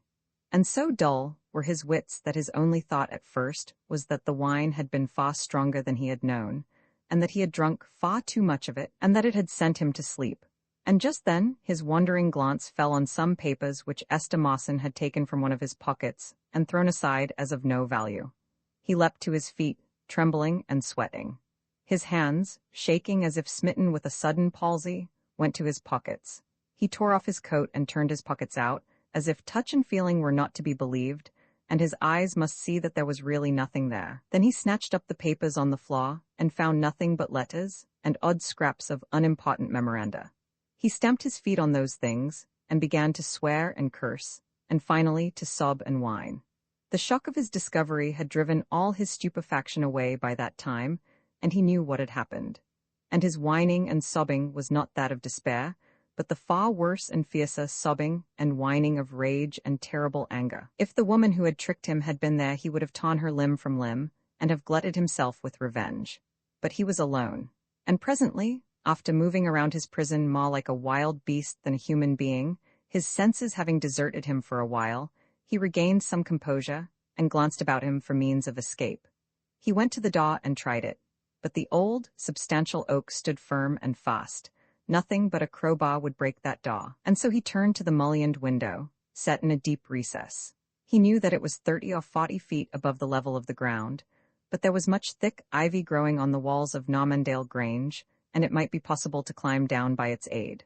With a great effort, he forced open one of the dirt-encrusted sashes and looked out, and in the same instant he drew in his head with a harsh groan. The window commanded a full view of the hall door, and he had seen Prydale and 2 other detectives, and the stranger from London whom he believed to be a detective, hurrying from their motor car into the house.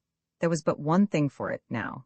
Esther Mawson had robbed him of everything that was on him in the way of papers and money, but in his hip pocket she had left a revolver which Pratt had carried, always loaded, for some time. And now, without the least hesitation, he drew it out and sent one of its bullets through his brain. Eldrick and Collingwood, returning to the hall from the room in which they and the detectives had found Pratt's dead body, stood a little later in earnest conversation with Prydale, who had just come there from an interview with Esther Mawson. Nesta Malathop suddenly called to them from the stairs, at the same time beckoning them to go up to her. "Will you come with me and speak to my mother?" she said. "She knows you are here, and she wants to say something about what has happened, something about that document which Pratt said he possessed." Eldrick and Collingwood exchanged glances without speaking. They followed Nestor into her mother's sitting room, and instead of the semi-invalid whom they had expected to find there, they saw a woman who had evidently regained not only her vivacity and her spirits, but her sense of authority and her inclination to exercise it. "I am sorry that you gentlemen should have been drawn into all this wretched business," she exclaimed, as she pointed the 2 men to chairs. "Everything must seem very strange, and indeed have seemed so for some time, but I have been the victim of as bad a scoundrel as ever lived. I'm not going to be so hypocritical as to pretend that I'm sorry he's dead. I'm not. I only wish he'd met his proper fate, on the scaffold. I don't know what you may have heard or gathered. My daughter herself, from what she tells me, has only the vaguest notions. But I wanted to tell you, Mr. Eldrick, and you, Mr. Collingwood, seeing that you're one a solicitor and the other a barrister, that Pratt invented a most abominable plot against me, which, of course, hasn't a word of truth in it, yet was so clever that—" Eldrick suddenly raised his hand. "Mrs. Malathop," he said quietly, "I think you had better let me speak before you go any further. Perhaps we, Mr. Collingwood and I, know more than you think. Don't trifle, Mrs. Malathop, for your own and your daughter's sake. Tell the truth, and answer a plain question which I assure you is asked in your own interest. What have you done with John Malathop's will?" Collingwood, anxious for Nesta, was watching her closely, and now he saw her turn a startled and inquiring look on her mother, who in her turn dashed a surprised glance at Eldrick. But if Mrs. Malathop was surprised, she was also indignant, or she simulated indignation, and she replied to the solicitor's question with a sharp retort. "What do you mean? John Malathop's will?" she exclaimed. "What do I know of John Malathop's will? There never was, Mrs. Malathop?" interrupted Eldrick. I'm speaking in your interest, I tell you. There was a will? It was made on the morning of John Malathop's death. It was found by Mr. Collingwood's late grandfather, Anthony Bartle. When he died suddenly in my office, it fell into Pratt's hands. That is the document which Pratt held over you, and not an hour ago, Esther Mawson took it from Pratt, and she gave it to you. Again I ask you, what have you done with it?" Mrs. Malathop hesitated a moment, then she suddenly faced Eldrick with a defiant look. Let everybody do what they like," she exclaimed. "It's burnt, I threw it in that fire as soon as I got it, and now—" Nestor interrupted her mother. "Does anyone know the terms of that will?" she asked, looking at Eldrick. "Tell me if you know. Hush," she went on as Mrs. Malathop tried to speak again. "I will know." "Yes," answered Eldrick. "Esther Mawson knows them. She read the will carefully. She told Prydale just now what they were. With the exception of 3 legacies of £10,000 each to your mother, your brother, and yourself, John Malathop left everything he possessed to the town of Barford for an educational trust. Then, asked Nesta quietly as she made a peremptory sign to her mother to be silent. We never had any right to be here at all. I'm afraid not, replied Eldrick. Then of course we shall go, said Nesta. That's certain? Do you hear that, Mother? That's my decision, it's final? You can do what you like, retorted Mrs. Malathop sullenly. I am not going to be frightened by anything that Esther Mawson says, nor by what you say, she continued, turning on Eldrick. All that has got to be proved. Who can prove it? What can prove it? Do you think I am going to give up my rights without fighting for them? I shall swear that every word of Esther Mawson's is a lie. No one can bring forward a will that doesn't exist. And what concern is it of yours, Mr. Eldrick? What right have you? You are quite right, Mrs. Malathop, said Eldrick. It is no concern of mine, and so, he turned to the door, and as he turned the door opened, to admit the old butler who looked apologetically but earnestly at Nestor as he stepped forward. A Mrs. Gockridger wishes to see you on very particular business, he murmured. She's been waiting some little time, something, she says, about some papers she has just found, belonging to the late Mr. John Malathop. Collingwood, who was standing close to Nesta, caught all the butler said. Gockridger? He exclaimed with a quick glance at Eldrick. That was the name of the manager, a witness. See the woman at once, he whispered to Nesta. Bring Mrs. Gockridger in, Dickinson, said Nesta. Stay, I'll come with you and bring her in myself. She returned a moment later with a slightly built, rather careworn woman dressed in deep mourning, the woman in black whom they had seen crossing the park, who looked nervously round her as she entered. What is it you have for me, Mrs. Gockridger? Asked Nesta. Papers belonging to the late Mr. John Malathop? Where did you get them? Mrs. Gockridger drew a large envelope from under her cloak. This, miss, she answered. One paper, I only found it this morning. In this way, she went on, addressing herself to Nesta. When my husband was killed along with Mr. John Malathop, they, of course, brought home the clothes he was wearing. There were a lot of papers in the pockets of the coat, 2 pockets full of them. And I hadn't heart or courage to look at them at that time, miss. I couldn't, and I locked them up in a box. I never looked at them until this very day, but this morning I happened to open that box and I saw them, and I thought I'd see what they were. And this was one, you see, it's in a plain envelope. It was sealed, but there's no writing on it. I cut the envelope open and drew the paper out, and I saw at once it was Mr. John Malathop's will, so I came straight to you with it. She handed the envelope over to Nesta, who at once gave it to Eldrick. The solicitor hastily drew out the enclosure, glanced it over, and turned sharply to Collingwood with a muttered exclamation. Good gracious, he said. That man Cobcroft was right. There was a duplicate, and here it is.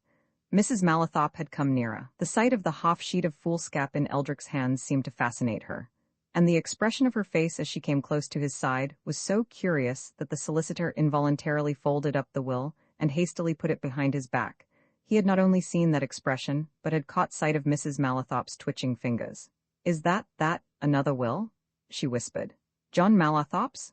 Precisely the same, another copy, duly signed and witnessed, answered Eldrick firmly. What you foolishly did was done for nothing, and it's the most fortunate thing in the world, Mrs. Malathop, that this has turned up. Most fortunate for you? Mrs. Malathop steadied herself on the edge of the table and looked at him fixedly. Everything'll have to be given up, she asked. The terms of this will be carried out, answered Eldrick. Well, will they make me give up what we've saved? She whispered. Mother, said Nestor appealingly. Don't, come away somewhere and let me talk to you, come. But Mrs. Malathop shook off her daughter's hand and turned again to Eldrick. Will they? She demanded. Answer? I don't think you'll find the trustees at all hard when it comes to a question of account, answered Eldrick. They'll probably take matters over from now and ignore anything that's happened during the past 2 years. Again Nesta tried to lead her mother away, and again Mrs. Malathop pushed the appealing hand from her. All her attention was fixed on Eldrick.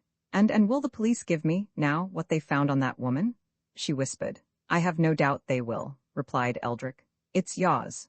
Mrs. Malathop drew a sigh of relief. She looked at the solicitor steadily for a moment, then without another word she turned and went away to find Prydale. Eldrick turned to Nesta. Don't forget, he said in a low voice. It's a terrible blow to her, and she's been thinking of your interests. Leave her alone for a while. She'll get used to the altered circumstances. I'm sorry for her and for you. But Nesta made a sign of dissent. There's no need to be sorry for me, Mr. Eldrick, she answered. It's a greater relief than you can realize. She turned from him and went over to Mrs. Gockridger, who had watched this scene without fully comprehending it.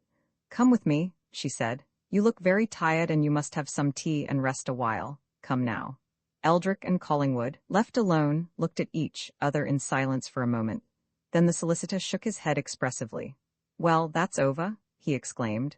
"I must go back and hand this will over to the two trustees, but you, Collingwood, stay here a bit if ever that girl needs company and help. It's now." "I'm stopping," said Collingwood. He remained for a time where Eldrick left him. At last he went down to the hall and out into the gardens.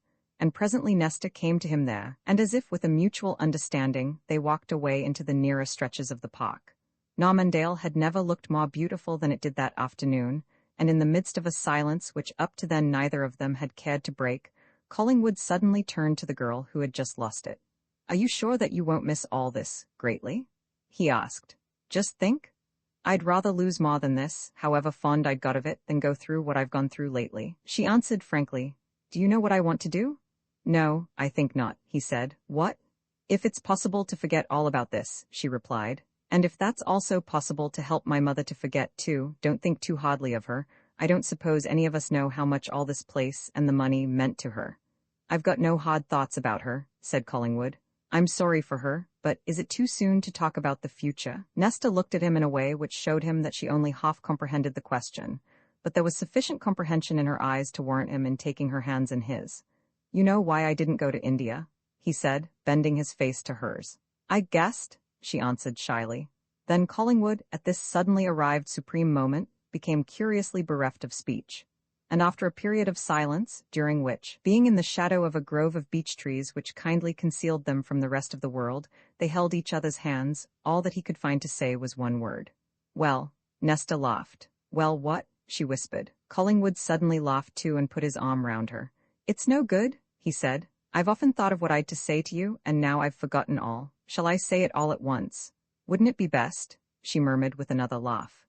"Then you're going to marry me?" he asked. "Am I to answer all at once?" she said. "One word will do," he exclaimed, drawing her to him. "Ah," she whispered as she lifted her face to his. "I couldn't say it all in one word, but we've lots of time before us." Roman 3, the shop boy, when Pratt arrived at Eldrick and Pascoe's office, at his usual hour of 9 next morning, he found the senior partner already there. And with him was a young man whom the clerk at once set down as Mr. Bartle Collingwood, and looked at with considerable interest and curiosity. He had often heard of Mr. Bartle Collingwood, but had never seen him. He knew that he was the only son of old Antony Bartle's only child, a daughter who had married a London man. He knew, too, that Collingwood's parents were both dead, and that the old bookseller had left their son everything he possessed, a very nice little fortune, as Eldrick had observed last night. And since last night he had known that Collingwood had just been called to the bar, and was on the threshold of what Eldrick, who evidently knew all about it, believed to be a promising career. Well, there he was in the flesh, and Pratt, who was a born observer of men and events, took a good look at him as he stood just within the private room, talking to Eldrick. A good-looking fellow, what most folk would call handsome, dark, clean-shaven, tall, with a certain air of reserve about his well-cut features, firm lips, and steady eyes that suggested strength and determination. He would look very well in wig and gown, decided Pratt, viewing matters from a professional standpoint. He was just the sort that clients would feel a natural confidence in, and that juries would listen to. Another of the lucky ones, too, for Pratt knew the contents of Antony Bartle's will, and that the young man at whom he was looking had succeeded to a cool £25,000, at least, through his grandfather's death. "Here is Pratt," said Eldrick, glancing into the outer office as the clerk entered it. "Pratt, come in here. Here is Mr. Bartle Collingwood. He would like you to tell him the facts about Mr. Bartle's death." Pratt walked in, armed and prepared. He was a clever hand at foreseeing things, and he had known all along that he would have to answer questions about the event of the previous night. "There's very little to tell, sir," he said, with a polite acknowledgement of Collingwood's greeting. "Mr. Bartle came up here just as I was leaving. Everybody else had left. He wanted to see Mr. Eldrick. Why, he didn't say. He was coughing a good deal when he came in, and he complained of the fog outside and of the stairs. He said something, just a mere mention, about his heart being bad. I lighted the gas in here and helped him into the chair. He just sat down, laid his head back, and died." "Without saying anything further?" asked Collingwood. "Not a word more, Mr. Collingwood," answered Pratt. Well, it was just as if he had dropped off to sleep. Of course, at first I thought he'd fainted, but I soon saw what it was. It so happens that I've seen a death just as sudden as that, once before. My landlady's husband died in a very similar fashion in my presence. There was nothing I could do, Mr. Collingwood, except ring up Mr. Eldrick and the doctor and the police. Mr. Pratt made himself very useful last night in making arrangements, remarked Eldrick, looking at Collingwood. As it is, there is very little to do. There will be no need for any inquest. Melrose has given his certificate, so there are only the funeral arrangements. We can help you with that matter, of course, but first you'd no doubt like to go to your grandfather's place and look through his papers. We have his will here, you know, and I've already told you its effect. I'm much obliged to you, Mr. Pratt, said Collingwood, turning to the clock. He turned again to Eldrick. All right, he went on. I'll go over to Quag Alley. By the by, Mr. Pratt, my grandfather didn't tell you anything of the reason of his call here? Not a word, sir, replied Pratt. Merely said he wanted Mr. Eldrick. Had he any legal business in process? Asked Collingwood. Eldrick and his clock both shook their heads. No, Mr. Bartle had no business of that sort that they knew of. Nothing, but there again Pratt was prepared. It might have been about the lease of that property in Hosbridge Land, sir, he said, glancing at his principal. He did mention that, you know, when he was in here a few weeks ago. Just so, agreed Eldrick. Well, you'll let me know if we can be of use, he went on, as Collingwood turned away. Pratt can be at your disposal any time. Collingwood thanked him and went off. He had travelled down from London by the earliest morning train, and leaving his portmanteau at the hotel of the Barford terminus, had gone straight to Eldrick and Pascoe's office. Accordingly, this was his first visit to the shop in Quag Alley.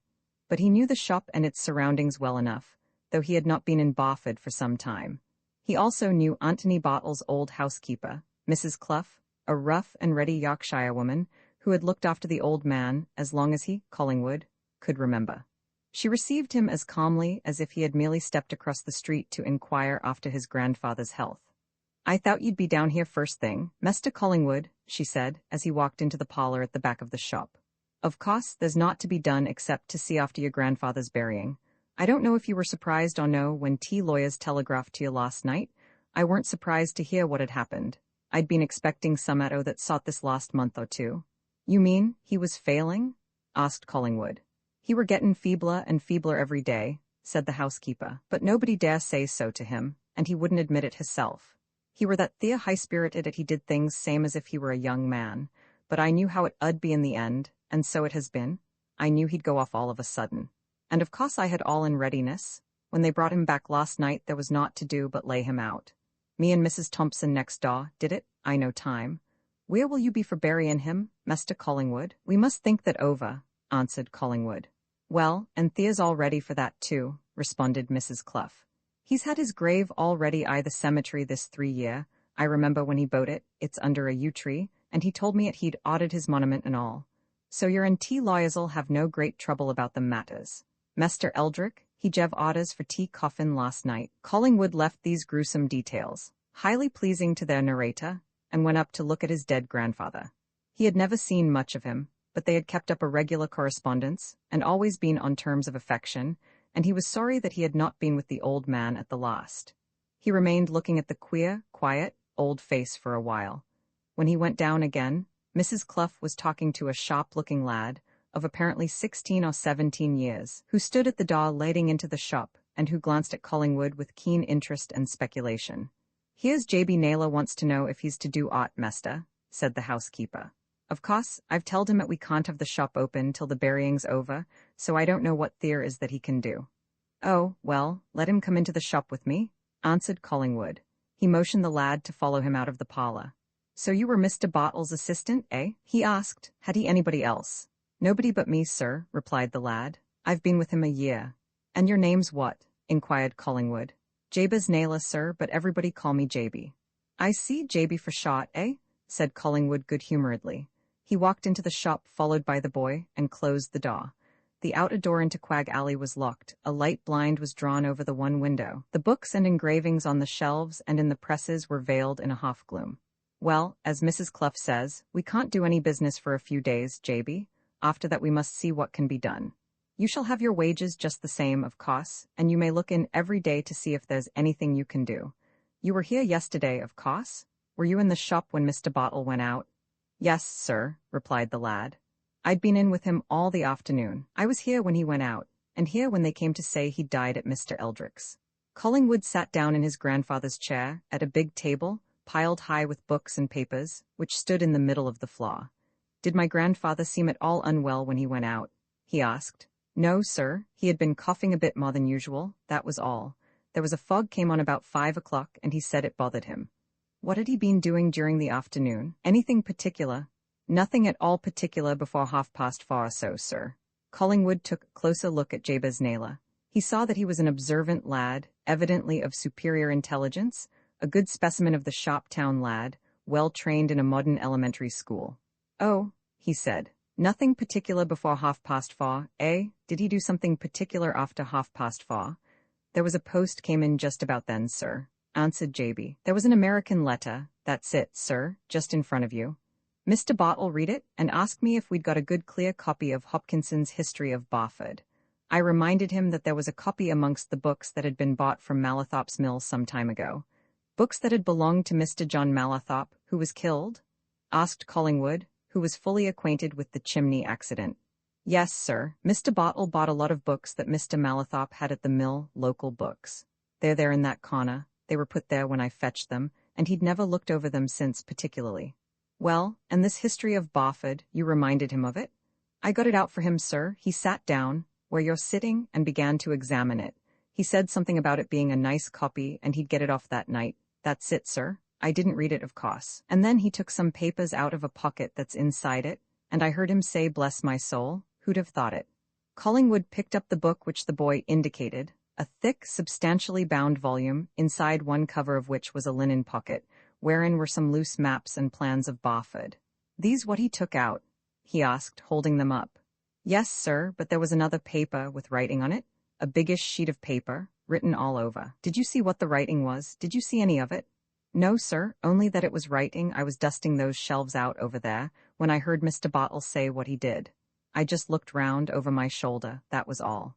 "Was he reading this paper that you speak of?" "Yes, sir, he was holding it up to the gas, reading it." "Do you know what he did with it?" "Yes, sir, he folded it up and put it in his pocket." "Did he say any more, make any remark?" "No, sir, he wrote a letter then." "At once?"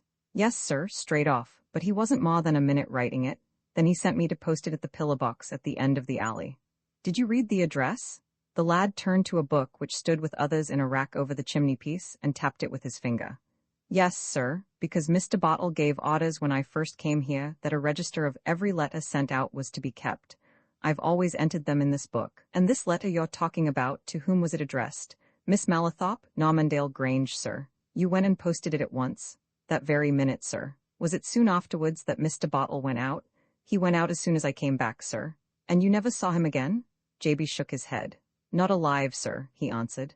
"I saw him when they brought him back." "How long had he been out when you heard he was dead?" "About an hour, sir, just after 6 it was when they told Mrs. Clough and me. He went out at 10 minutes past 5.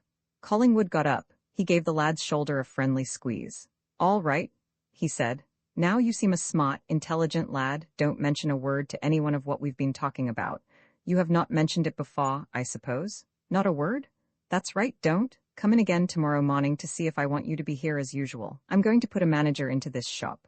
When the boy had gone, Collingwood locked up the shop from the house side, put the key in his pocket, and went into the kitchen. "Mrs. Clough," he said, "I want to see the clothes which my grandfather was wearing when he was brought home last night. Where are they?" "They're in that little room aside of his bedchamber, Mr. Collingwood," replied the housekeeper. "I laid 'em all there, on the clothes press, just as they were taken off of him, by Lawyer Eldrick's orders. He said they hadn't been examined, and wasn't to be, till you came. Nobody whatever's touched 'em since." Collingwood went upstairs and into the little room, a sort of box-room opening out of that in which the old man lay. There were the clothes. He went through the pockets of every garment. He found such things as keys, a purse, loose money, a memorandum book, a bookseller's catalogue or two or three letters of a business sort. But there was no big folded paper, covered with writing, such as J.B. Naylor had described. The mention of that paper had excited Collingwood's curiosity. He rapidly summed up what he had learned. His grandfather had found a paper, closely written upon, in a book which had been the property of John Mallathorpe, deceased. The discovery had surprised him, for he had given voice to an exclamation of what was evidently astonishment. He had put the paper in his pocket. Then he had written a letter, to Mrs. Mallathorpe of Normandale Grange. When his shop boy had posted that letter, He himself had gone out to his solicitor. What, asked Collingwood, was the reasonable presumption?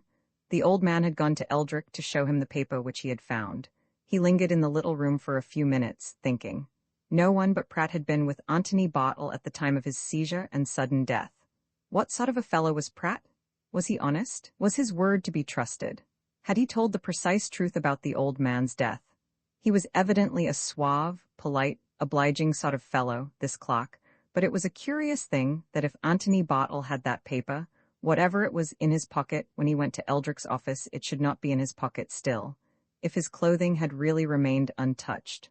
Already suspicion was in Collingwood's mind, vague and indefinable, but there. He was half inclined to go straight back to Eldrick and Pascoe's and tell Eldrick what J.B. Naylor had just told him. But he reflected that while Naylor went out to post the letter, the old bookseller might have put the paper elsewhere, locked it up in his safe, perhaps. One thing, however, he, Collingwood, could do at once. He could ask Mrs. Malathop if the letter referred to the paper. He was fully acquainted with all the facts of the Malathop history. Old Bartle, knowing they would interest his grandson, had sent him the local newspaper accounts of its various episodes. It was only 12 miles to Normandale Grange. A motor car would carry him there within the hour. He glanced at his watch. Just 10 o'clock.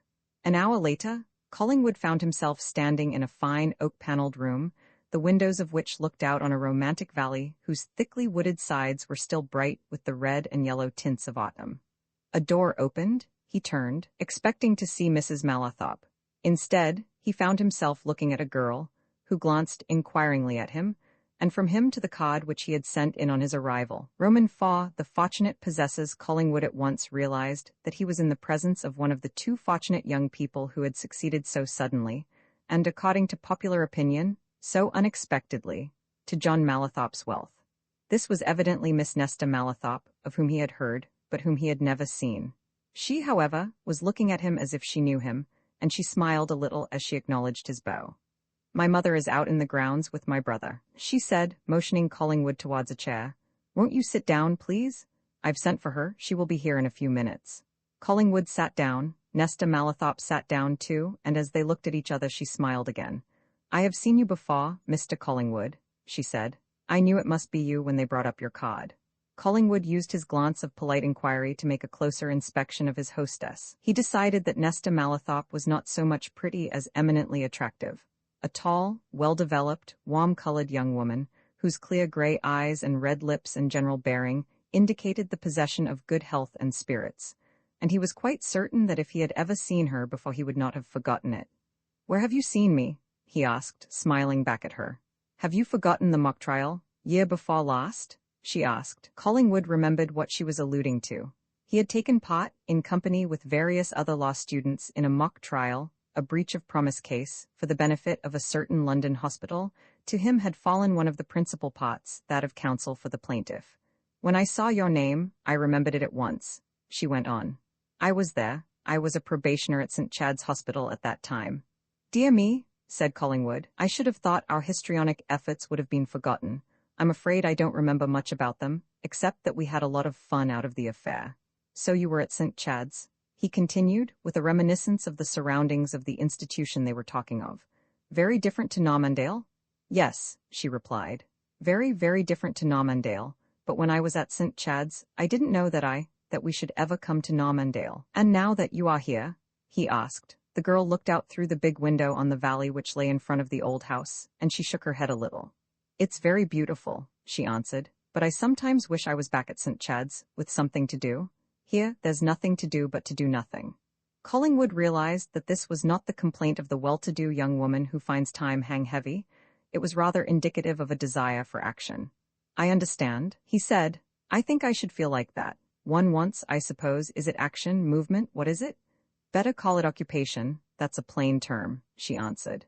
"We're both suffering from lack of occupation here, my brother and I, and it's bad for us, especially for him."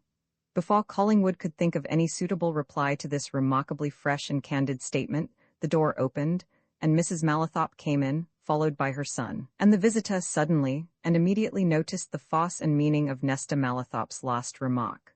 Harper Malathop, a good-looking but not remarkably intelligent-appearing young man, of about Collingwood's own age, gave him the instant impression of being bored to death. the lackluster eye, the aimless lounge, the hands thrust into the pockets of his Norfolk jacket, as if they took refuge there from sheer idleness. All these things told their tale. Here, thought Collingwood, was a fine example of how riches can be a curse. Relieved of the necessity of having to earn his daily bread by labor, Hopper Malethorpe was finding life itself laborious. But there was nothing of aimlessness, idleness, or lack of vigor in Mrs. Malethorpe. She was a woman of character, energy, of brains. Collingwood saw all that at one glance. A little, neat-figured, compact sort of woman, still very good-looking, still on the right side of 50, with quick movements and sharp glances out of a pair of shrewd eyes. This, he thought, was one of those women who will readily undertake the control and management of big affairs. He felt, as Mrs. Malethorpe turned inquiring looks on him, that as long as she was in charge of them, the Malethorpe family fortunes would be safe. "Mother," said Nesta, handing Collingwood's card to Mrs. Malethorpe, "this gentleman is Mr. Bartle Collingwood. He's aren't you?" "Yes, a barrister. He wants to see you." "Why, I don't know. I have seen Mr. Collingwood before, but he didn't remember me. Now he'll tell you what he wants to see you about." "If you'll allow me to explain why I called on you, Mrs. Malethorpe," said Collingwood. "I don't suppose you ever heard of me, but you know, at any rate, the name of my grandfather, Mr. Antony Bartle, the bookseller of Barford. My grandfather is dead. He died very suddenly last night." Mrs. Malethorpe and Nesta murmured words of polite sympathy. Hopper suddenly spoke, as if mere words were some relief to his obvious boredom. "I heard that this morning," he said, turning to his mother. "Hopkins told me he was in town last night. I meant to tell you."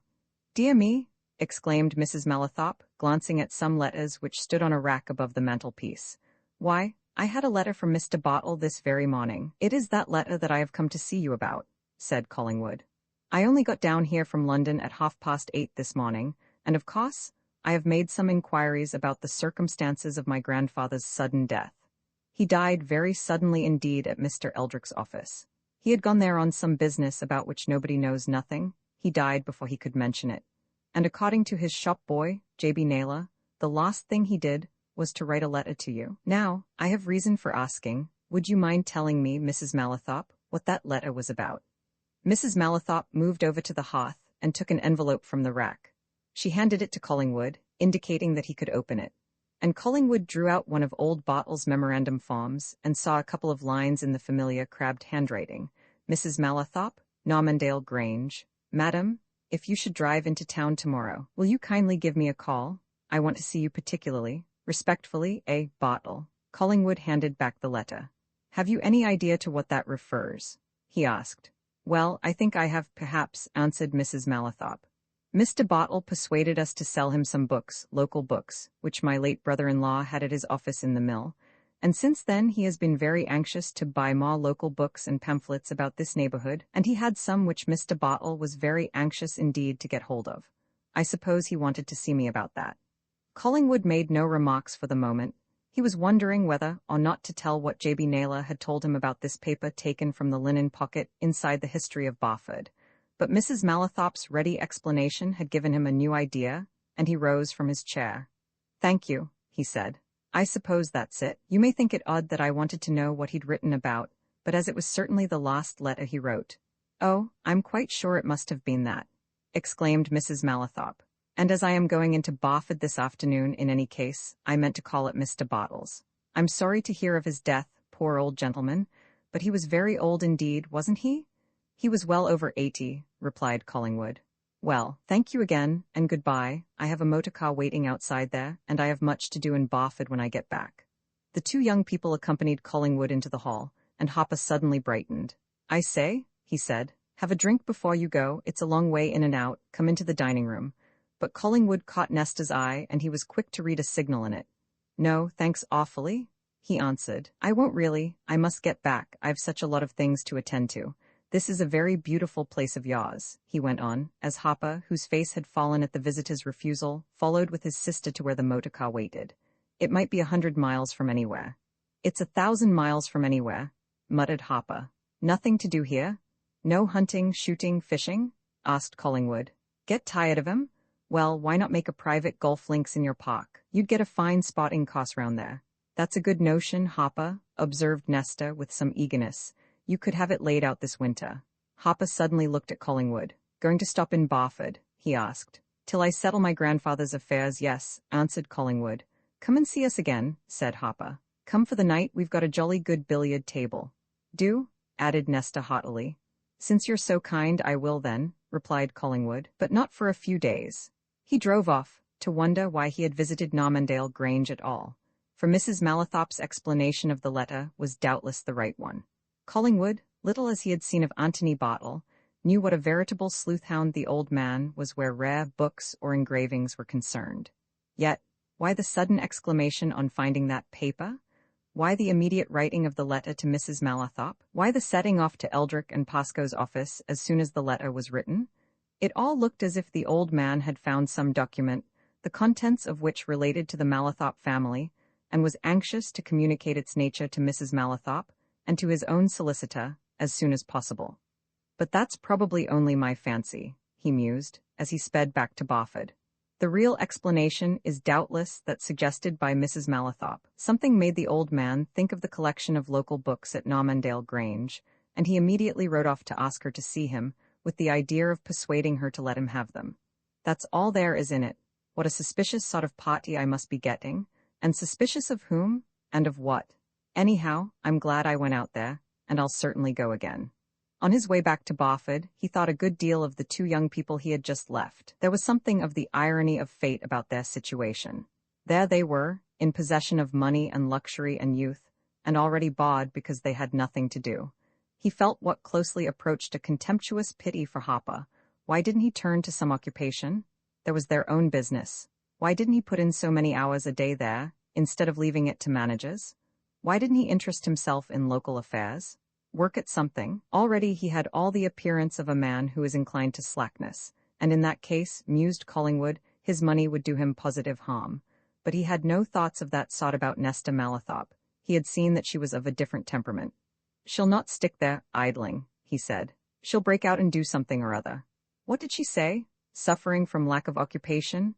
A bad thing to suffer from, too. Glad I'm not similarly afflicted. There was immediate occupation for Collingwood himself when he reached the town. He had already made up his mind as to his future plans.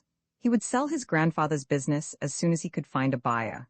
The old man had left a provision in his will, the gist of which Eldrick had already communicated to Collingwood, to the effect that his grandson could either carry on the business with the help of a competent manager until the stock was sold out, or could dispose of it as a going concern.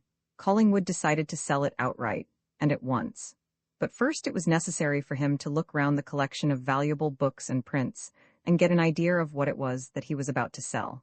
And when he had reached Barford again, and had lunched at his hotel, he went to Quag Alley, and shut himself in the shop, and made a careful inspection of the treasures which old Bartle had raked up from many quarters. Within 10 minutes of beginning his task, Collingwood knew that he had gone out to Normandale Grange about a mere nothing. Picking up the History of Barford, which J.B. Naylor had spoken of, and turning over its leaves, 2 papers dropped out, one a half-sheet of foolscap, folded, the other, a letter from some correspondent in the United States. Collingwood read the letter first. It was evidently that which Naylor had referred to as having been delivered the previous afternoon. It asked for a good, clear copy of Hopkinson's History of Barford, and then it went on, "If you should come across a copy of what is, I believe, a very rare tract or pamphlet, Customs of the Court Leet of the Manor of Barford, published, I think, about 1720, I should be glad to pay you any price you like to ask for it, in reason." So much for the letter. Collingwood turned from it to the folded paper. It was headed, "List of Barford Tracts and Pamphlets in my box marked B.P. in the library at N Grange," and it was initialed at the foot J.M. Then followed the titles of some 25 or 30 works. Amongst them was the very tract for which the American correspondent had inquired. And now Collingwood had what he believed to be a clear vision of what had puzzled him. His grandfather, having just read the American buyer's request, had found the list of these pamphlets inside the History of Barford, and in it the entry of the particular one he wanted. And at once he had written to Mrs. Malathop in the hope of persuading her to sell what his American correspondent desired to buy. It was all quite plain, and the old man's visit to Eldrick and Pascoe's had nothing to do with the letter to Mrs. Malathop. Nor had he carried the folded paper in his pocket to Eldrick's. When J.B. Naylor went out to post the letter, Antony had placed the folded paper and the American letter together in the book and left them there. Quite simple. He had had his run to Normandale Grange and back all about nothing, and for nothing, except that he had met Nesta Malathop, whom he was already sufficiently interested in to desire to see again. But having arrived at an explanation of what had puzzled him and made him suspicious, he dismissed that matter from his mind and thought no more of it. But across the street, all unknown to Collingwood, Linford Pratt was thinking a good deal. Collingwood had taken his car from a rank immediately opposite Eldrick and Pascoe's windows. Pratt, whose desk looked onto the street, had seen him drive away soon after 10 o'clock and return about 12:30. Pratt, who knew everybody in the business centre of the town, knew the man who had driven Collingwood, and when he went out to his lunch he asked him where he had been that morning. The man, who knew no reason for secrecy, told him, and Pratt went off to eat his bread and cheese and drink his one glass of ale, and to wonder why young Collingwood had been to Normandale Grange. He became slightly anxious and uneasy. He knew that Collingwood must have made some slight examination of old Bartle's papers. Could it be possible that the old man, before going to Eldrick's, had left some memorandum of his discovery in his desk, or in a diary? He had said that he had not shown the will, nor mentioned the will, to a soul, but he might. Old men were so fussy about things. He might have set down in his diary that he had found it on such a day, and under such and such circumstances. However, there was one person who could definitely inform him of the reason of Collingwood's visit to Normandale Grange, Mrs. Malathop. He would see her at once and learn if he had any grounds for fear. And so it came about that at 9 o'clock that evening, Mrs. Malathop, for the second time that day, found herself asked to see a limb of the law. Point blank, Mrs. Malathop was alone when Pratt's card was taken to her. Hopper and Nesta were playing billiards in a distant part of the big house. Dinner had been over for an hour. Mrs. Malathop, who had known what hard work and plenty of it was in her time, was trifling over the newspapers. Rest, comfort, and luxury were by no means boring to her. She looked at the card doubtfully. Pratt had penciled a word or two on it. Private and important business. Then she glanced at the butler, an elderly man who had been with John Malathop many years before the catastrophe occurred. "Who is he, Dickinson?" she asked. "Do you know him?" "Clock at Eldrick and Pascoe's in the town, ma'am," replied the butler. "I know the young man by sight." "Where is he?" inquired Mrs. Malathop. "In the little morning room at present, ma'am," said Dickinson. "Take him into the study," commanded Mrs. Malathop. "I'll come to him presently." She was utterly at a loss to understand Pratt's presence there. Eldrick and Pascoe were not her solicitors, and she had no business of a legal nature in which they could be in any way concerned. But it suddenly struck her that that was the second time she had heard Eldrick's name mentioned that day. Young Mr. Collingwood had said that his grandfather's death had taken place at Eldrick and Pascoe's office. Had this clock come to see her about that? And if so, what had she to do with it? Before she reached the room in which Pratt was waiting for her, Mrs. Malathop was filled with curiosity. But in that curiosity, there was not a trace of apprehension. Nothing suggested to her that her visitor had called on any matter actually relating to herself or her family. The room into which Pratt had been taken was a small apartment opening out of the library. John Malathop, when he bought Normandale Grange, had it altered and fitted to suit his own tastes, and Pratt, as soon as he entered it, saw that it was a place in which privacy and silence could be ensured. He noticed that it had double doors, and that there were heavy curtains before the window. And during the few minutes which elapsed between his entrance and Mrs. Malathop's, he took the precaution to look behind those curtains, and to survey his surroundings. What he had to say was not to be overheard, if he could help it. Mrs. Malathop looked her curiosity as soon as she came in. She did not remember that she had ever seen this young man before, but she recognized at once that he was a shrewd and sharp person, and she knew from his manner that he had news of importance to give her. She quietly acknowledged Pratt's somewhat elaborate bow, and motioned him to take a chair at the side of the big desk which stood before the fireplace. She herself sat down at the desk itself, in John Malathop's old elbow chair, and Pratt thought to himself that however much young Hopper John Malathop might be nominal master of Normandale Grange, the real master was there, in the self-evident, quiet-looking woman who turned to him in business-like fashion. "You want to see me?" said Mrs. Malathop. "What is it?" "Business, Mrs. Malathop," replied Pratt. "As I said on my card, of a private and important sort." "To do with me?" she asked. "With you, and with your family," said Pratt. "And before we go any further, not a soul knows of it but me." Mrs. Malathop took another searching look at her visitor. Pratt was leaning over the corner of the desk towards her. Already he had lowered his tones to the mysterious and confidential note. I don't know what you're talking about, she said. Go on. Pratt bent a little nearer. A question or two first, if you please, Mrs. Malathop, and answer them. They're for your own good. Young Mr. Collingwood called on you today. Well, and what of it? What did he want? Mrs. Malathop hesitated and frowned a little, and Pratt hastened to reassure her. I'm using no idle words, Mrs. Malathop, when I say it's for your own good. It is, what did he come for? He came to ask what there was in a letter which his grandfather wrote to me yesterday afternoon. Anthony Bartle had written to you, had he? And what did he say, Mrs. Malathop? For that is important, no more than that he wanted me to call on him today if I happened to be in Barford. Nothing more, not a word. Nothing as to why he wanted to see you? No, I thought that he probably wanted to see me about buying some books of the late Mr. Malathop's. Did you tell Collingwood that? Asked Pratt eagerly. Yes, of course. Did it satisfy him? Mrs. Malathop frowned again. Why shouldn't I? She demanded. It was the only explanation I could possibly give him. How do I know what the old man really wanted? Pratt drew his chair still nearer to the desk. His voice dropped to a whisper and his eyes were full of meaning. I'll tell you what he wanted, he said, speaking very slowly. It's what I've come for. Listen, Anthony Bartle came to our office soon after 5 yesterday afternoon.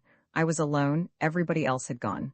I took him into Eldrick's room. He told me that in turning over one of the books which he had bought from Malathop Mill, some short time ago, he had found, what do you think? Mrs. Malathop's cheek had flushed at the mention of the books from the mill. Now, at Pratt's question and under his searching eye, she turned very pale, and the clock saw her fingers tighten on the arms of her chair. What? She asked. What? John Malathop's will? He answered. Do you understand? His will? The woman glanced quickly about her, at the doors, the uncurtained window. Safe enough here, whispered Pratt. I made sure of that, don't be afraid, no one knows but me. But Mrs. Malathop seemed to find some difficulty in speaking, and when she at last got out a word her voice sounded hoarse. Impossible? It's a fact, said Pratt. Nothing was ever more a fact, as you'll see, but let me finish my story. The old man told me how he'd found the will, only half an hour before, and he asked me to ring up Eldrick so that we might all read it together. I went to the telephone. When I came back, Bartle was dead, just dead, and I took the will out of his pocket. Mrs. Malathop made an involuntary gesture with her right hand, and Pratt smiled craftily and shook his head. Much too valuable to carry about, Mrs. Malathop, he said. I've got it all safe, under lock and key, but as I've said, nobody knows of it but myself. Not a living soul. No one has any idea? No one can have any idea. I was a bit alarmed when I heard that young Collingwood had been to you, for I thought that the old man, though he didn't tell me of any such thing, might have dropped you a line saying what he'd found. But as he didn't, well, not one living soul knows that the will's in existence except me, and you? Mrs. Malathop was regaining her self-possession. She had had a great shock, but the worst of it was over. Already she knew, from Pratt's manner, insidious and suggesting, that the will was of a nature that would dispossess her and hers of this recently acquired wealth. The clock had made that evident by look and tone, so there was nothing but to face things. What does it say? She asked with an effort. Pratt unbuttoned his overcoat, plunged a hand into the inner pocket, drew out a sheet of paper, unfolded it and laid it on the desk. An exact copy, he said tersely. Read it for yourself. In spite of the determined effort which she made to be calm, Mrs. Malathop's fingers still trembled as she took up the sheet on which Pratt had made a fair copy of the will. The clock watched her narrowly as she read. He knew that presently there would be a tussle between them. He knew, too, that she was a woman who would fight hard in defense of her own interest, and for the interests of her children. Always keeping his ears open to local gossip, especially where money was concerned, Pratt had long since heard that Mrs. Malathop was a keen and sharp businesswoman, and now he was not surprised when, having slowly and carefully read the copy of the will from beginning to end, she laid it down and turned to him with a businesslike question. The effect of that? She asked. What would it be, curtly? Precisely what it says, answered Pratt. Couldn't be clearer. We should lose all, she demanded, almost angrily. All, except what he says there, agreed Pratt. And that, she went on, drumming her fingers on the paper, that would stand. What it's a copy of would stand, said Pratt. Oh yes, don't you make any mistake about it, Mrs. Malathop. Nothing can upset that will. It is plain as a pikestaff how it came to be made. Your late brother-in-law evidently wrote his will out, it's all in his own handwriting, and took it down to the mill with him the very day of the chimney accident, just as evidently he signed it in the presence of his manager, Gaukroger, and his cashier, Marshall. They signed at the same time, as it says there. Now I take it that very soon after that, Mr. Malathop went out into his mill yard to have a look at the chimney. Gockridger and Marshall went with him. Before he went, he popped the will into the book, where old Bartle found it yesterday. Such things are easily done. Perhaps he was reading the book, perhaps it lay handy. He slipped the will inside anyway. And then, he was killed, and what's more, the 2 witnesses were killed with him. So there wasn't a man left who could tell of that will.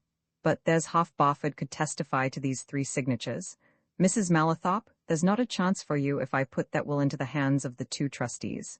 He leaned back in his chair after that, nodding confidently, watching keenly. And now he saw that the trembling fingers were interlacing each other, twisting the rings on each other, and that Mrs. Malathop was thinking as she had most likely never thought in her life. After a moment's pause, Pratt went on. Perhaps you didn't understand, he said. I mean, you don't know the effect. Those 2 trustees, Charlesworth and Wyatt, could turn you all clean out of this, tomorrow, in a way of speaking. Everything's theirs. They can demand an account of every penny that you've all had out of the estate and the business, from the time you all took hold. If anything's been saved, put aside, they can demand that. You're entitled to nothing but the 3 amounts of 10,000 each. Of course, 30,000 is 30,000. It means, at 5%, 1,500 a year, if you could get 5% safely. But I should say your son and daughter are getting a few thousand a year each, aren't they, Mrs. Malathop? It would be a nice come-down. 500 a year apiece at the outside. A small house instead of Normandale Grange. Genteel poverty, comparatively speaking, instead of riches. That is, if I hand over the will to Charlesworth and Wyatt. Mrs. Malathop slowly turned her eyes on Pratt, and Pratt suddenly felt a little afraid. There was anger in those eyes, anger of a curious sort.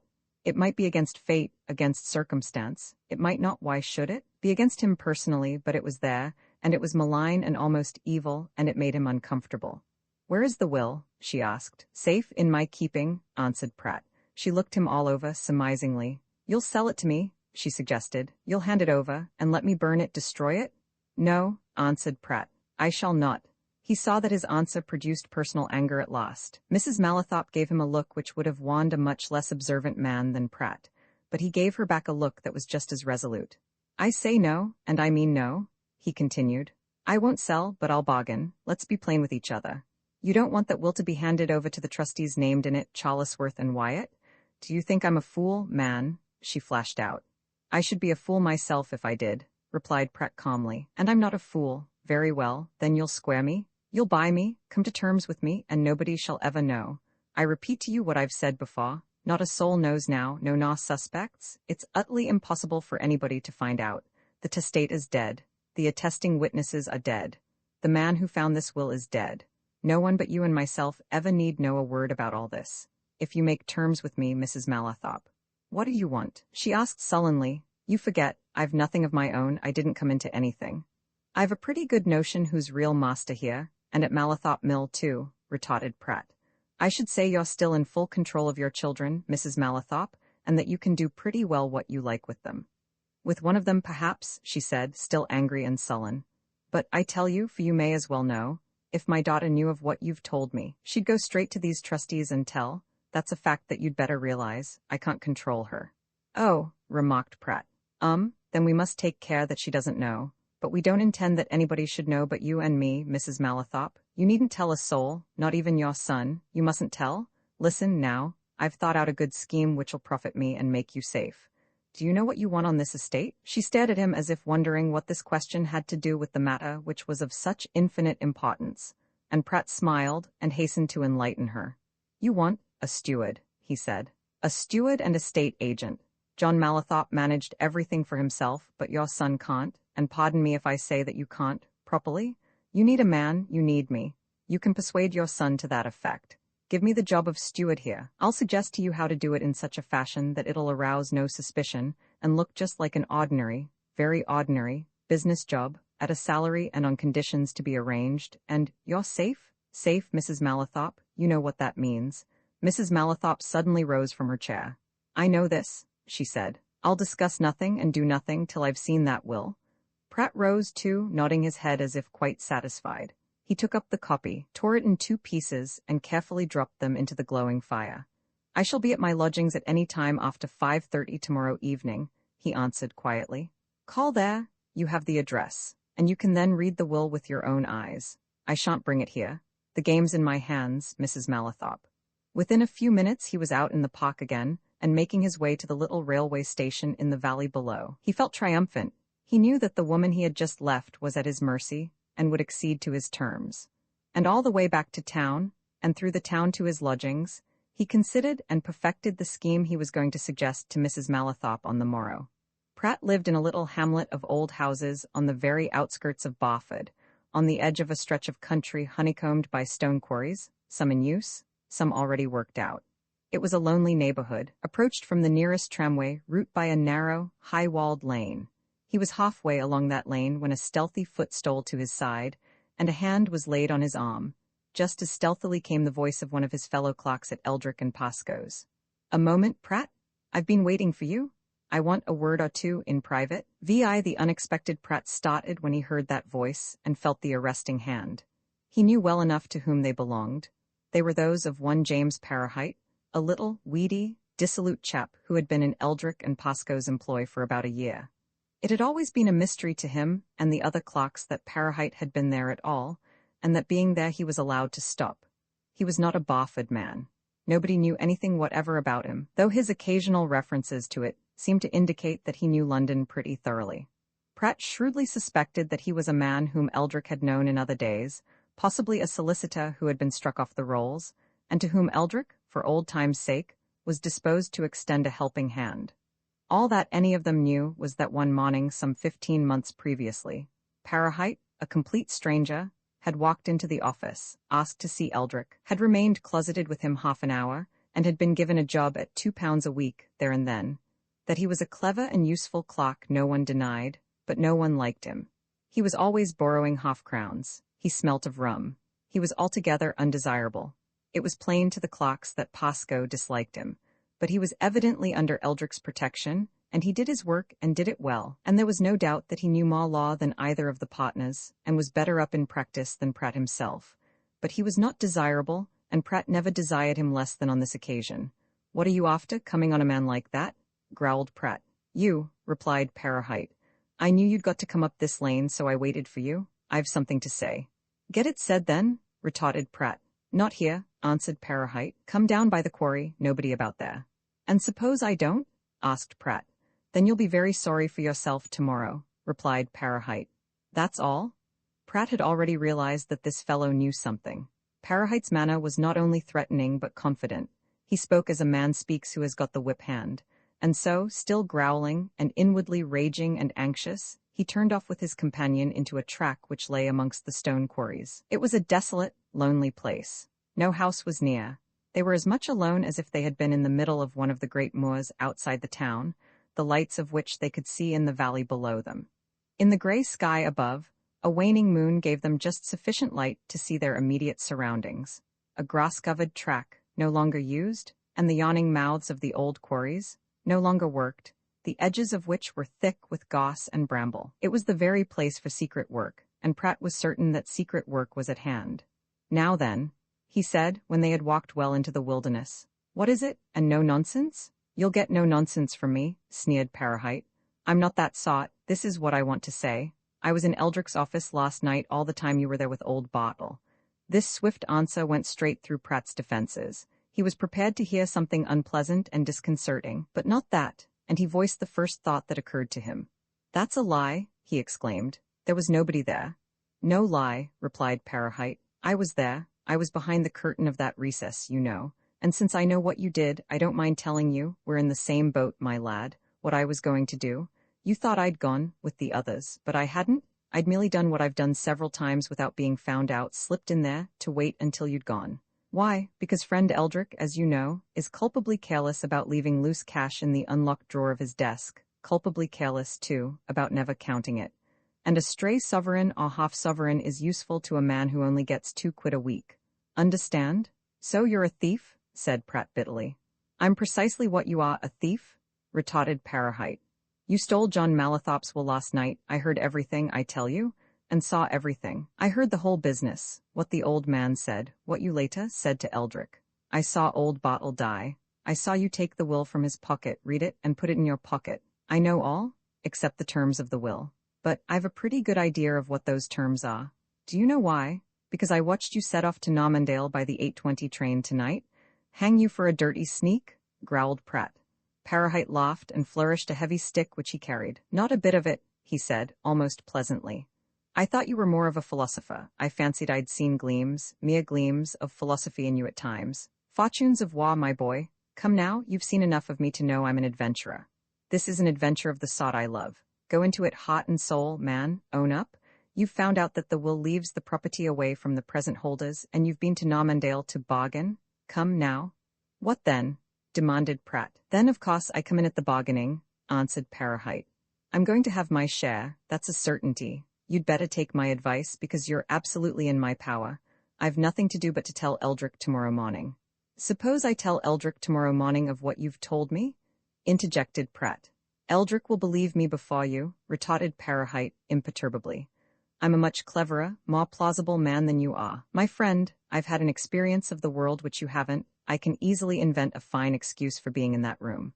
For 2 pins I'll incriminate you. See? Be reasonable, for if it comes to a contest of brains, you haven't a rabbit's chance against a fox. Tell me all about the will, and what you've done. You've got to, for by the Lord Harry, I'm going to have my share. Come now. Pratt stood in a little hollow wherein they had paused and thought, rapidly and angrily. There was no doubt about it, he was trapped. This fearful scoundrel at his side, who boasted of his cleverness, would stick to him like a leech. He would have to share.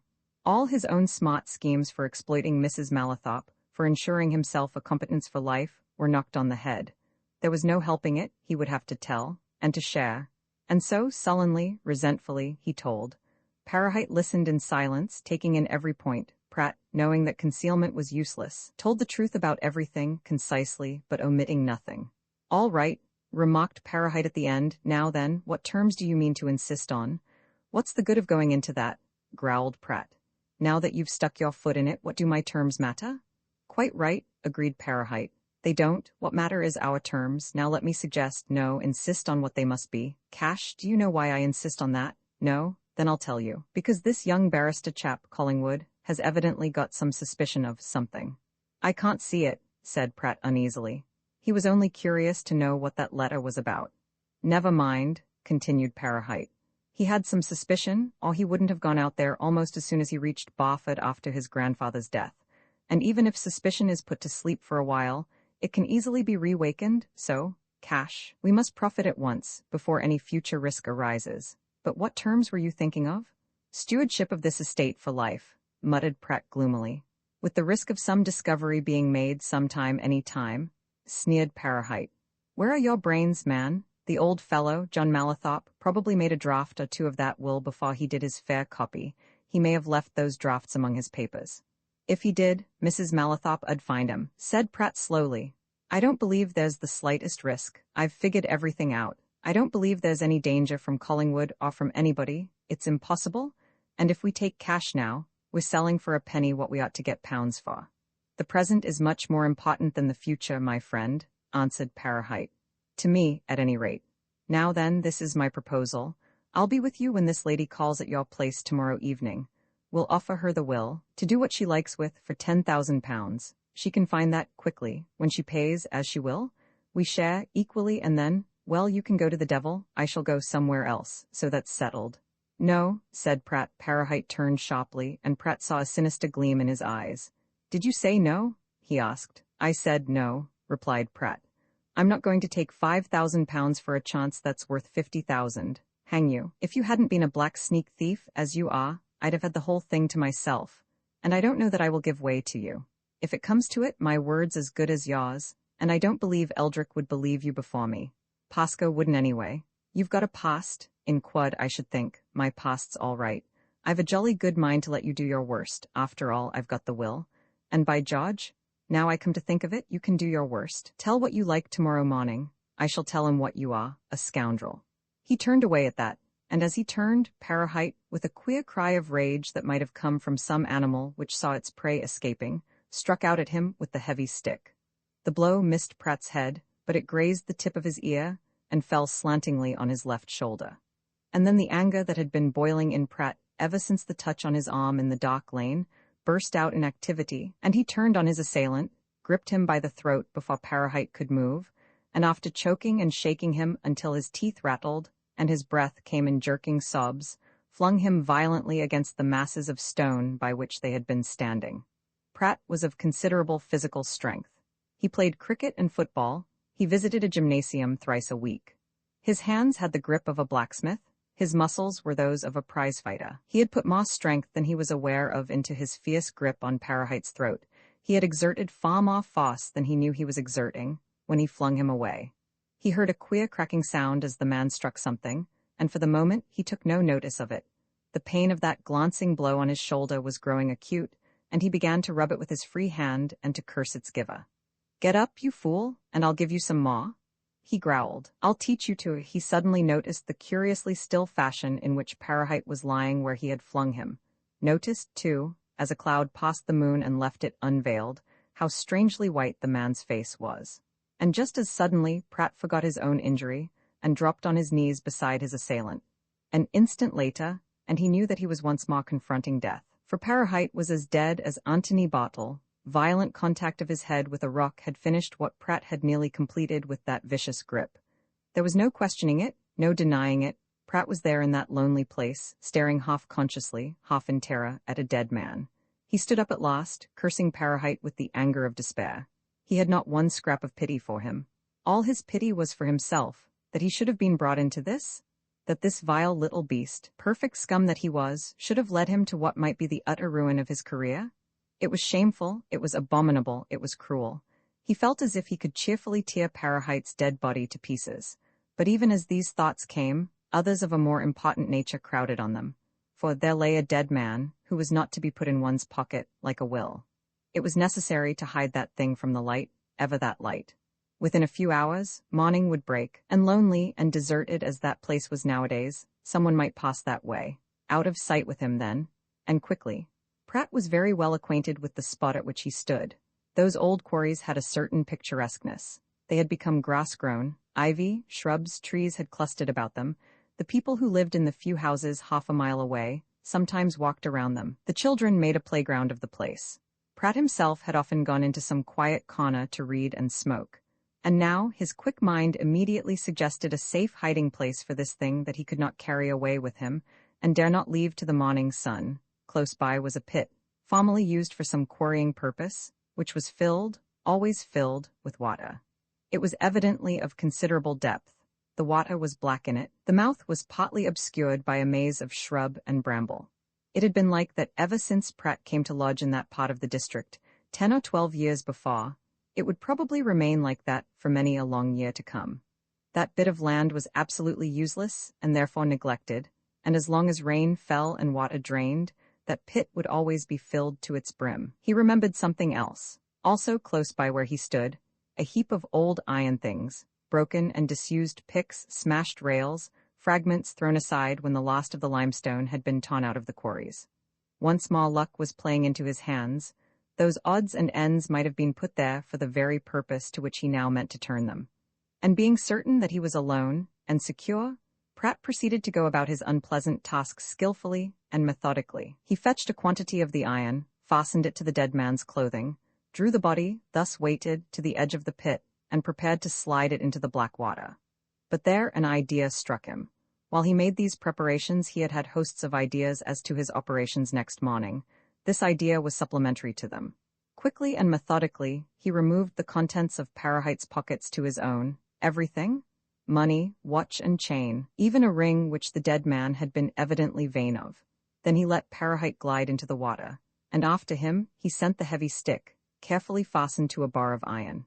5 minutes later, the surface of the water in that pit was as calm and unruffled as ever. Not a ripple showed that it had been disturbed. And Pratt made his way out of the wilderness, swearing that he would never enter it again. Romans 7, the supreme inducement. Pratt was in Eldrick and Pascoe's office soon after 8:30 next morning, and for nearly 40 minutes he had the place entirely to himself. But it took only a few of those minutes for him to do what he had carefully planned before he went to bed the previous night. Shutting himself into Eldrick's private room, and making sure that he was alone that time, he immediately opened the drawer in the senior partner's desk, wherein Eldrick, culpably enough, as Parahite had sneeringly remarked, was accustomed to put loose money. Eldrick was strangely careless in that way. He would throw money into that drawer in presence of his clocks, notes, gold, silver. If it happened to occur to him, he would take the money out at the end of the afternoon and hand it to Pratt to lock up in the safe. But as often as not, it did not occur. Pratt had more than once ventured on a hint which was almost a remonstrance, and Eldrick had paid no attention to him. He was a careless, easygoing man in many respects, Eldrick, and liked to do things in his own way.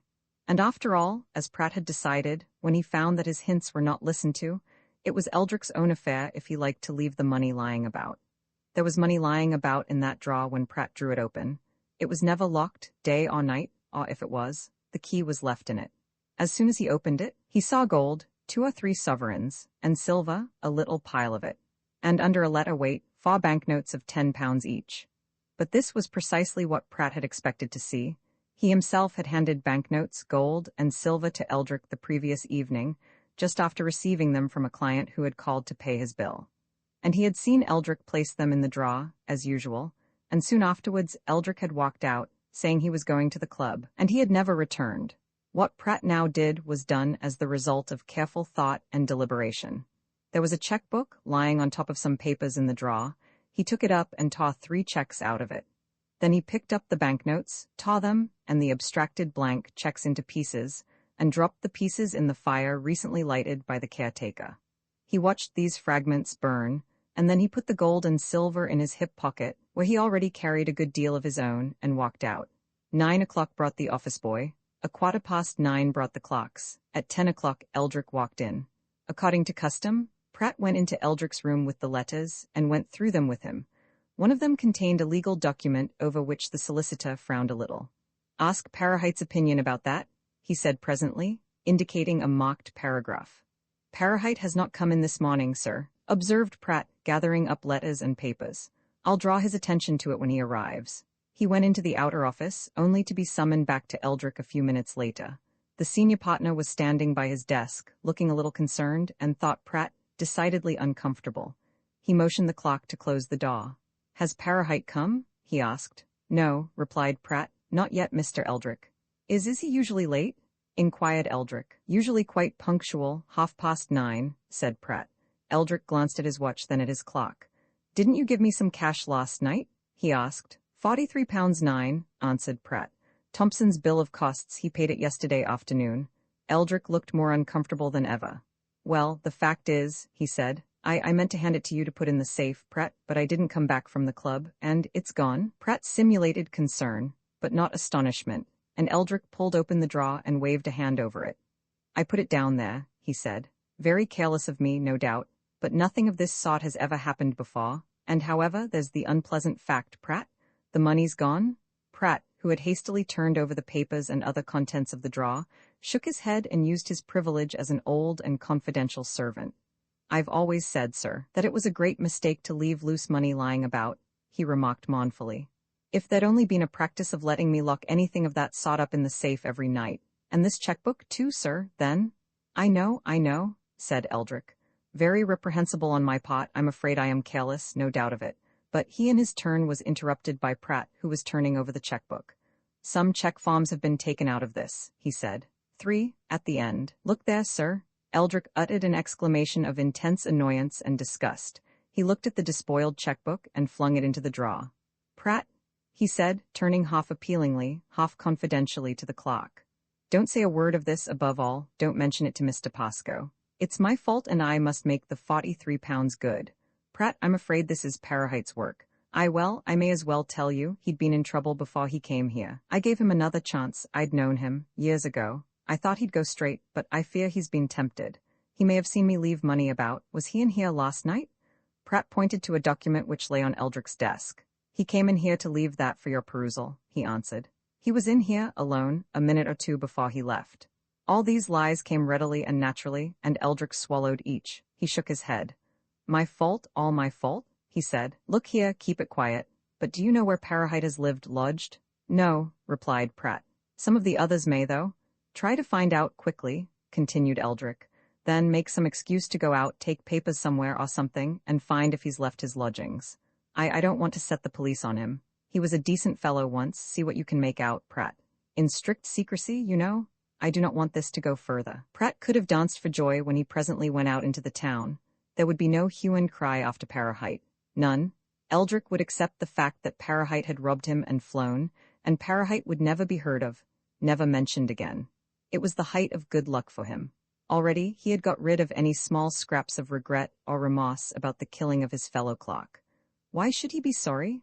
The scoundrel had tried to murder him, thinking no doubt that he had the will on him, and he had not meant to kill him. What he had done in self-defense. No, everything was working most admirably. Parahite's previous bad record, Eldrick's carelessness and his desire to shut things up. It was all good.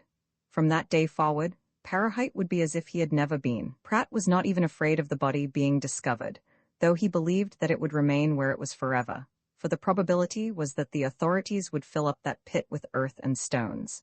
But if it was brought to light, why, the explanation was simple. Parahite, having robbed his employer, had been robbed himself, possibly by men with whom he had been drinking, and had been murdered in the bargain. No suspicion could attach to him, Pratt. He had nothing to fear, nothing. For the form of the thing, he called at the place where Parahite had lodged. They had seen nothing of him since the previous morning. They were poor, cheap lodgings in a mean street. The woman of the house said that Parahite had gone out as usual the morning before, and had never been in again. In order to find out all he could, Pratt asked if he had left much behind him in the way of belongings, and just as he had expected, he learned that Parahite's personal property was remarkably limited. He possessed only one suit of clothes and not over much besides, said the landlady. Is there aught wrong?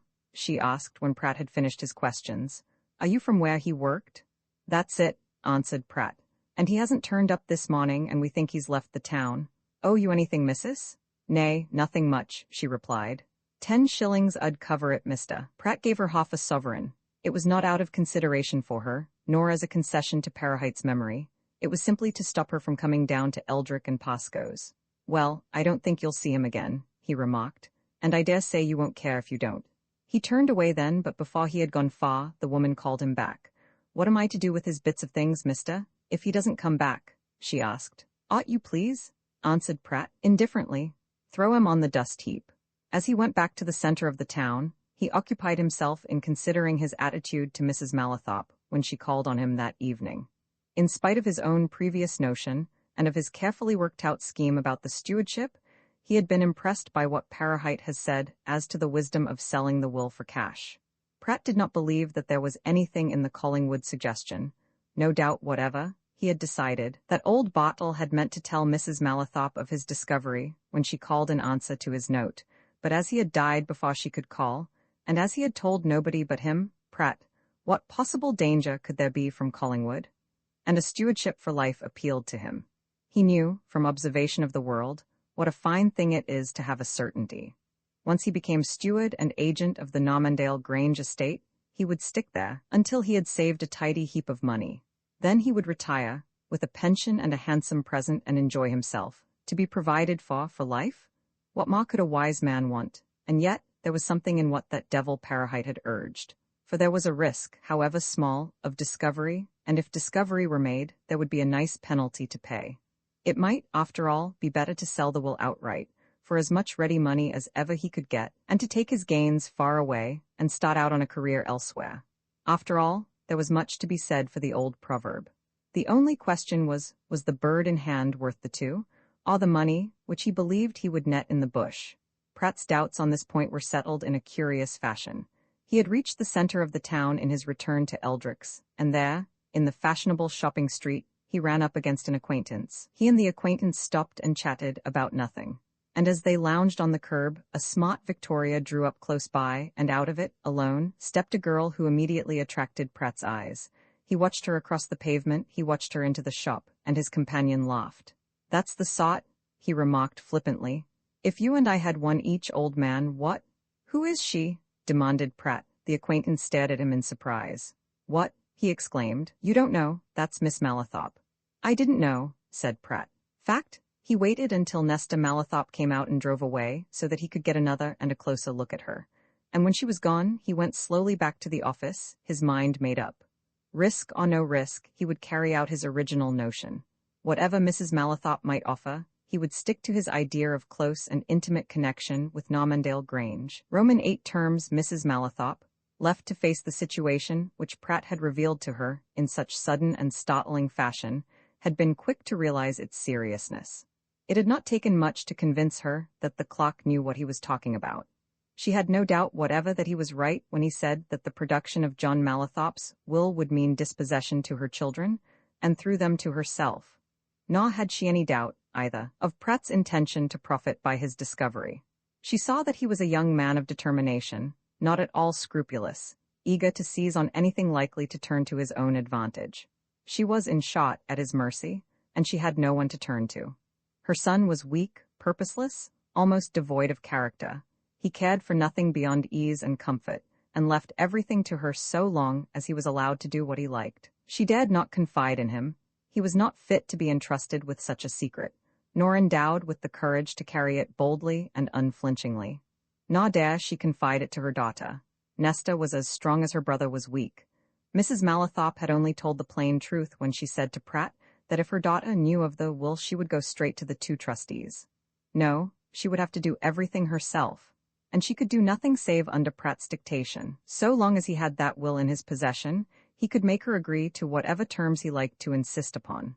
She spent a sleepless night, resolving all sorts of plans. She resolved more plans and schemes during the day which followed, but they all ended at the same point: Pratt. All the future depended upon Pratt, and by the end of the day it had come to this: she must make a determined effort to buy Pratt clean out, so that she could get the will into her own possession and destroy it. She knew that she could easily find the necessary money. Harper Mallathorpe had such a natural dislike of all business matters, and was so little fitted to attend to them, that he was only too well content to leave everything relating to the estate and the mill at Barford to his mother. Up to that time, Mrs. Mallathorpe had managed the affairs of both, and she had large sums at her disposal, out of which she could pay Pratt without even Harper being aware that she was paying him anything. And surely no young man in Pratt's position, a mere clerk, earning a few pounds a week, would refuse a big sum of ready money. It seemed incredible to her, and she went into Barford towards evening, hoping that by the time she returned the will would have been burned to grey ashes. Mrs. Mallathorpe used some ingenuity in making her visit to Pratt, giving out that she was going to see a friend in Barford, of whose illness she had just heard. She drove into the town, and on arriving near the town hall dismissed her carriage, with orders to the coachman to put up his horses at a certain livery stable, and to meet her at the same place at a specified time. Then she went away on foot, and drew a thick veil over her face before hiring a cab, in which she drove up to the outskirt on which Pratt had his lodging. She was still veiled when Pratt's landlady showed her into the clock's sitting room. "Is it safe here?" she asked at once. "Is there no fear of anybody hearing what we may say?" "None," answered Pratt reassuringly. "I know these folks. I've lived here several years, and nobody could hear however much they put their ears to the keyhole. Good thick old walls, these, Mrs. Mallathorpe, and a solid door. We're as safe here as we were in your study last night." Mrs. Mallathorpe sat down in the chair which Pratt politely drew near his fire. She raised her veil and looked at him, and the clock saw at once how curious and eager she was. "That will?" she said in a low voice. "Let me see it first." "One moment," answered Pratt. "First, you understand that I'm not going to let you handle it. I'll hold it before you so you can read it. Second, you give me your promise, I'm trusting you, that you'll make no attempt to seize it. It's not going out of my hands." "I'm only a woman, and you're a strong man," she retorted sullenly. "Quite so," said Pratt. "But women have a trick of snatching at things, and if you please, you'll do exactly what I tell you to do. Put your hands behind you. If I see you make the least movement with them, back goes the will into my pocket." If Pratt had looked more closely at her just then, he would have taken warning from the sudden flash of hatred and resentment which swept across Mrs. Mallathorpe's face. It would have told him that he was dealing with a dangerous woman who would use her wits to circumvent and beat him, if not now, then later. But he was moving the gas bracket over the mantelpiece, and he did not see. "Very well, but I had no intention of touching it," said Mrs. Mallathorpe.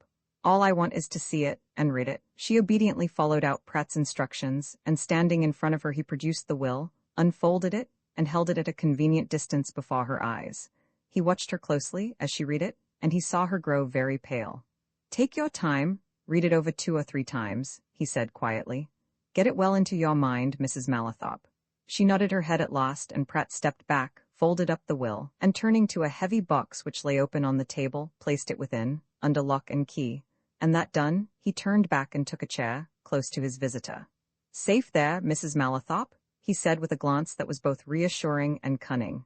But only for the night. I keep a few securities of my own at one of the banks in the town, never mind which, and that shall be deposited with them tomorrow morning.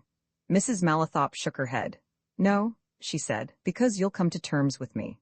Pratt shook his head too, and he laughed. Of course I shall come to terms with you, he answered. But they'll be my terms, and they don't include any giving up of that document. That's flat, Mrs. Malathop? Not if I make it worth your while, she asked. Listen, you don't know what ready money I can command. Ready money, I tell you, cash down on the spot. I've a pretty good notion, responded Pratt. It's generally understood in the town that your son's a mere figurehead, and that you're the real boss of the whole show. I know that you're at the mill 4 times a week, and that the managers are under your thumb. I know that you manage everything connected with the estate. So, of course, I know you've lots of ready money at your disposal. And I know that you don't earn more than 4 or 5 pounds a week at the outside, said Mrs. Malathop quietly. Come, now, just think what a nice, convenient thing it would be to a young man of your age to have a capital. Capital? It would be the making of you. You could go right away to London, say, and start out on whatever you liked. Be sensible, sell me that paper, and be done with the whole thing. No, replied Pratt. Mrs. Malathop looked at him for a full moment. She was a shrewd judge of character, and she felt that Pratt was one of those men who are hard to stir from a position once adopted. But she had to make her effort, and she made it in what she thought the most effective way. I'll give you £5,000 cash for it, she said. Meet me with it tomorrow, anywhere you like in the town, any time you like, and I'll hand you the money in notes. No, said Pratt. No. Once more she looked at him, and Pratt looked back and smiled. When I say no, I mean no, he went on, and I never meant no more firmly than I do now. I don't believe you, she answered, affecting a doubt which she certainly did not feel. You're only holding out for more money. If I were holding out for more money, Mrs. Malathop, replied Pratt, if I meant to sell you that will for cash payment, I should have stated my terms to you last night. I should have said precisely how much I wanted, and I shouldn't have budged from the amount. Mrs. Malathop? It's no good. I've got my own schemes and my own ideas, and I'm going to carry 'em out. I want you to appoint me steward to your property, your affairs, for life. Life? She exclaimed. Life? My life, answered Pratt. And let me tell you, you'll find me a first-class man, a good, faithful, honest servant. I'll do well by you and yours. You'll never regret it as long as you live. It'll be the best day's work you've ever done. I'll look after your son's interests, everybody's interests, as if they were my own. As indeed, he added with a sly glance, they will be. Mrs. Malathop realized the finality, the resolve in all this, but she made one more attempt. 10,000, she said. Come now, think what £10,000 in cash would mean to you. No, not 20,000, replied Pratt. I've made up my mind, I'll have my own terms, it's no use, not one bit of use, haggling or discussing matters further. I'm in possession of the will, and therefore of the situation, Mrs. Malathop, you've just got to do what I tell you. He got up from his chair, and going over to a side table took from it a blotting pad, some writing paper, and a pencil. For the moment his back was turned, and again he did not see the look of almost murderous hatred which came into his visitor's eyes. Had he seen and understood it, he might even then have reconsidered matters and taken Mrs. Malathop's last offer. But the look had gone when he turned again, and he noticed nothing as he handed over the writing materials. What are these for? She asked. You'll see in a moment, replied Pratt, reseating himself and drawing his chair a little nearer her own. Now listen, because it's no good arguing any more. You're going to give me that stewardship and agency. You'll simply tell your son that it's absolutely necessary to have a steward. He'll agree. If he doesn't, no matter, you'll convince him. Now then, we must do it in a fashion that won't excite any suspicion. Thus, in a few days, say next week, you'll insert in the Barford papers, all 3 of them, the advertisement I'm going to dictate to you. We'll put it in the usual, formal phraseology. Write this down, if you please, Mrs. Malathop. He dictated an advertisement, setting forth the requirements of which he had spoken, and Mrs. Malathop obeyed him and wrote. She hated Pratt more than ever at that moment. There was a quiet, steadfast implacability about him that made her feel helpless, but she restrained all sign of it, and when she had done his bidding, she looked at him as calmly as he looked at her. I am to insert this in the Barford papers next week, she said. And what then? Then you'll get a lot of applications for the job, chuckled Pratt. They'll be mine amongst them. You can throw most of them in the fire. Keep a few for form's sake. Profess to discuss them with Mr. Harper, but let the discussion be all on your side. I'll send 2 or 3 good testimonials. You'll incline to me from the first. You'll send for me. Your interview with me will be highly satisfactory, and you'll give me the appointment. And your terms? Asked Mrs. Malathop. Now that her own scheme had failed, she seemed quite placable to all Pratt's proposals, a sure sign of danger to him if he had only known it. Better let me know them now and have done with it. Quite so, agreed Pratt. But first of all, can you keep this secret to yourself and me, the money pot anyway? I can and shall, she answered. Good, said Pratt. Very well. I want 1,000 a year. Also, I want 2 rooms and a business room at the Grange. I shall not interfere with you or your family or your domestic arrangements, but I shall expect to have all my meals served to me from your kitchen, and to have one of your servants at my disposal. I know the Grange. I've been over it more than once. There's much more room there than you can make use of. Give me the rooms I want in one of the wings. I shan't disturb any of you. You'll never see me except on business, and if you want to. Again the calm acquiescence which would have surprised some men. Why Pratt failed to be surprised by it was because he was just then feeling exceedingly triumphant. He believed that Mrs. Malathop was, metaphorically, at his feet. He had more than a little vanity in him, and it pleased him greatly that, dictating of terms, he saw himself a conqueror with his foot on the neck of his victim. Is that all, then? Asked the visitor. All, answered Pratt. Mrs. Malathop calmly folded up the draft advertisement and placed it in her purse.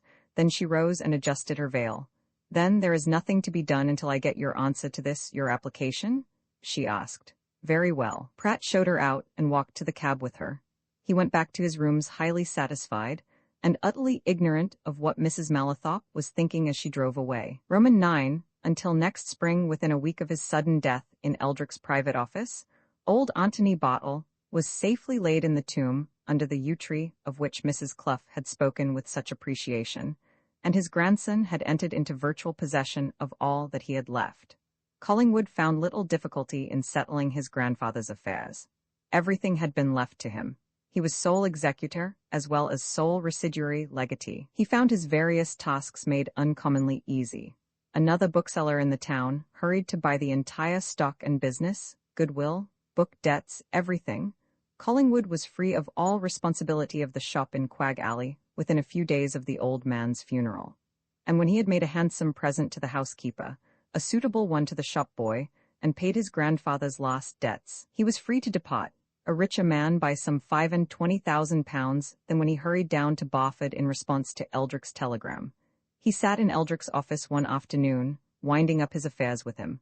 There were certain things that Eldrick and Pascoe would have to do. As for himself, it was necessary for him to get back to London. There's something I want to propose to you, said Eldrick, when they had finished the immediate business. You're going to practice, of course? Of course, replied Collingwood with a laugh. If I get the chance? You'll get the chance, said Eldrick. What were you going in for? Commercial law, company law as a special thing, answered Collingwood. Why, I'll tell you what it is, continued Eldrick eagerly. There's a career for you if you'll take my advice. Leave London, come down here and take chambers in the town and go the northeastern circuit.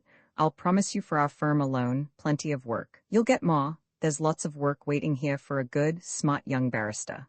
Ah, you smile, but I know what I'm talking about. You don't know Barford men. They believe in the old adage that one should look at home before going abroad. They're terribly litigious, too, and if you were here, on the spot, they'd give you work. What do you say, Collingwood? That sounds very tempting, but I was thinking of sticking to London. Not 1/100th part of the chance in London that there is here, affirmed Eldrick. We badly want 2 or 3 barristers in this place. A man who's really well up in commercial and company law would soon have his hands full. There's work, I tell you. Take my advice and come. I couldn't come in any case for a few months, said Collingwood musingly. Of course, if you really think there's an opening. I know there is, asserted Eldrick. I'll guarantee you lots of work, I'll work. I'm sick of fetching men down all the way from town, or getting them from Leeds. Come, and you'll see. I might come in a few months' time and try things for a year or 2, replied Collingwood. But I'm off to India, you know, next week, and I shall be away until the end of spring, 4 months or so. To India? Exclaimed Eldrick. What are you going to do there? Sir John Standridge, said Collingwood, mentioning a famous legal luminary of the day, is going out to Hyderabad to take certain evidence and hold a sort of inquiry in a big case, and I'm going with him as his secretary and assistant. I was in his chambers for 2 years, you know. We leave next week, and we shall not be back until the end of April. Lucky man, remarked the solicitor. Well, when you return, don't forget what I've said, come back. You'll not regret it, come and settle down. By the by, you're not engaged, are you? Engaged? Said Collingwood. To what, to whom, what do you mean? Engaged to be married, answered Eldrick coolly. You're You're not good if you want a wife, there's Miss Malathop. Nice, clever girl, my boy, and no end of what Barford folk call brass, the very woman for you. Do you Barford people ever think of anything else but what you call brass? Asked Collingwood, laughing. Sometimes, replied Eldrick. But it's generally of something that nothing but brass can bring or produce. After all, a rich wife isn't a despicable thing nowadays. You've seen this young lady? I've been there once, asserted Collingwood. Go again, before you leave, counselled Eldrick. You're just the right man, listen to the counsels of the wise, and while you're in India, think well over my other advice. I tell you there's a career for you, here in the north, that you'd never get in town. Collingwood left him and went out, to find a motor car and drive off to Normandale Grange, not because Eldrick had advised him to go, but because of his promise to Harper and Nesta Malathop. And once more he found Nesta alone, and though he had no spice of vanity in his composition, it seemed to him that she was glad when he walked into the room in which they had first met. My mother is out, gone to town to the mill, she said. And Hopper is knocking around the park with a gun, killing rabbits, and time. He'll be in presently to tea, and he'll be delighted to see you. Are you going to stay in Barford much longer? I'm going up to town this evening, 7 o'clock train, answered Collingwood, watching her keenly. All my business is finished now, for the present. But you'll be coming back, she asked. Perhaps, he said, I may come back after a while. When you do come back, she went on a little hurriedly, will you come and see us again? It's difficult to explain, but I do wish Hopper knew more men, the right sort of men. Do you understand? You mean, he needs more company? More company of the right kind. He doesn't know many nice men, and he has so little to occupy him. He's no head for business. My mother attends to all that. And he doesn't care much about sport. And when he goes into Barford, he only hangs about the club, and I'm afraid, at 2 or 3 of the hotels there, and it's not good for him. Can't you get him interested in anything? Suggested Collingwood. Is there nothing that he cares about? He never did care about anything, replied Nesta with a sigh. He's apathetic? He just moves along. Sometimes I think he was born half asleep and he's never been really awakened. Pity, isn't it? Considering everything, a great pity, agreed Collingwood. But he's provided for. Nesta gave him a swift glance. It might have been a good deal better for him if he hadn't been provided for, she said. He'd have just had to do something then. But if you come back, you'll come here sometimes? Of course, answered Collingwood. And if I come back, it will probably be to stop here.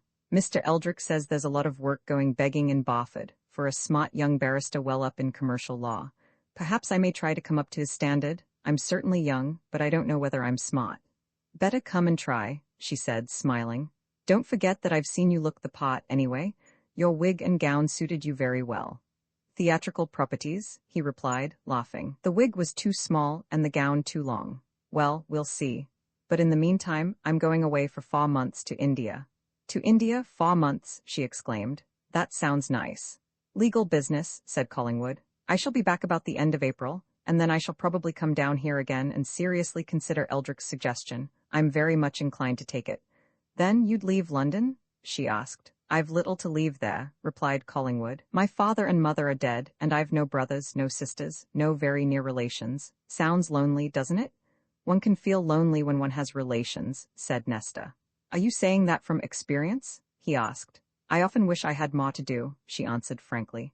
What's the use of denying it? I've next to nothing to do here. I liked my work at the hospital. I was busy all day. Here, if I were you, interrupted Collingwood, I'd set to work nursing in another fashion. Look after your brother. Get him going at something, even if it's playing golf. Play with him. It would do him.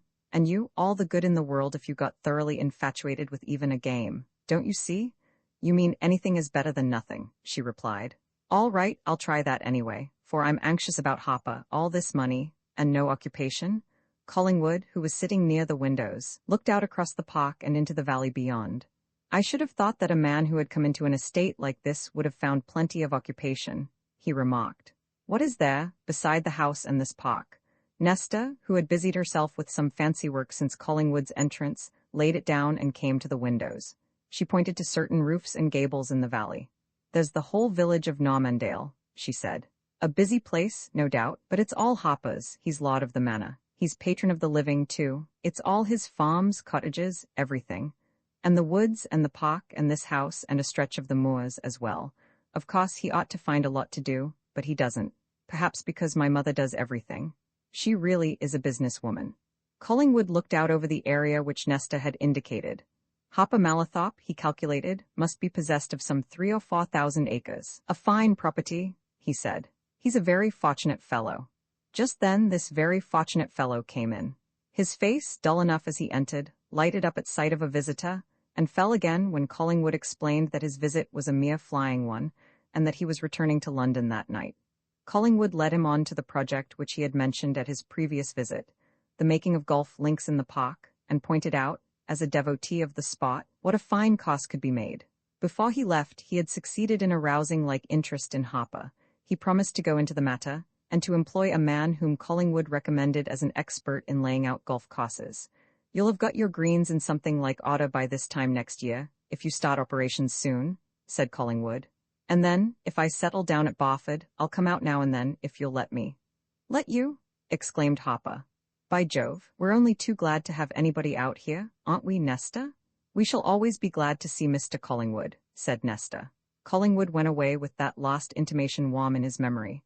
He had an idea that the girl meant what she said, and for a moment he was sorry that he was going to India. He might have settled down at Barford there and then, but at that he laughed at himself. A young woman with several thousands a year of her own, he said. Of course, she'll marry some big pot in the county. They feel a little lonely, those two, just now, because everything's new to them, and they're new to their changed circumstances.